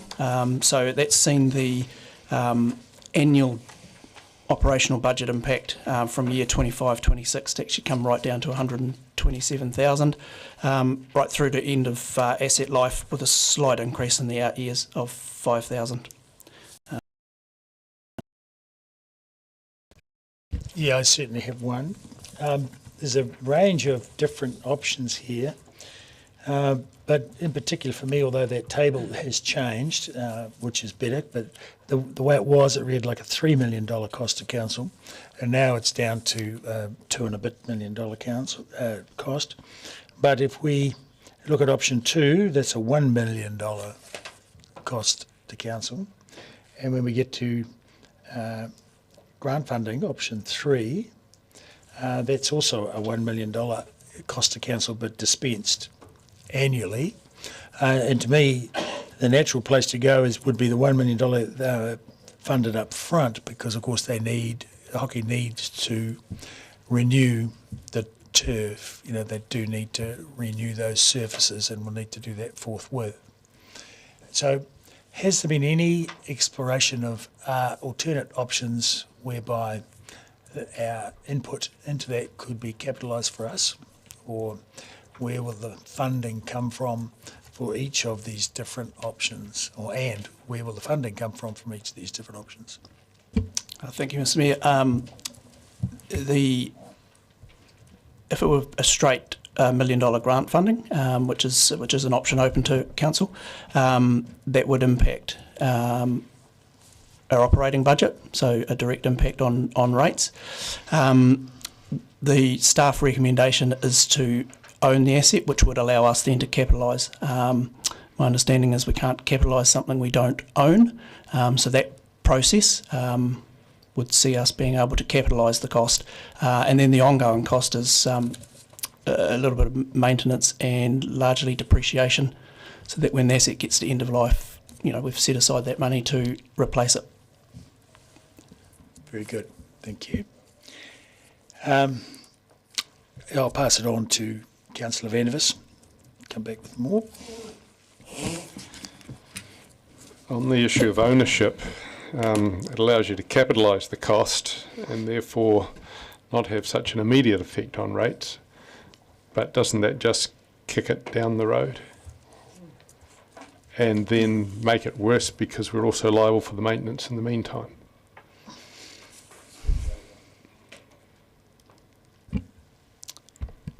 So it might be useful to go back through the history. So we always provided. I mean, it's a core sporting code. It's the fourth most popular sporting code in the city, ahead of cricket, behind netball, rugby and football. So council always provided the facilities, and then quite some time ago, the hockey community got together and said we can probably deliver this a different way and provide for higher quality facilities. And you'll see in the report that council have supported that all the way through. And what it's allowed us to do is free up grass fields to then allow other sports such as football over that time to really, really grow. So I don't believe the intention was all those years ago when they developed the first artificial turf was to be, oh well, you're on your own now. Provision of quality sports facilities is something we're working really hard to do. So yeah, I mean, if you look at the history of, since the first artificial went in, of council funding it, I wouldn't use the word kicking it down the can, because we are the primary providers of sports facilities in the city. So there's a really good chance that if we grant funded it, hockey would come back in 10 years' time anyway. So there are some other advantages to owning it. We're preparing a Logan Park management plan for the Logan Park area, and owning that would give us greater control over that assets. So we own the underlying ground in that area, but we don't own the assets that sit on top. So, yeah. Thank you. Raises a number of other questions. How does it give us greater control if we own the ground under it anyway?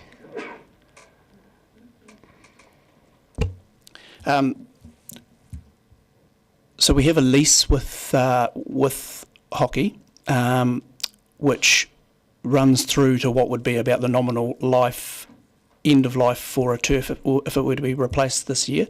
In that agreement, if council decided through the Logan Park management plan to use that area for different purposes, the removal of the assets falls to hockey, and that could prove to be quite challenging. It's expensive to remove buildings and so on. So we feel that owning that gives us greater ability to say we are changing the use of this area. So is it the intention to change the use of the area then? Why would you when it's so well used as it is? No, I'm not saying it is the intention, but let's let the Logan Park management plan process run, and then we'll have an idea of what the community wants Logan Park to be used for, what they want it to look like in the future. Yep. You've said that one of the advantages is to free up other grass fields. Don't we have something like 137 different fields around the town anyway? I couldn't tell you off the top of my head how many sports fields we have, but they're at capacity in winter. While we let some lie fallow between weeks, that allows us to then shift games onto those fields to make it right through a winter. And we're very proud to have a very low cancellation rate during a Dunedin winter for sports. So we don't have any additional, we couldn't prepare the required amount of grass fields for hockey because they simply don't exist. They're taken up with the other winter codes. And option 4, and I'm very grateful to see that we've got a range of options here. It says that hockey games are likely to be suspended while Otago Hockey seeks alternative third-party funding. What alternative third-party funding is available to Otago Hockey? Talking with Otago Hockey, they do speak to third-party funders, as do a lot of sports codes and community groups. That includes the Community Trust of Otago and gaming funds. But feedback not only from Otago Hockey but from lots of our recreational users is that third-party funding is increasingly difficult to secure. Thank you. Councillor Wiley. So, Mr. McLean, you've been across this for quite a period of time.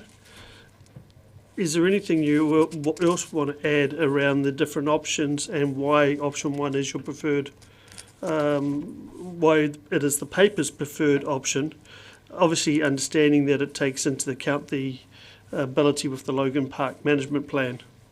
And another way to ask the question also is, from your discussions with Otago Hockey, is this their preferred option, or did they have another option? Thanks, Councillor. You've worked really closely with Otago Hockey, and they're comfortable. I mean, they want the hockey turf replaced, and they're comfortable with this approach. Because of the grant funding that they get from third-party funders being increasingly difficult or lesser amounts, they use that money to reinvest in their sport, and they're finding it really difficult to depreciate their fixed assets. So for us to take ownership of the turf would mean that that's one less burden. They can continue to invest and grow their sport. It allows us to continue to provide quality sports facilities. For the city to be recognised again as a Tier 1 tournament host city, which is important. And it's the ongoing operational cost of 127,000. If you were to compare it with, let's say, cricket, there's 1,200 less registered cricket players than hockey players, and that has an operational spend of conservatively around $600,000 a year to provide for cricket for a lot less players. You've got to weigh it up, and I compare it to cricket because to provide a quality grass hockey surface, it would require a lot of maintenance and surface levelling and mowing, which is why they moved many years ago to artificial turfs. Thank you. And also, in paragraph 51, it talks about the costs, and obviously we're looking at if there had to be a full cost, including the subsurface or underlay, which we do not know yet, so it could be a lesser amount.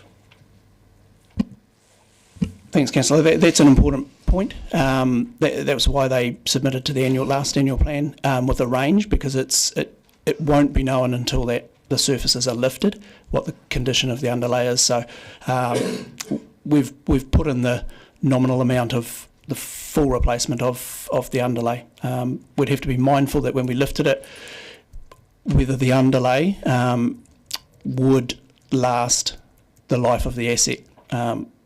So it could turn out to be a lesser amount. Thank you. And I noted that they part of what hockey has is they've 35 car parks in a very favourable area. Where do they fit in into the equation if councillors chose to go with option 1? Thanks, Councillor. So I haven't discussed the car park provision, but I'm happy to do so with Otago Hockey. But that's not been something we've talked about in the preparation of this paper. So have we had discussions with them about option 1 and as to whether they're paying a nominal rental at the moment of $10,000 a year, about them because in the meantime they would have been doing a certain amount of maintenance and upkeep and so on the turfs over the last decade or so, which will have cost them more. So have we had discussions with them about us taking it over and us providing the new turf for them and ownership thereof, about them making a more substantial contribution to its maintenance if we're doing the maintenance? Thank you, Mr. Mayor. No specific conversations. I guess it's potentially a conversation about equity. It would be provision of a sports facility. We had a brief chat about sports fields a little bit earlier. That's set by the revenue and financing policy. all of the other sports that we provide facilities for, fields for. The artificial turfs at Logan Park for football, for example, are charged at, so we seek 4% of the cost of maintenance off the user. It's set at 96.4 is the current revenue and financing policy. So I haven't had a discussion specifically with hockey about why that would be different for that sport. Right. But similarly, we haven't had a conversation with cricket about what it costs for them for the maintenance of their pitches either, have we? Well, no, because it's probably best had as perhaps as Mr. West alluded to before in the fees and charges. It's probably a conversation that's best had in the 9-year plan. 9-year plan. Very good. Thank you. Councillor Walker. Yeah, thanks, Mr. Mayor. And it'll come as no surprise to Councillor Wiley that the allocation of 35 parks has complaints about lack of parking in Dunedin. Who would have reckoned? Mr. McLean, thank you very much. You've sort of answered most of my questions, but I'm keen to could you just list the 5 top sports? I know you said hockey, cricket are 4 and 5. What's 1, 2, 3? So this from the governing bodies, we get the data. So this is the data that we've been given. Is football has by far the highest number, followed by rugby, followed by netball, and then hockey, then cricket. They'll be the top. Thank you. I won that debate with Councillor Leffy. So again, going back, I think you touched on this earlier. I was going to ask the question around that sort of and it is important to me, that differential amount that we're proposing here. Could you just, I didn't quite get what you said. You used cricket as the example, and this was it 600,000 against the number of players. What was the number of players for hockey, and that sort of differential per person, if that's not too difficult? Thanks, Councillor. So the approximate number of hockey players registered hockey players is 2,700. Whereas cricket is around 1,500. And you said there was 600,000 allocated to cricket? Yeah, the maintenance of cricket workers, that's what we would spend per annum, conservatively. For comparison. And this question, I ask this normally when there's any request for funding from sporting codes, and I ask it on behalf of the community actually, because they often feel that we have become a de facto, we are a funder of sports as part of our obligations under amenity and well-being. And I think often arts, for example, feel let down. So the question is, where do Hockey New Zealand sit in this? And I always ask, where does that governing body sit? Because I think quite rightly the public will say, why don't they take over and sort out the funding? They're not a funder as such, they're more of an administrative overseeing organisation? Because I think it's a fair question. What's Hockey New Zealand's part in this? Thanks, Councillor. I can't really tell you exactly what they do, but they advocate for their sport and they run various programs. So they do fund hockey and invest in hockey in a different way. I guess the same question could be asked for any sports. Like we councils are typically the major providers of sports facilities in cities. Yeah. And of course, the reason for that is hopefully, as in the case of hockey, the accrued benefits by attracting events to the city that have other. Yeah, that's right. There are accrued benefits from events, but there's also, a strong link between physical and mental well-being, just as another. So there's wide community benefit for having an active city, and providing for quality sports facilities is one way of achieving that. Councillor Gilbert. Thank you. First up, to try and circumvent the small aneurysm that the Deputy Mayor is having, are you able to tell me where basketball fits in the scheme of things?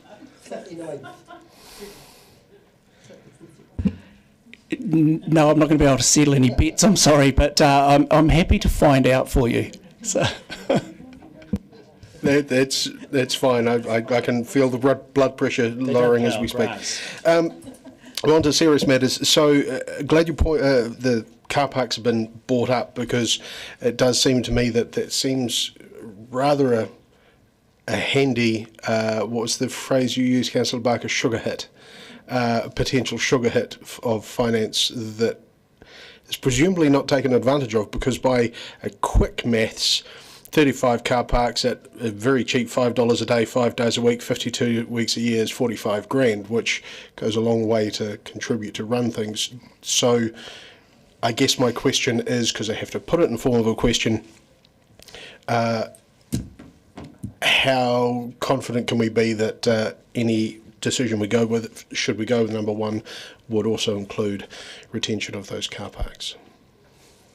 Thanks, Councillor. So there's a little bit in that. I do know from conversations with not only Otago Hockey but other major users of Logan Park that parking for participants that have to lug a lot of big equipment, so we're talking cricket, hockey, that sort of thing, can be challenging. Along Harbour Terrace, there's a lot of free non-timed parking that is taken up regularly between February and whenever the end of the second semester is. Students, yep. So that's something that they're keen to explore in the Logan Park management plan discussion. But as I mentioned before, I haven't had any specific questions with Otago Hockey over the car parks within their leased area. But I do know that the usage of the turfs is high, and a lot of the people that use those turfs park inside there. So, next one is on kind of covered in item 22 on page 191, I think.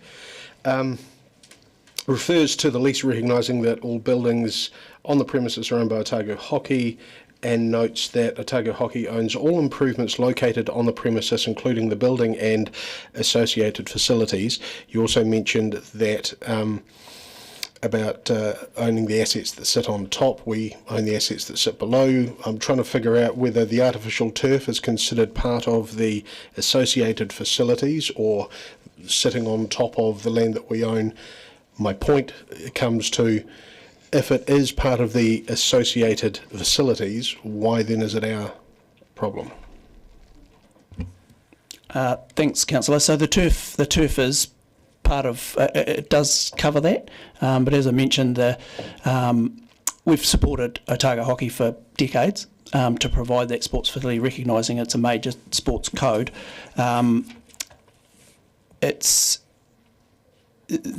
They are struggling to seek third-party funding to both invest in their sport and grow their sport and depreciate assets. So they've been maintaining the surface, but what they can't do is take their operational funding and depreciate that asset, and hence them coming back and council funding them in various ways and forms over the years, as have some other third-party funders.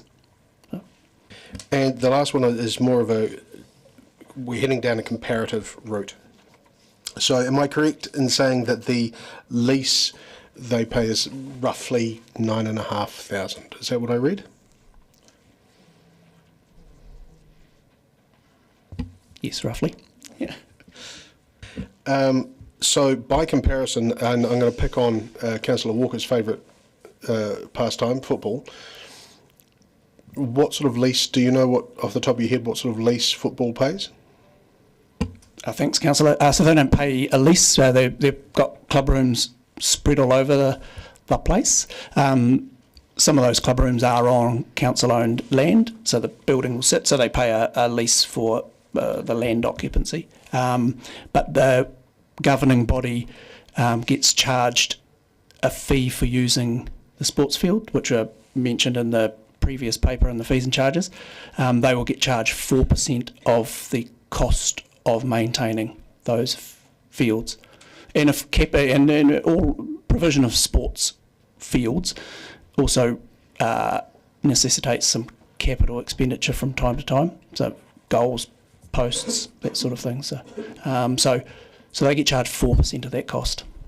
And any idea what that 4% might work out to be? I'm just trying to figure out, are we talking $18,000 and what the comparative upkeep of the grounds are? No, I don't have that level of detail, but it is something that I could get from the Parks team. Right. Councillor Benson Pope. Thank you. When you talk about taking over ownership of the turfs, are you in the irrigation system? What are you including the buildings in that or not? Thank you, Councillor. No, at this stage it's just the turf and the irrigation system. Yep. Councillor Fiso.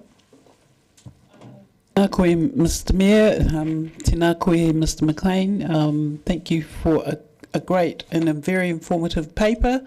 I was particularly interested in the summary of considerations on page 198 with respect to the impact on Māori, tangata whenua.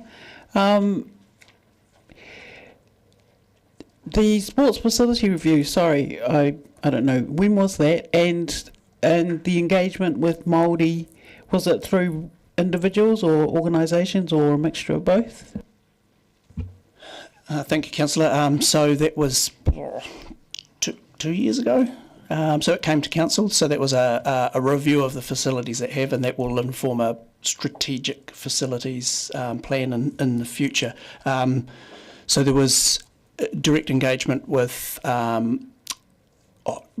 whole range of folk, but also direct engagement with mana whenua, but also individuals that came along to various drop-in sessions. So, yeah. Councillor Vandevers.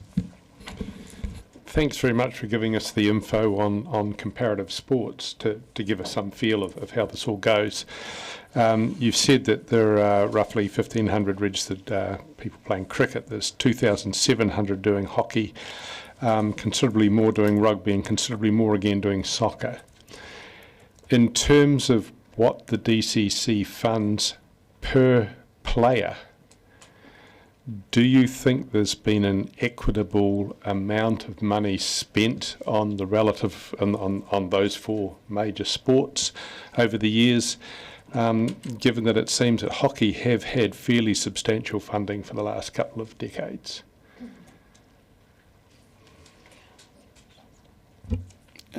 I'm not sure I fully understand your question. Sorry, I'm just wondering, in terms of per player, that is to say whether you're a soccer player, cricket player, hockey player, whatever, does the DCC look after each of those sports by way of funding in a fairly similar level, or do some sports really get quite a lot more than others? It seems to me that per player, hockey seems to be right up there with cricket, that is right up there. Thanks, Councillor. I guess it depends on the level of facility that's being provided to promote that sport. Rugby, for standard, just multi-grade competition rugby, requires a lot less turf care, if you like, than cricket. So, yeah, I mean, we don't do it on a, well, what is this going to cost us per player? It's just, we look at that wider benefit to the city. Okay, but I was just trying to get a feel for whether you think the, looking at the four options we've got here, whether you think that there is a justifiably equitable spend available in option one, for instance. Are we being fair to these other sports, giving hockey this money? Is a brutal simplification of the... Maybe I'll jump in. I think that's a really hard question to answer, Councillor. I see why you're asking it, but I think it is a very difficult question for a whole range of reasons. The change in popularity in codes over time changes. Some sports are in the ascendant and some are not, and we try and make the best of the facilities we've got to make them fit the demand, and I don't think we've ever really been able to work out.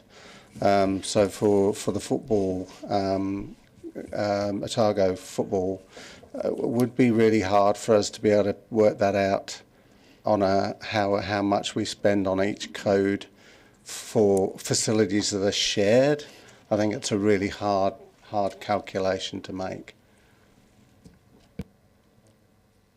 Just finally, the recommended option here, you don't see it as being particularly inequitous to other sports, given that we fund all of them to some degree? Correct. Deputy Mayor Lucas. Thank you. And firstly, a point of clarification in case money has changed hands between my colleagues, and thank you to Ms Austin, that and for Otago secondary sports, students involved in sport, the number one sport is basketball, followed by volleyball, then netball, rugby, and then hockey, and then touch, and then football, and then futsal, and then cricket. But that's not my question, so sorry about that. My understanding is that currently Otago Hockey, they do charge a turf levy as part of their fees that they charge their players, and I understand that their fees for hockey are similar to other sports. It's not more relatively not more expensive. So that turf levy that they have been charging, if we took over the turf, I mean, then what happens then? If you're asking if they would continue to charge that, no. Actually, sorry, I didn't do the next part of my question is, so what has happened to that turf levy? Because obviously they knew that the turf obviously only has a 10-year life, so they've charged the turf levy in anticipation that they would be able to then fund the replacement. Thanks, Councillor.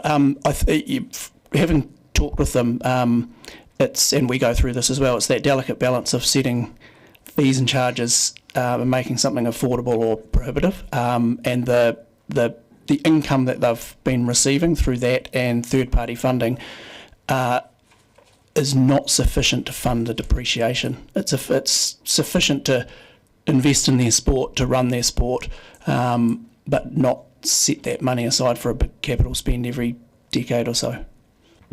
And I guess where I'm heading with this, the concern that I have is that they came to us in 2021 to help fund the third turf at King's, and are we setting the precedent, that another 9-8 years they're coming back to us about the King's turf, and what are they doing to fund that replacement in 8 years or 10 years' time?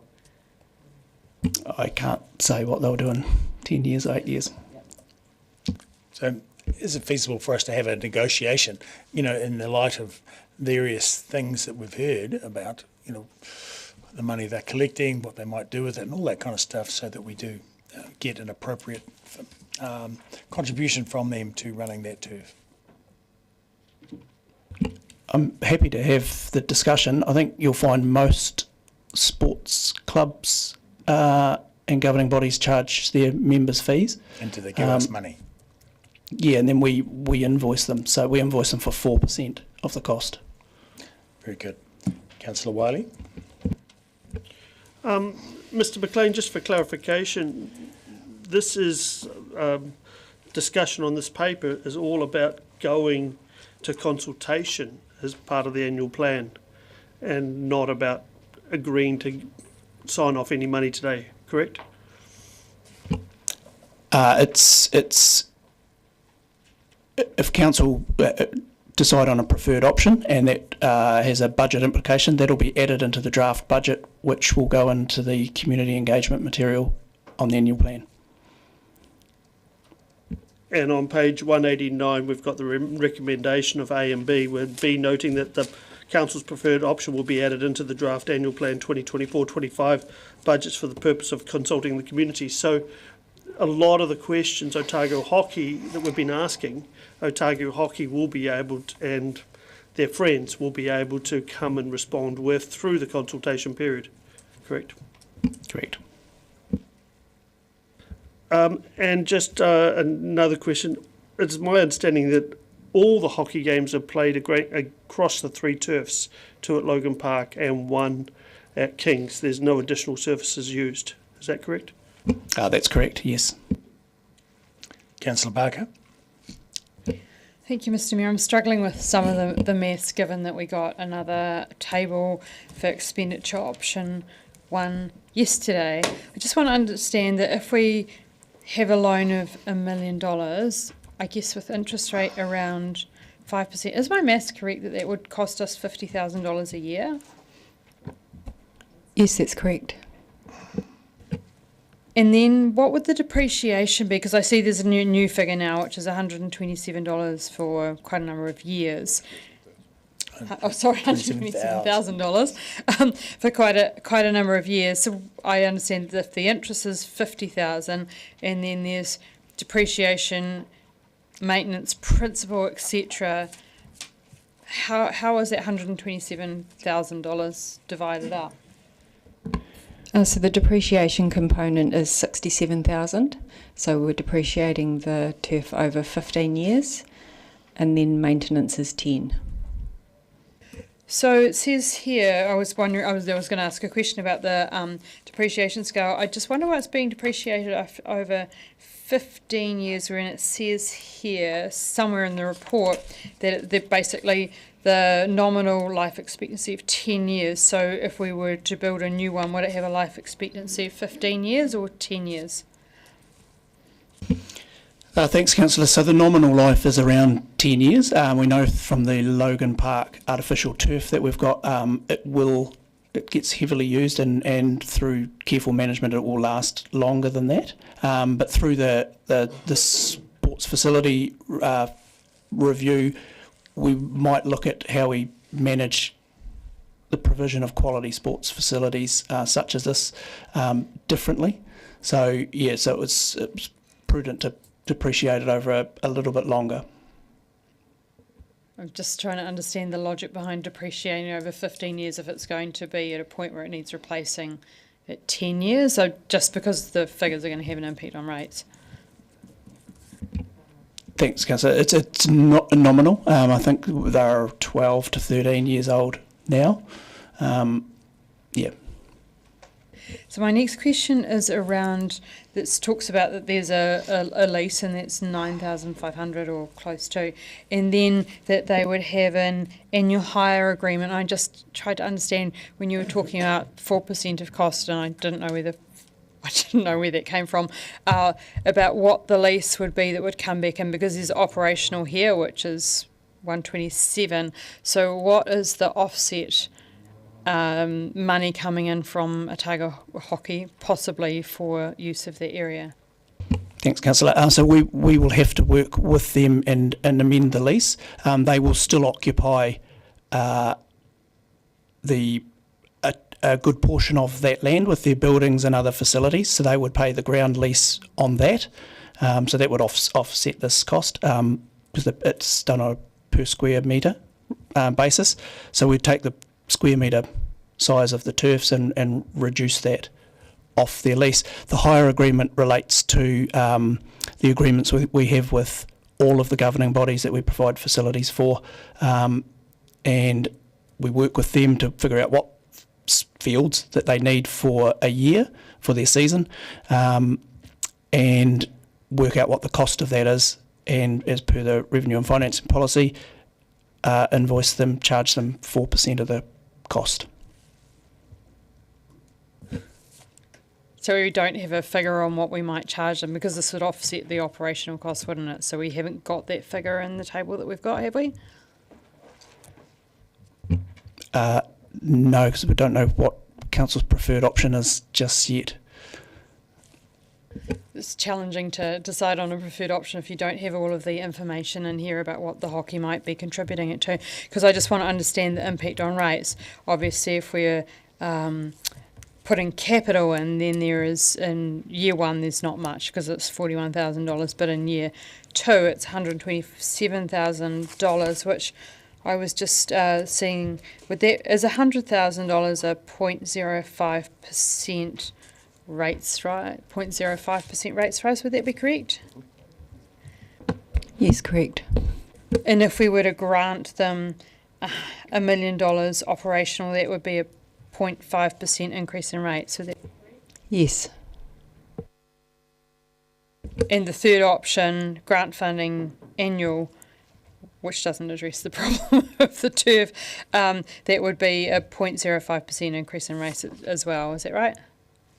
Yes, correct.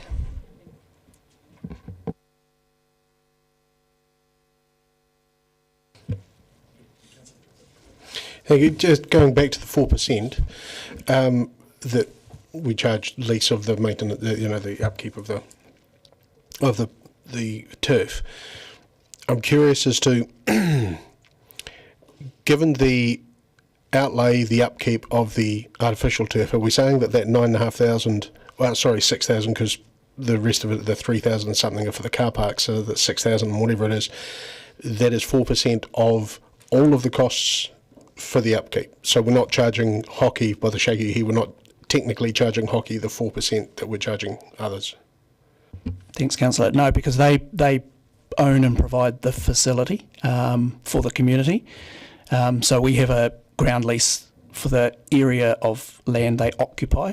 So no, if we then own the turf, we would treat that the same as we treat all the other codes and what we propose to, and charge them in aligned with the revenue and finance policy for provision of sports fields, which is how we manage the artificial turf at Logan Park for football. Gotcha, I think. Thank you. So following on from that, if we're saying it's 127,000 per annum, we're only going to charge them 4% of that, which is approximately $5,000. Roughly.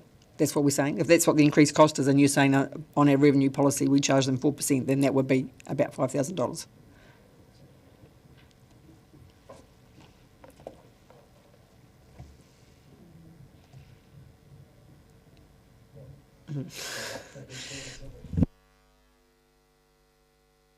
Yes, so now I'm thinking about other numbers.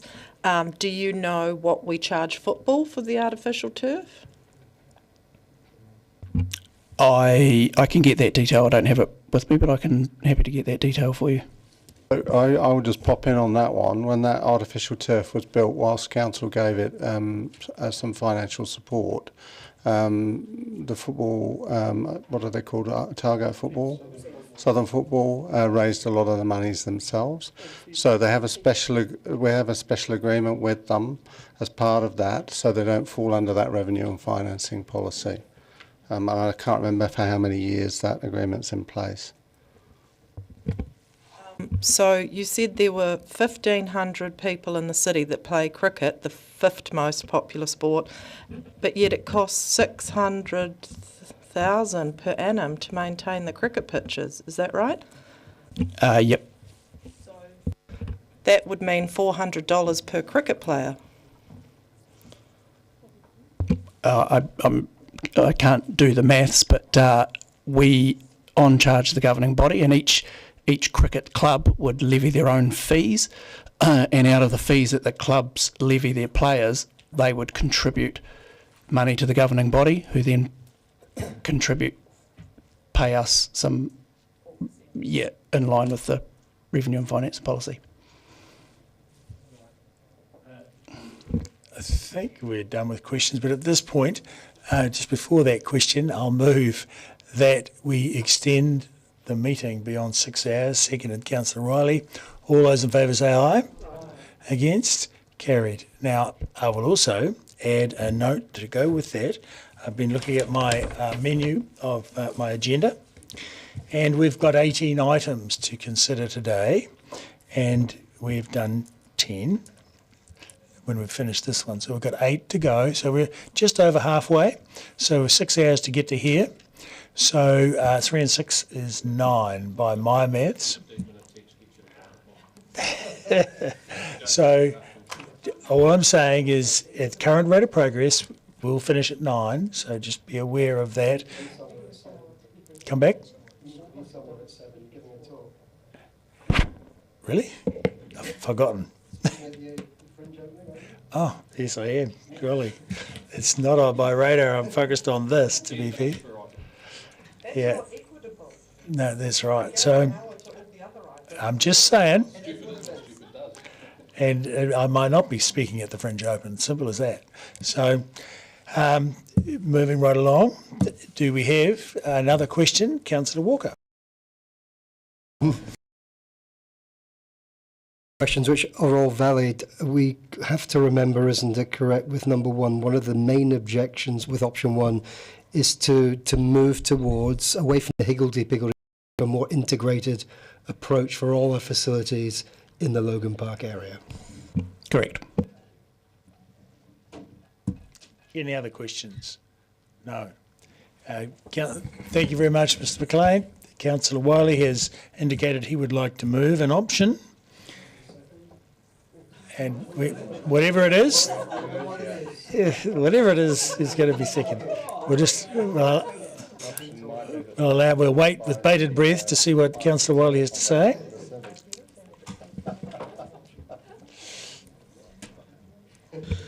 I'm moving the recommended option, option one, take over ownership of the turfs and replace the turfs in the 2024-25 year. And also noting that this is Council's preferred option will be added to the draft annual plan 2024-25 budgets for the purpose of consulting with the community. And I wanted to read that part out because I think that is the important part. We have still got to go to consultation with the community on this. We're not signing this off. We're not agreeing to the turf or commitment on it. We've still got a lot of questions from it. So my first plea will be to everybody involved with Otago Hockey to watch the video of this meeting and to see the questions that we asked and the concerns that we have, so they can come and present to us to get everything they essentially wish.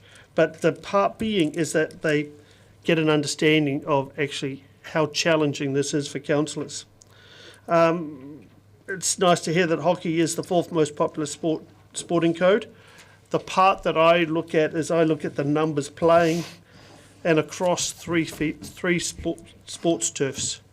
Now that is an incredible amount of activity across just 3 fields, artificial surfaces.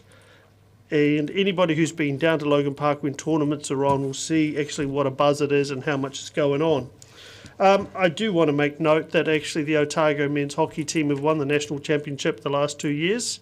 That's an important thing to add.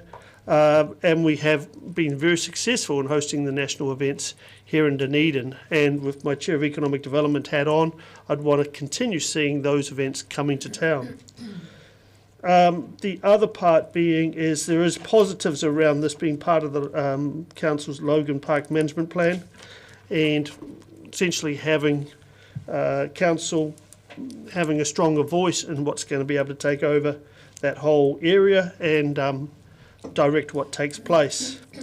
A question that I can anticipate or comment and anticipate, in 2017 it's recorded that 425,000 was received from FIFA for the artificial turfs at Logan Park for football.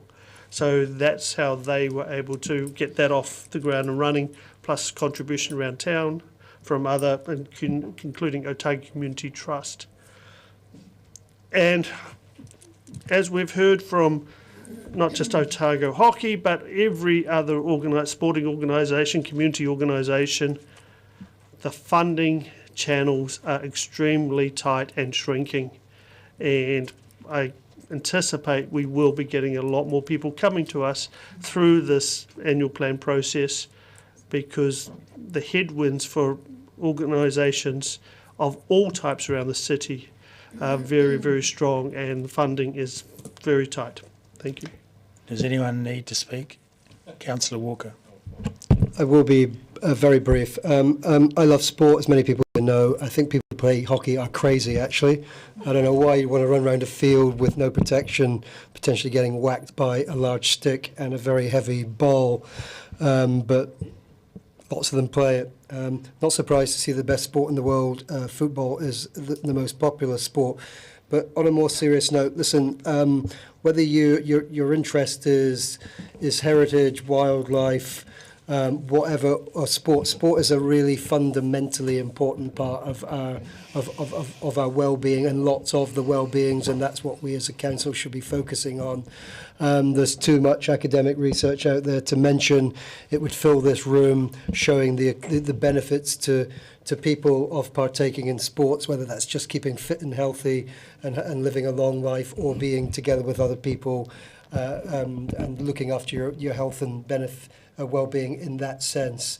I like this because of all those reasons, but I like it because for a long time people come to our annual plans process and ask for money, quite rightly, and it always seemed to me it wasn't really integrated and coordinated in a larger controlled package. And you look at the advantages of option 1 on here, if I remember, it gives us a real good, strong opportunity, a proper opportunity here to undertake an integrated planning approach to the recreational assets at Logan Park, and it gives us a better control of the decision-making processes, and it gives us actually better.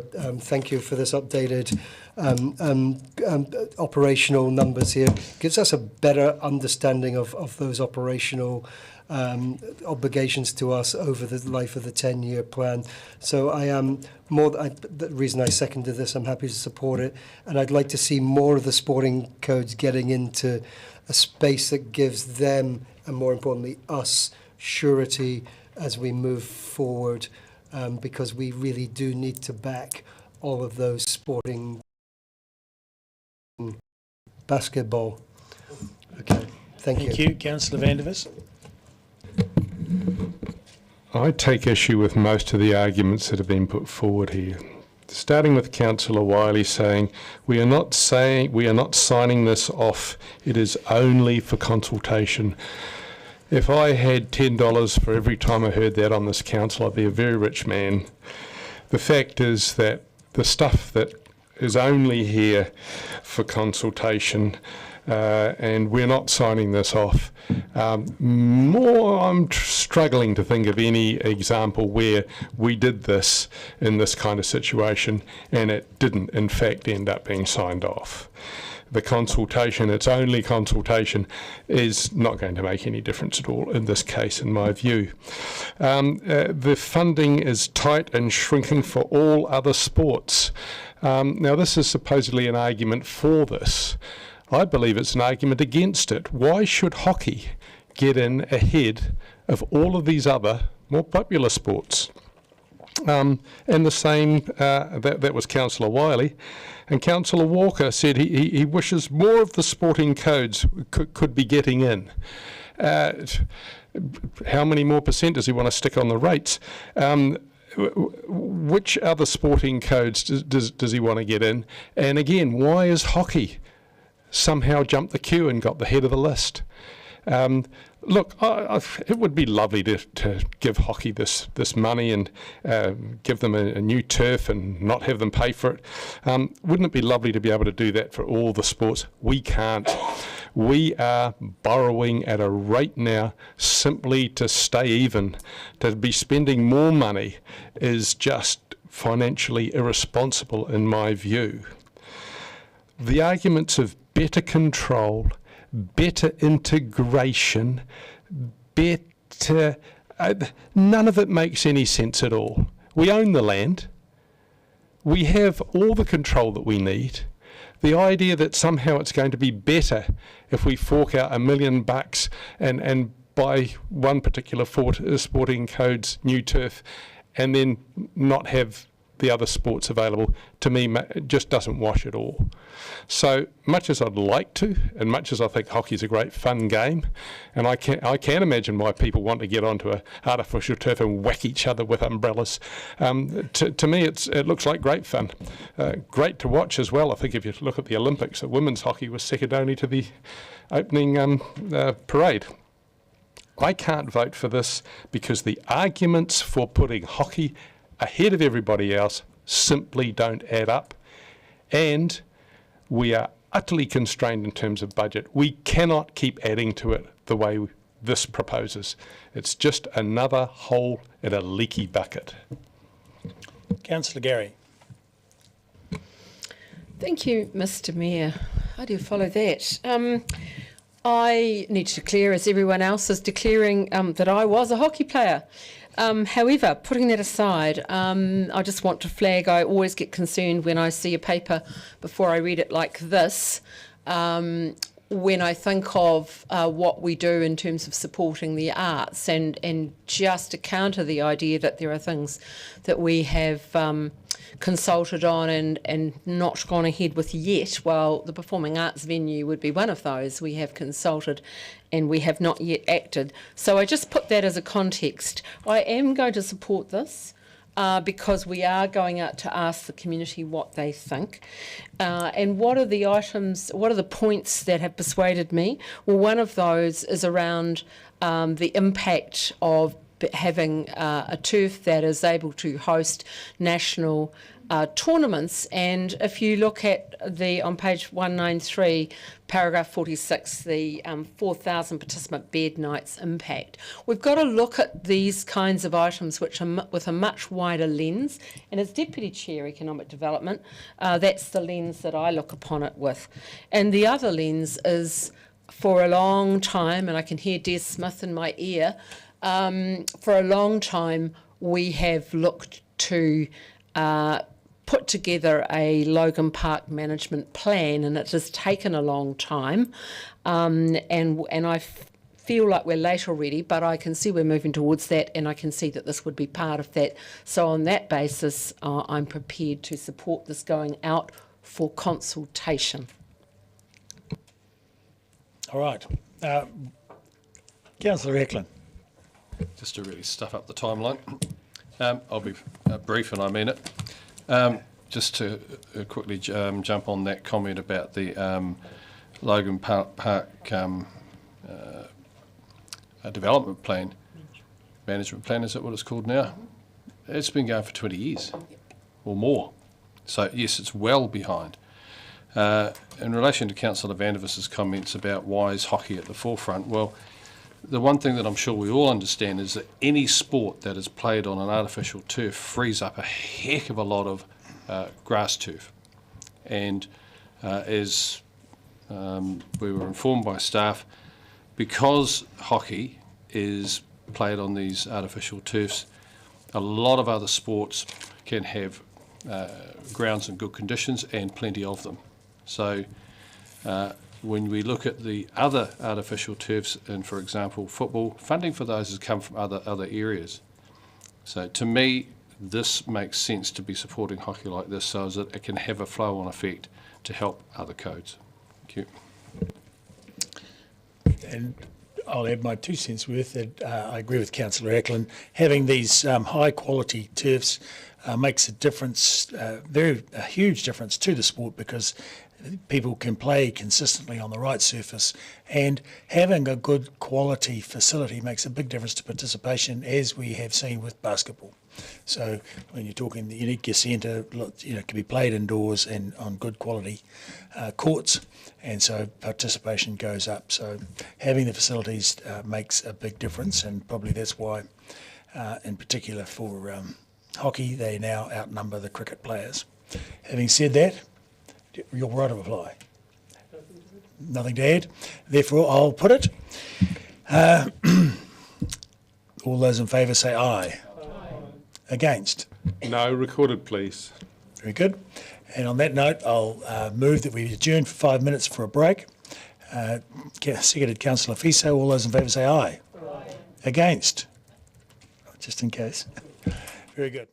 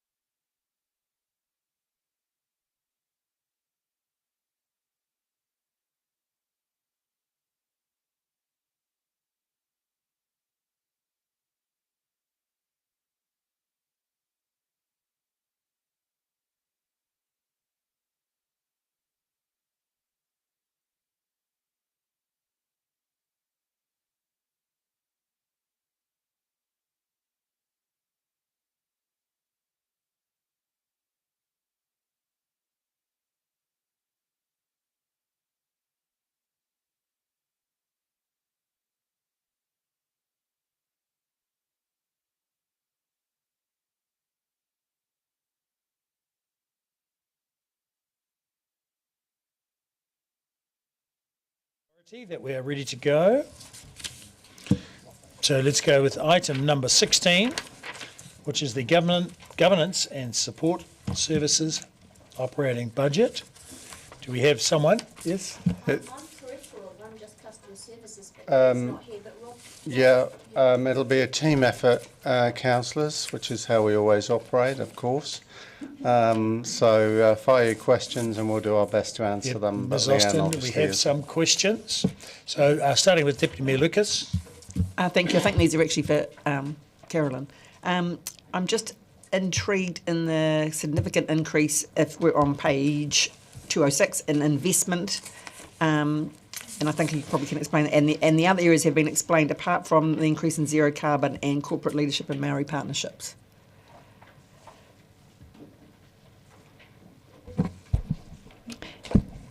Yes, the increase in investment. So we've highlighted the fact that the Better Off funding it affects quite a few activities, and so we've centralised the management of that into we call it the investment activity. So all of the grant funding for Better Off funding comes into this area, and then we allocate it around the relevant activities using internal charges. So they'll receive an internal revenue to fund the projects, and in this activity there'll be an internal expenditure. So it inflates the expenditure in this activity. I think that's probably going forward, that'll be a much easier process for you to manage, and then we'll be able to see next year in the budgets when that drops away. That'll be obviously clearer going forward. And the increase in corporate leadership and Maori partnerships and zero carbon. Yes, so the increases in those areas, they are for projects that are funded by Better Off funding. Yes, so we'll see those reduce once that Better Off funding is finished. Thank you. Councillor Fiesel. Tēnā koe, Mr Mayor, tēnā kōrua, Ms Austin, Mr West. Quick question, point 3, page 201, external revenue. Please, what does recoveries from DCHL mean? DCH, yeah, DCHL. Until recently, the staff for DCHL and Dunedin City Treasury were part of council, and we recovered the costs and other costs, and we don't do that any longer. Thank you. Councillor Gilbert. Thank you. I think mine was answered. It's around the zero carbon. So just to clarify, that is, it covers initiatives, projects, etc., not HR related. It's both. There are staff and project costs. Very good. We've covered questions. Thank you. Thank you, Ms Austin. Very good. Therefore, I'll move that we adopt this draft operating budget and the fees and charges for annual plan and consulting with the community. Seconded, Councillor Mayhem. Does anyone wish to speak? I do not. No. In which case, I'll put the motion. All those in favour say aye. Aye. Against? Carried. Item, not 17, 18, the DCC grants review.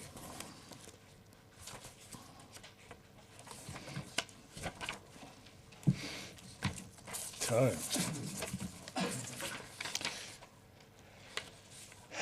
Ms Hilkow, Ms Moran and Ms Allen, do you have some opening comments? Kia ora, no, I'm happy to take questions. Any questions? Councillor Barker. Just have one question, which is that are all departments aware that the grants review is happening now? For example, this morning we had, probably this afternoon, property came in and they had changed some grants that were going to community halls. So I just wonder if all of the departments across council are aware and focused that we are not changing any of the grants until we've had the review. Actually, I'm not actually aware for certain, but we can follow that up to make sure that they are. Deputy Mayor Lucas. Thank you. Under next steps, number 16, and it says the grant review process would be over the next 12 months. I'm just concerned if we're sitting here this time next year, and my understanding was that we were hoping to be discussing the 9-year plan in December, and so I'm just thinking that should that be in the next 9 months? I know there's a lot of work to be done, but I'm just concerned that it dovetails in because it is a significant portion of our spending, and so I'm just the timing of the review. We can take a note of that and aim for it to be completed within 9 months. Councillor Mayhem, you weren't waving? Okay. Councillor Vandervis. There has been in the past a call for a really systematic, from the ground up grants review, as grants have grown very significantly over years without any real oversight. Is this review going to justify essentially every dollar that goes and find need, or is it going to, as with a lot of other reviews, simply try and tend to obvious outliers? I think that will become clearer as we go through the process. We haven't got a detailed process or a working group together yet, so that will certainly be looked at. Is your group adequately funded, do you think, in order to be able to do a comprehensive ground-up review? Will be funded from within existing budgets. Yes, but do you think you're going to have adequate staff to be able to do a full and complete review rather than a once over lightly? I can confirm that it is on the forward work plan of corporate policy, and we have allocated staffing time to do a review that's broader than just the review of the policy, but also of the processes that you've mentioned, and also understanding need looking forward. Thank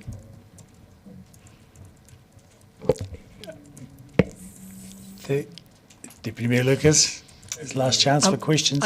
I'm concerned because I have had the chief text me, and she says she's multitasking to say that she's concerned whether we can get it done by December. And based on the comments by Councillor Vandervis, and if it is a full review, I mean, do you intend to go out to consultation with, major affected parties, and that obviously is going to affect the timeline, or wait for their feedback when it comes to council, and then we put it out as part of the 9-year plan consultation? I'm just thinking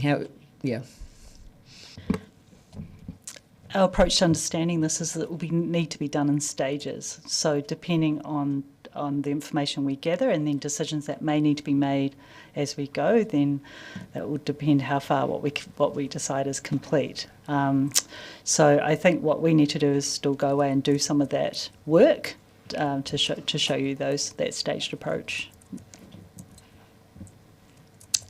Okay, thank you very much, ladies. Okay, so Councillor Vandervis has indicated he would like to move. Is there a seconder? Over there. Councillor Mayhem. Sorry. Would you like to speak to it, Councillor? Would anyone? No. Therefore, I move that we note the next. I'll put the motion that we note the next steps to the Grants Review Work Programme. All those in favour say aye. Aye. Against? Carried. Item next is galleries, libraries and museums. We're leaving economic development to second last because the key people involved are not available, namely Ms Mash and Ms Graham and Mr. and John. So that's why it's staying till second last. So we're up to 20, and we have the speakers here for us. So where am I?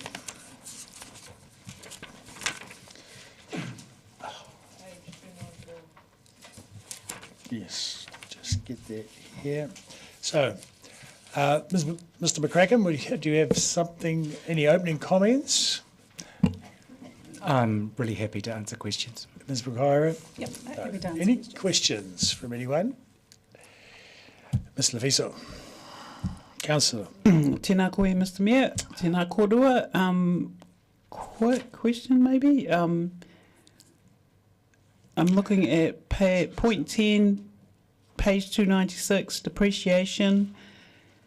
So being a non-accountant and just trying to get my head around stuff, becoming fully depreciated means their book value is now at 0?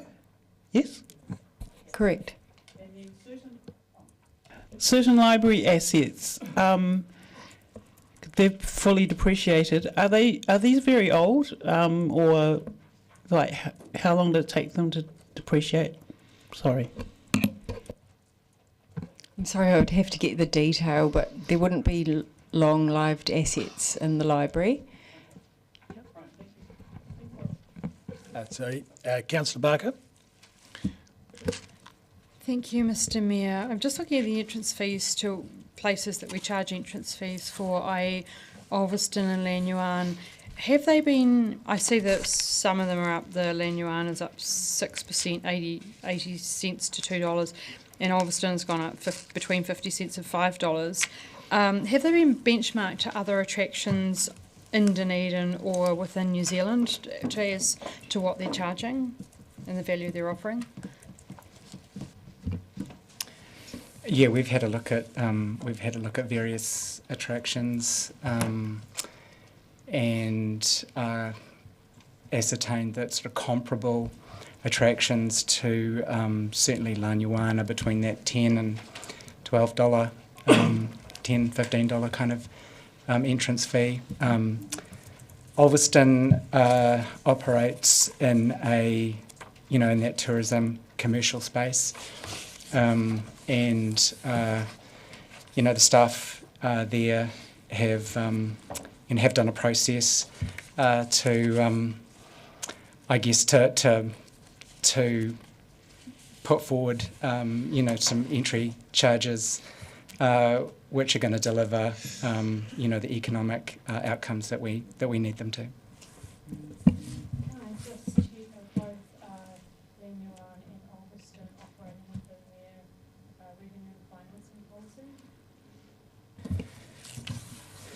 I do have that information.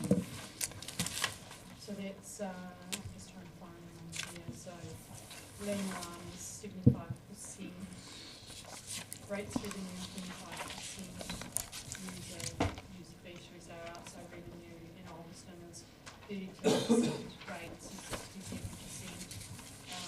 other revenue.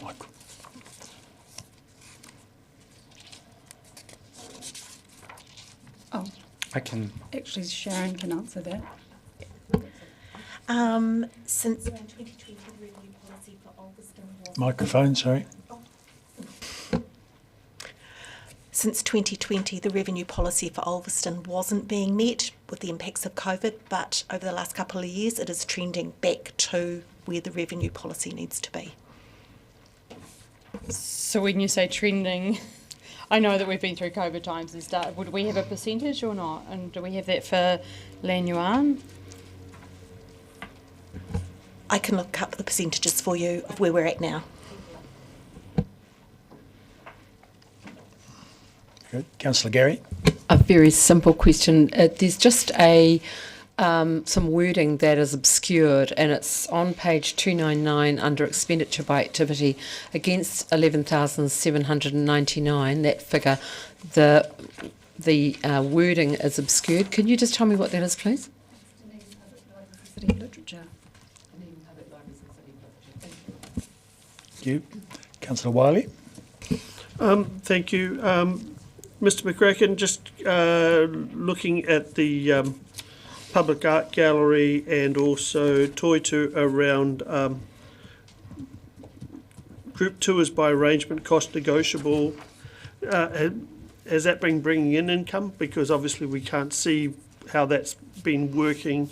Has it been effective? Are there programs, offerings that are used to attract people to take up those opportunities? Those activities are not that active. We do offer them, but they come with a whole lot of costs in terms of rostering people on. We were working with an external provider to do that or to offer that activity.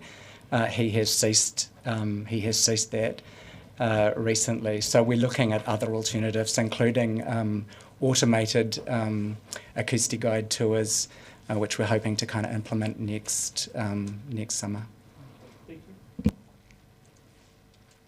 Deputy Mayor Lucas, yes. Thank you. I'm just reading on in 7A, where you talk about increased stock purchases and catering at the Art Gallery Tuitu in Alveston of 157, which are recovered through external revenue. But the external revenue is only increased by 160,000, so, and which says not only increased shop sales, but admissions and facility hire and event revenue, whatever. It just seems to me that there's no margin. That was really quick, sorry. And can you just repeat that? So in 7A, on page 295, it talks about increased stock purchases and catering at DPAG Toitu in Alveston of 157,000, which is recovered through external revenue. And if you go up above to 4, it says external increased 60,000 to cover increased shop sales, functions, facility hire, and increased admissions revenue, and event revenue, whatever. So it seems to me that there is no margin, basically, on the admission. I would have thought of increased admission charges, it should be pretty much it's all profit. And if we're buying more merchandise, there should be a margin on it. I'm just surprised that there's basically no margin involved in that. Just to take you through that, so 7A, the 157 refers to the production of a book by Alveston, and that has a value of $108,000 attached to that. There's grant revenue of $64,000, which begins to offset that, and an expectation that we will start to sell those books as well and recoup $44,000 of that in year, I should say. So that print production will be 2,700 books, which we will be selling on an ongoing basis. So that accounts for the bulk of that 157. I think the other stock purchases relate to various commercial activities at the art gallery. That makes much more sense that there is at least some margin, whereas before it didn't make sense. Yeah. Great. Thank you. That appears to be it. And Councillor Gary has indicated a willingness to move. Is there a seconder for that? Councillor Benson-Pope, would you like to speak to it? Just want to speak to one item as an example. I want to acknowledge... Thank you, Mr McCracken, sorry.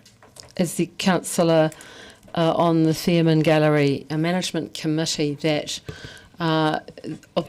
acknowledged the huge efforts, and I've no doubt, Mr McCracken, that this is replicated through the other GLAM facilities, but the staff under the leadership of the current manager of Alveston have done an extraordinary job at thinking outside the square and bringing the community into Alveston, community that may not have otherwise come in, and thinking outside the square on all sorts of activities, changing the shop to sell items that are Alveston focused, and the book, which by all accounts is going to fly out the door because of the quality of it. So I look forward to when that is published, and I congratulate staff in the GLAM facilities for the work they're doing to think a little creatively outside the square. Thank you. Councillor Wiley. Thank you for the report. I do want to express a little frustration around when, as I've gone through these reports, to think that we're charging a 2-year-old to go swimming at Moana Pool or any of our other pools, but yet we're not charging cruise ship visitors or any other international visitors to use some of our facilities, I think is actually the times are changing, and I would like to inform the table that I will be looking to bring a paper in the future between now and the end of the year around that as part of the 9-year long-term plan. I think it's exciting to hear that there is going to be some other ways for groups and visitors to get around the art gallery and possibly Toitu or either or. But I think when I see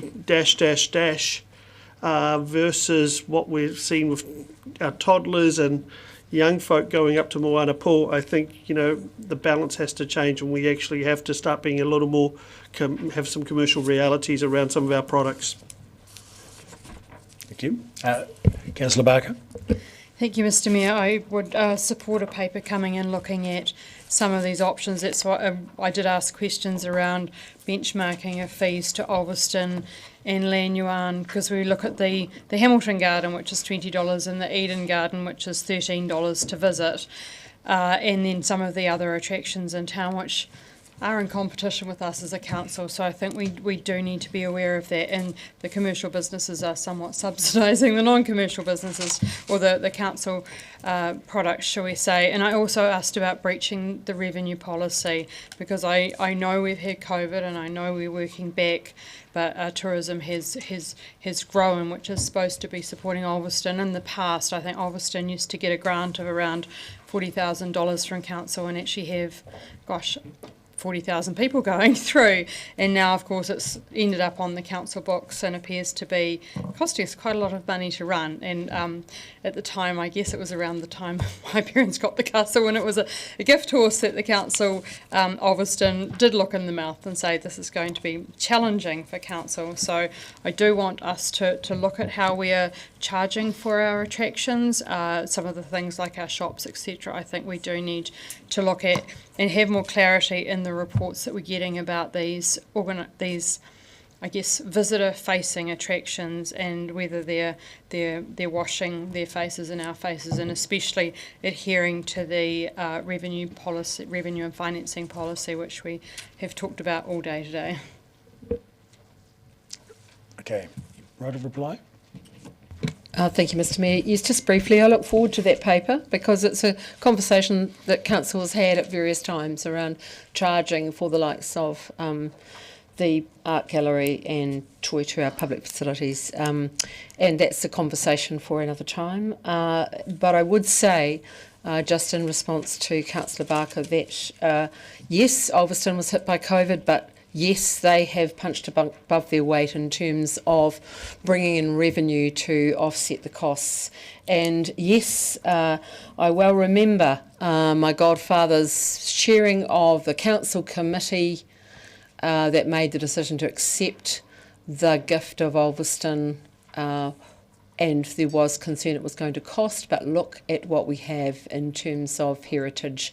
And I believe we've got excellent management there too. In terms of budgets, I think they've done an excellent job, and I'm sure that will continue. Very good. That said, I'll put the motion. All those in favour say aye. Aye. Aye. Against? Carried.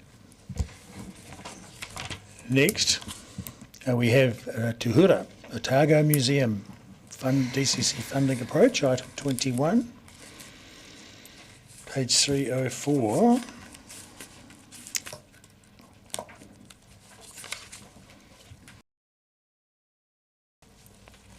We have Ms. Rakaira. Ms. Rakaira returned. Ms. Graham will not be with us. We have any opening comments? Councillor Benson Pope, the first question. Thank you for the report. And apart from the importance of the issue, I don't think this need take us very long today, but have there been any conversations with the other contributing - non-contributing authorities who do have a statutory responsibility that they are not meeting recently, since we again topped up our budget to solve the museum's problems? Thank you, Councillor, from when I've been in this new role, I haven't had any conversations with the contributing councils, but the proposed next short-term step is to is to be able to have those conversations and have something ready in the next couple of months to be able to bring to council. Very good. Councillor Gilbert? As I was waving, Councillor Benson Pope more or less asked my question, but so just for clarity, there are of the excuse me, of the other local authorities, there are some who have not fulfilled their statutory obligations. That is correct? That's my understanding, yes.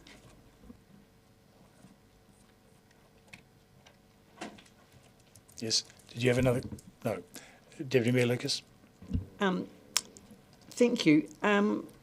I think the timing of reviewing how we fund the Otago Museum is important, because I just think the process that's been, it doesn't work for us and doesn't work for them. But I am concerned that they have asked for an additional 213,000, of which we have not included in our budget. And I'm just concerned that it's a relatively short time frame between now and May to come to a resolution, and for us then to include it in our budget, and also going out for consultation. I'm just not sure how that benefits the museum or us either way, and the public, because it was what's going to be in our consultation document.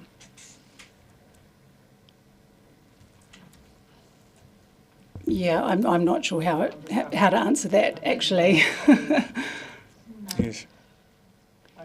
Maybe the question is to Sharon or Carolyn. Are we going to just put the status quo in the document that goes out and say that the museum has signalled an increase of another 213,000, and we are working with the museum on the way forward on that? Or I'm just because there's potentially a further rate increase as far as we're concerned of some degree, and I'm just, how do we signal that to the community? I guess insofar as these agenda papers, they are supporting documentation, so this information is all available to members of the public, but at the moment our budget has status quo for the Otago Museum. I guess I don't want to get into the same situation where we got into last year, where the museum organised a campaign and we had the majority of the submissions were from the for supporters of the museum. And I just think there's a better way of going about that for them and for us. And I'm just kind of thinking aloud here. It's not really a question, I'm sorry. It's just a thinking out loud.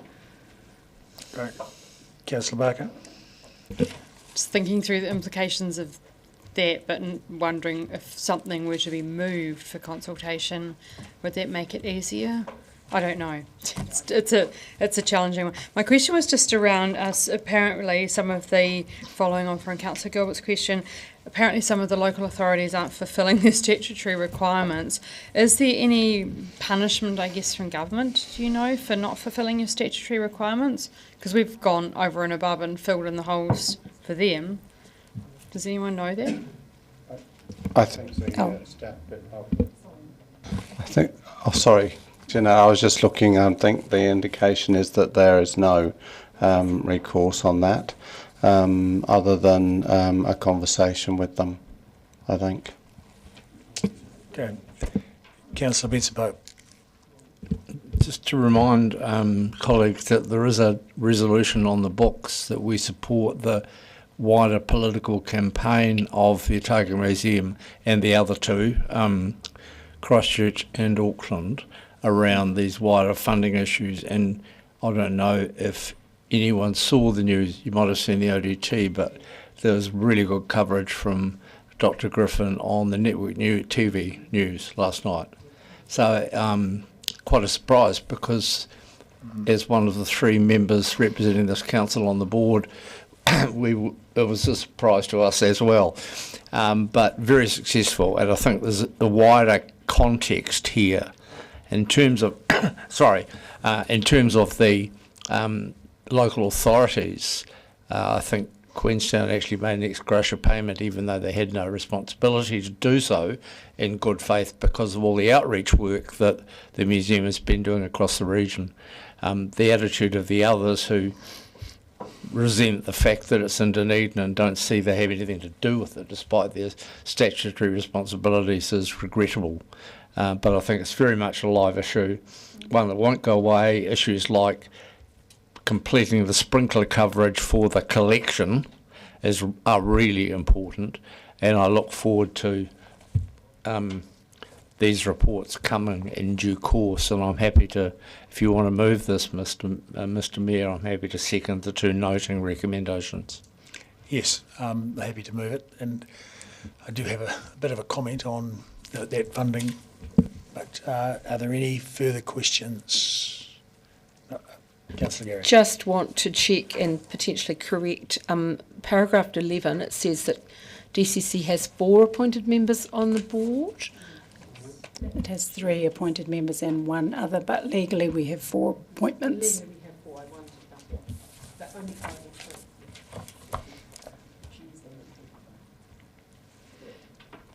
Yep, so there you go, Ms. McGuire. I think we're done there. So moving this, I think the museum is a very important facility in the town, and they're doing a phenomenal job of raising half their revenue themselves. I think they work very hard at that, and no one works harder than Mr. Griffin. And it's important that we support them, but also support them in lobbying with government. I have personally spoken already to one government minister about this issue, and made the point that the 3 museums, as mentioned by Councillor Benson Pope, need to get some, deserve to get some government funding, because the current status quo is that Wellington gets it all. In saying that, Christchurch did get a chunk of funding for a particular purpose, a particular project recently, which certainly made my ears prick up, and I have mentioned that to a couple of people in staff, that we need to be investigating where are our options and avenues to get similar funding. I have also mentioned that with Dr. Griffin. So I do hope that we as a council are able to continue to support the museum going into this annual plan, but also that I, and as a lobbyist and as someone who's very enthusiastic about the museum, am able to potentially influence government ministers going forward. Any other speakers? Councillor Gary. Yes, I just wanted to share an observation with colleagues. I attended an event at the museum recently. It was one of the many events, and again, this is the creative aspect of some of our galleries and so forth in the town, looking at ways to earn extra revenue. So this was one of those events, and we got to go behind the scenes to see some of the taonga behind the scenes, and we had a look in the natural history part, we had a look in the humanities part and the conservation part, and it was a really good reminder of the national significance, and in some cases international significance. So in the conservation lab were the moa footprints from up at the Kyburn diggings. There was the albatross that was at the airport and is being conserved, ready for the eyesight. In the humanities, there were some incredibly old pieces. And so we've got to remember that our museum, because of its age, it has extraordinary national treasures in it, far more than you would casually or people would casually imagine. So I just wanted to remind colleagues about that and the efforts the museum are making to try and earn extra revenue by doing creative things outside the box. Thank you. Councillor Vandervis. Otago Museum has a long history actually of doing things outside the box and actually providing a significant amount of funding other than just grants.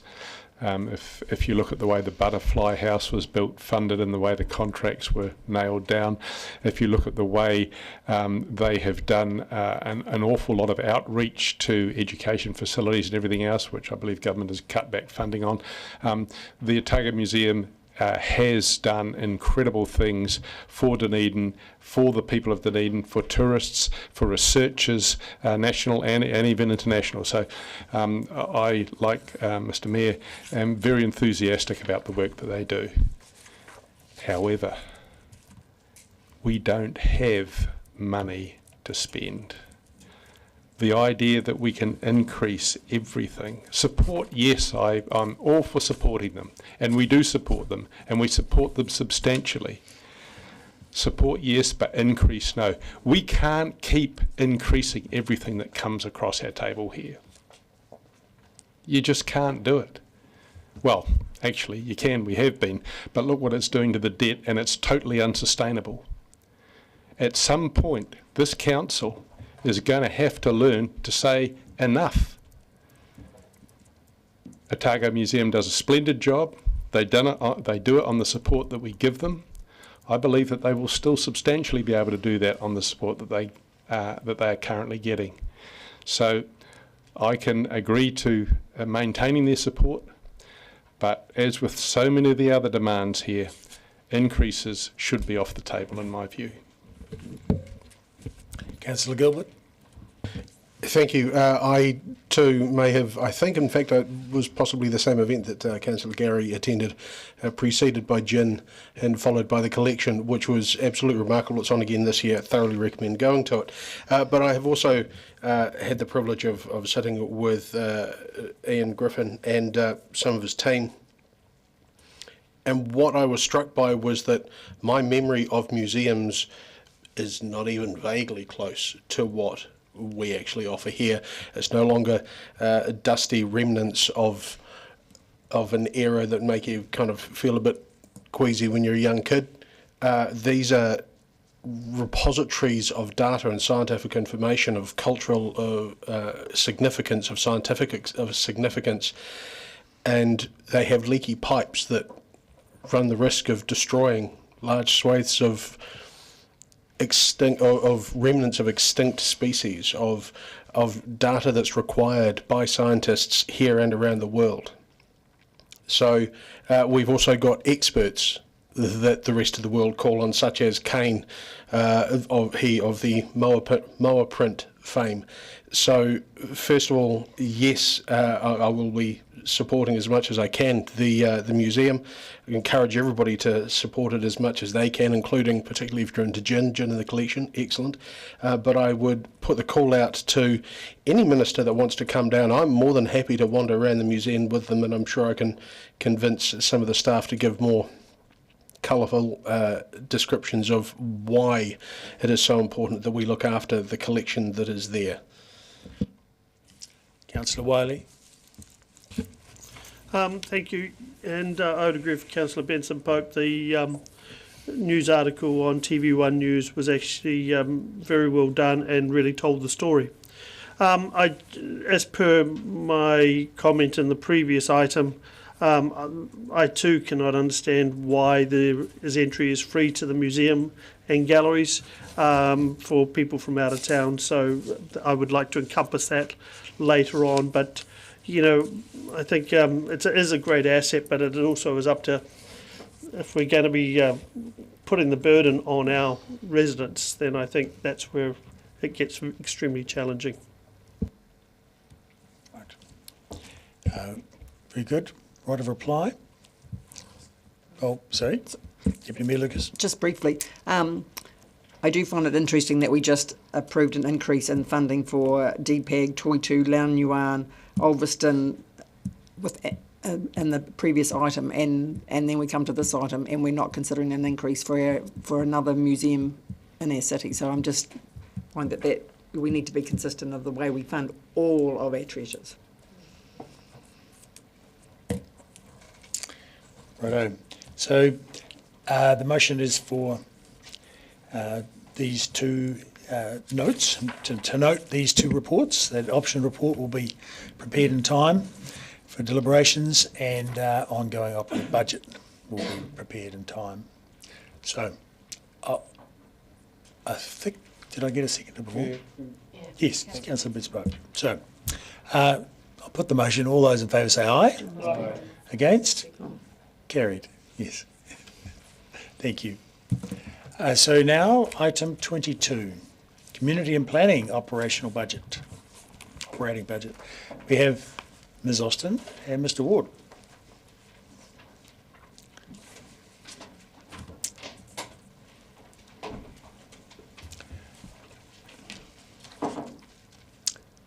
Any comments to start? Thank you, Mr Mayor. No take as read. Very good. Questions? Councillor Barker. Thank you, Mr Mayor. Page 311, paragraph 7, under personnel costs. I just wonder about, it says the transfer of 3 FTE positions from 3 warders, and I wonder if you could give more information about why 3 warders staff are being moved into community and planning. That was the city growth team. So that was shown also on page, forgive me, 315 down on the bottom. So that was the establishment of the city growth team to support working with developers in terms of making sure that we are across the growth that is occurring, and we can work with the development community. So are they water experts, or are they working with business developers experts? Ostensibly water experts.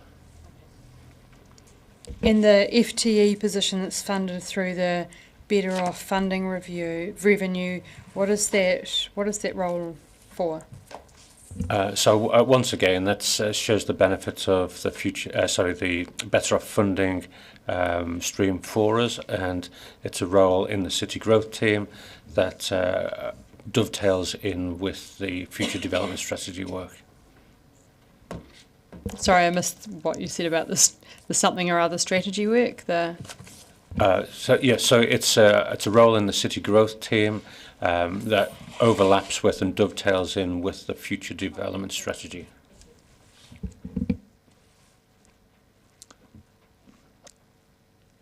Councillor Gary. I wanted to know what the thinking was behind charging for the pre-application meeting. I see that is only if a consent is applied for, but do you have concerns that that's going to put people off actually going for that option? Because it's a very valuable part of our processes. Thank you, Councillor. Most people take good advantage of the pre-planning sessions and the preliminary ones. It's more we have often we have senior staff tied up in the more longer processes where a development is a complex development, so it's tying up time. So let me just get this right. I think the initial one isn't going to be, which most people just on a small thing would have one meeting. You're talking about the really big projects where there's multiple meetings, and that should be charged for. Am I right? Correct. We're still holding on and still providing that public good service, but it's more for those more complex and lengthy. Excellent. Thank you. Do we have any further? Yes, Deputy Mayor Lucas. Just to clarify on page 315 that the reduction in the events budget of almost $1.5 million, that's FIFA and Masters Games, primarily? Correct, Deputy Mayor. Sorry, and the other thing, and I know it's in the LTP, but I just have a philosophical concern with point number 11 on page 311, where we're increasing the place-based grants of 30,000 up by 30,000 when we have effectively ring-fenced all the other grants. And having sat on the grants subcommittee, I am concerned that by increasing that fund, it has in the past almost given the invitation to new place-based groups starting up, and because they feel that there is more funding in the pot, and I'm just concerned when the budgets are so tight, should we continue to be increasing that amount? That echoes and flows through from the approval given in the 2021 10-year plan.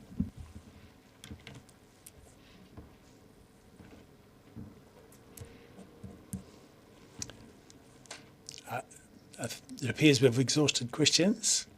Thank you very much. Okay, community and planning. Someone want to move? No, I'm happy to move that then. And seconded Councillor Ackland, that we adopt the draft operating budgets and the fees and charges schedule for community and planning group. I think I don't have any particular comments about this. We've got the budgets and everything else in front of us, and I think there's a consistency to this that we need to stick with at this stage. So I'm happy to press ahead. Does someone else have comments to add? Councillor Vandevers. Just picking up on what Deputy Mayor Lucas had to say, the kind of consistency that you're talking about where we're going to add almost $500,000 to place-based grants without any... point of order, that's misrepresentation. We're not adding $500,000, it's already at 450,000. Pardon me, I've misread that and I withdraw. It's awkwardly put in terms of the increase, and I take that back. It is, however, another increase, and this constant flow of increases is something that I believe needs to be checked. Yeah, we are having a grants review, are we not? Yes. Anyway, Councillor Walker. Yeah, I'll just speak to that part. I mean, sorry, Deputy Mayor, you're probably not cognizant of what went on in that 2021 annual long-term plan process. That was a part of a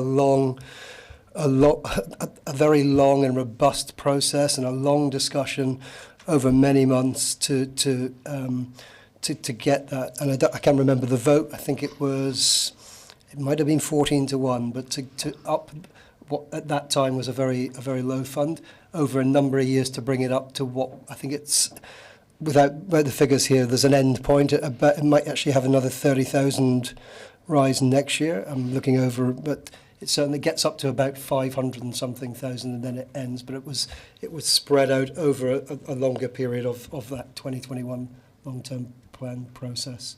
And the submissions from those groups was substantial through that process. Yeah. Councillor Gary. Thank you, Mr. Mayor. And yes, I was round at the table too, and I want to comment on that. The value of place-based groups and what they deliver was part of that very rigorous process. So this is part of a commitment already made that continues until the end of that commitment. I just want to reassure colleagues that it was a very rigorous process. The other point that I want to flag is just around the comments I made about the pre-application work.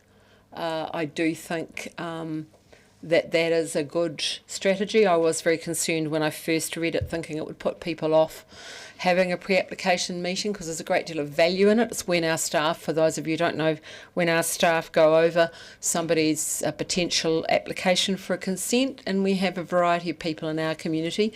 Some are perhaps described as mum and pops developers, others are people who are well versed in these matters and are bringing huge projects in. So I think it's entirely appropriate that that initial and likely only for many people pre-application meeting is free as a public good, and then for those who are going to bring a big project and reap the benefits, the financial benefits of those big projects, should be charged if their consent application goes through. So good on the staff for looking at that.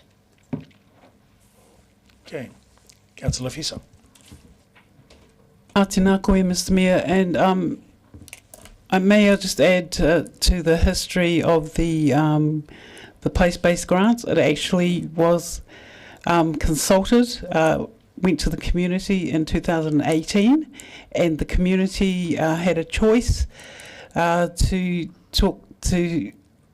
give us the mandate to spend 300 or 200, I can't remember, thousand on the grant, on place-based grants, and then 2021 to 2031, the current long-term plan, Councillor Walker moved for another increase of, I think, 50,000 per annum, was it? something like that. So, and again, all our decisions, all our recommendations, policies, whatever, they're again the compromise between our differing ideologies and values. And for me, the concern about spending, I don't see it as spending. If it wasn't for the neoliberal experiment, which has failed us all,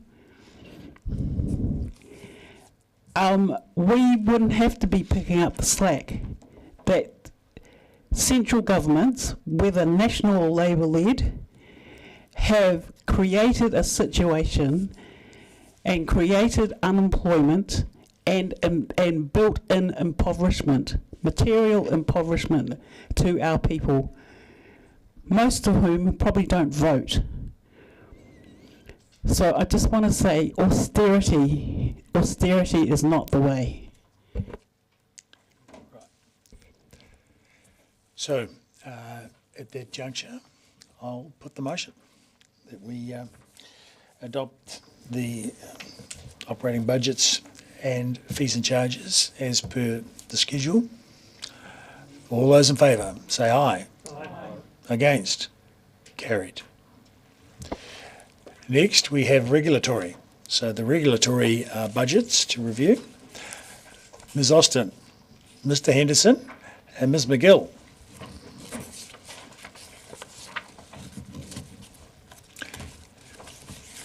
Do we have any opening comments? Kia ora, Mr Mayor, thank you. Just to say that the team in December undertook a thorough review of our existing fee charges, but also looked at benchmarking them against other councils as well. So we can provide additional background if you do require it. Fantastic. We have questions. Councillor Gary. Afternoon, and a couple of questions from me. As a general sort of observation, I was surprised to find that in the infringement side of things, there is 0% rise. And yet, something such as on page 336, which will, and I'm just trying to remember what it was called, so bear with. Environmental health food premises, there was a 35% rise, 35, 36, 38 in one particular space, which will affect the hospitality industry sector quite hard. And I thought that was odd and off kilter, given it felt to me like the infringements should be the ones that are raised, and the people getting on and the ones that had actually found it really difficult in the last few years, we shouldn't be putting up. But there may be more to the story, I'm sure there are. Kia ora, Councillor, yes there is. Firstly, most of the infringements, if you refer to your columns, you'll see in brackets, many of these are set by legislation. So for instance, an example would be that the net cost of a towage fee would charge us $280, but we're only able to actually charge $53.60 for that. So there is quite an anomaly between what is often set by national legislation and what the true cost of operation is. In terms of the food, I think we're talking about the registrations and food plans. We did a lot of work, and I think it refers back to Councillor Walker's comment about a previous sports club who didn't raise their fees for 5 years. We've been substantially undercharging, and if we look at the anomalies between, we're not meeting our costs, and obviously in the compliance area we have drifted outside of our policy settings, but this would allow us to charge for the true costs. So even then, by doing so, we would still be sitting in the low to median range of charge rates for other councils. Thank you. That's really helpful explanation, and it does make the logic is clear.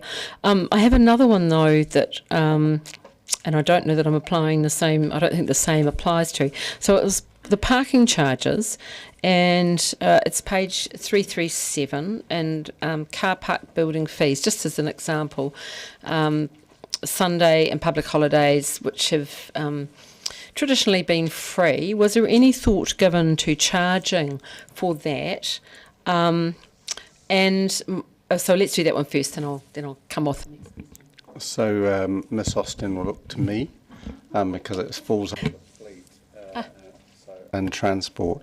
I think there has been some consideration. I don't have the level of detail to be able to actually answer that, other than I'm happy to try and get back to you to find out what consideration was given, but I don't have a lot of... Okay, that's fine. And Mr West, I'd be interested to see that. And then finally, there is another one. Got my list of questions here. On page, I think it is page 339. Let's have a little look. Yes, right down near the bottom. Infringement notice for parked in an area reserved for mobility card holders only. Why on earth aren't we bumping that one up? Because it might actually stop people parking in mobility spaces. And what was the thinking behind not putting it up? Kia ora, Councillor, I think you'd have to ask someone. It's actually set by the Land Transport Act. If you see in the brackets for infringement fees, it's set by the legislation. So I couldn't answer that question. Beg your pardon, and thank you for the clarification.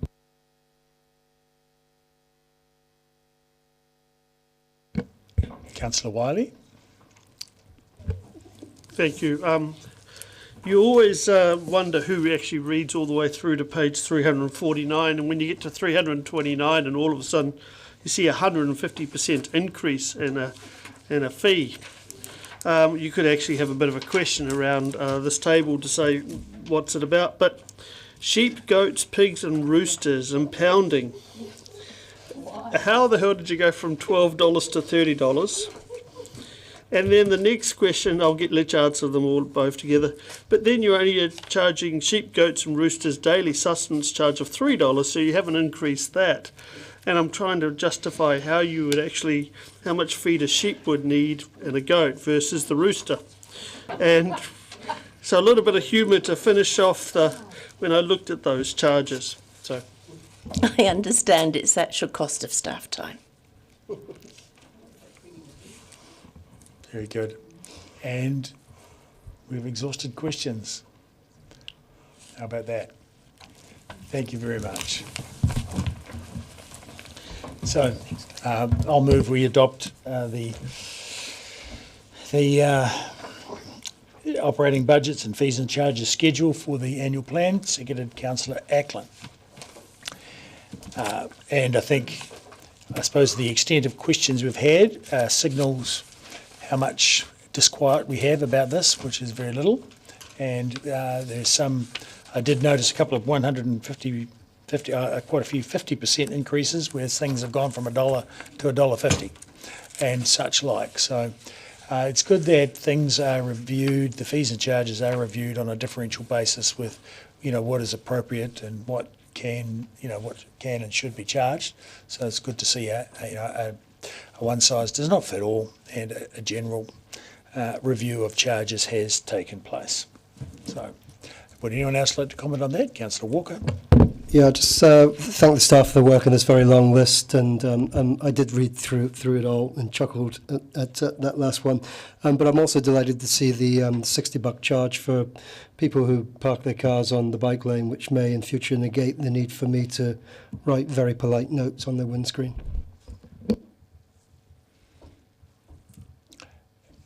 And that being that, I'll put the motion. All those in favour say aye. Aye. Against? Carried. Moving on now to the ED operating budget. And Ms Mash will come to the desk. Now, hang on a minute, yes, page 287. So I don't know if we've got opening comments, do we? No, but questions, do we have questions? 287. Councillor Gilbert. Just a quick one, and again, I apologise if I overlooked it or have forgotten it or whatever. Number 7 on page 288, the cost of personnel cost increases and 1 additional FTE position transferred from another department of council. What number FTE does this take ED to? Sorry, Councillor, I don't have the number in my head. I'll take it as a question on notice and come back to you. It's +1. Councillor Barker. I'm just trying to find my page because obviously we have to go backwards. I've just got a note. Economic Development and Community Planning both have a Waka Kotahi subsidy of around $77,000 for Central City upgrade, and I just wonder how it related to this, how those departments relate to the Central City upgrade. Thank you for the question, Councillor. So in 23-24, this budget came across from Transport to us to manage the administration of the marketing and business liaison for George Street.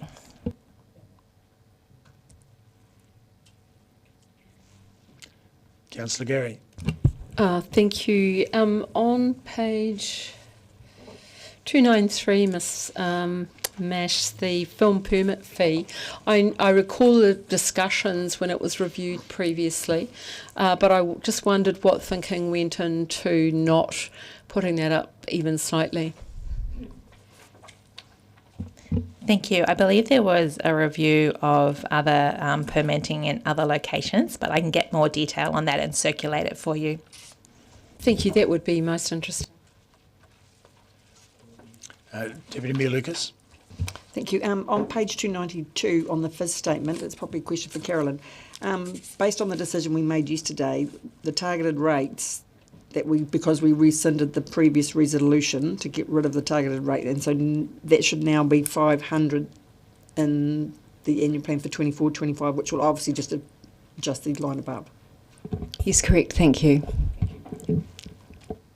Well spotted. Are there any other questions? Councillor Wiley indicated a desire to move. Did we have a seconder for that? Councillor Gary, would you like to speak to it, Councillor? Does anyone have any comments about it?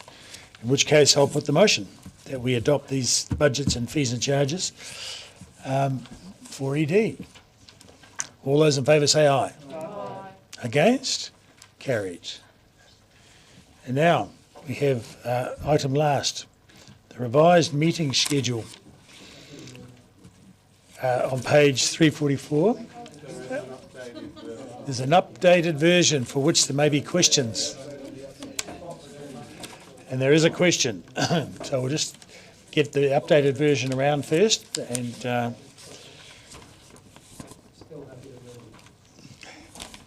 so Ms. Mash will be coming to the desk to answer questions.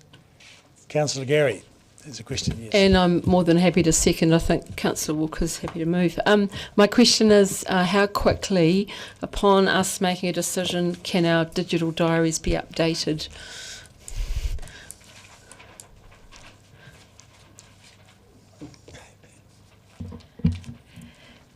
Once you've made the decision, it can be within, the next working day. That would be, that would be really helpful. Thank you. Councillor Gilbert. Thank you. Saving me trying to glance backward and forward, trying to find out what the difference is between the revised here and the revised here. Any shortcuts? Certainly, Councillor, thank you for asking. The Audit and Risk Subcommittee meeting that was scheduled for tomorrow is being rescheduled given the volume of work that some members of staff are currently facing. And that was done in consultation with the Chair. That's it? Thank God for that, because I was trying to get onto page 2 to find what I'd missed on there as well. So I know, good, lovely. Okay, just that. Very good. Deputy Mayor Lucas. So that's in part mine. So that there's not a new date yet for audit and risk, which will obviously fit sometime in April, I'm guessing. But also the grant subcommittee that was originally scheduled for May, I'm guessing the 10th, I think it was, possibly. I'm looking at Councillor Lafiso. Is that completely gone now and to be replaced by the one that is on the 26th and 27th of June? So apologies, I think that's a clerical error. The one that is in late June was an extra meeting. So I'll just need to go back and confirm with those of us that are involved with grants what impact that has. The May date was still meant to be there, but my instruction has been insufficient, it would seem.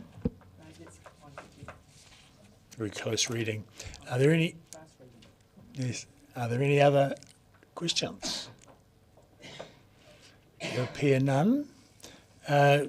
Councillor Walker wants to move that we approve this meeting schedule, and seconded by Councillor Gary. Would you like to speak to it, Councillor?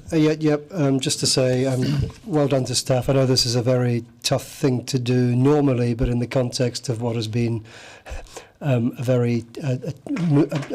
constantly moving target, this has been a pretty tough nut to crack, I imagine. So well done to everyone involved in getting this together. Councillor Gary? Yeah, I just want to add my thanks because I've been fairly persistent. It's been a nightmare, I'm sure, for all of us, and particularly a nightmare for staff. So huge thanks for their patience and tolerance. Thank you. So that said, I'll put the motion. All those in favour say aye. Aye. Against? Carried.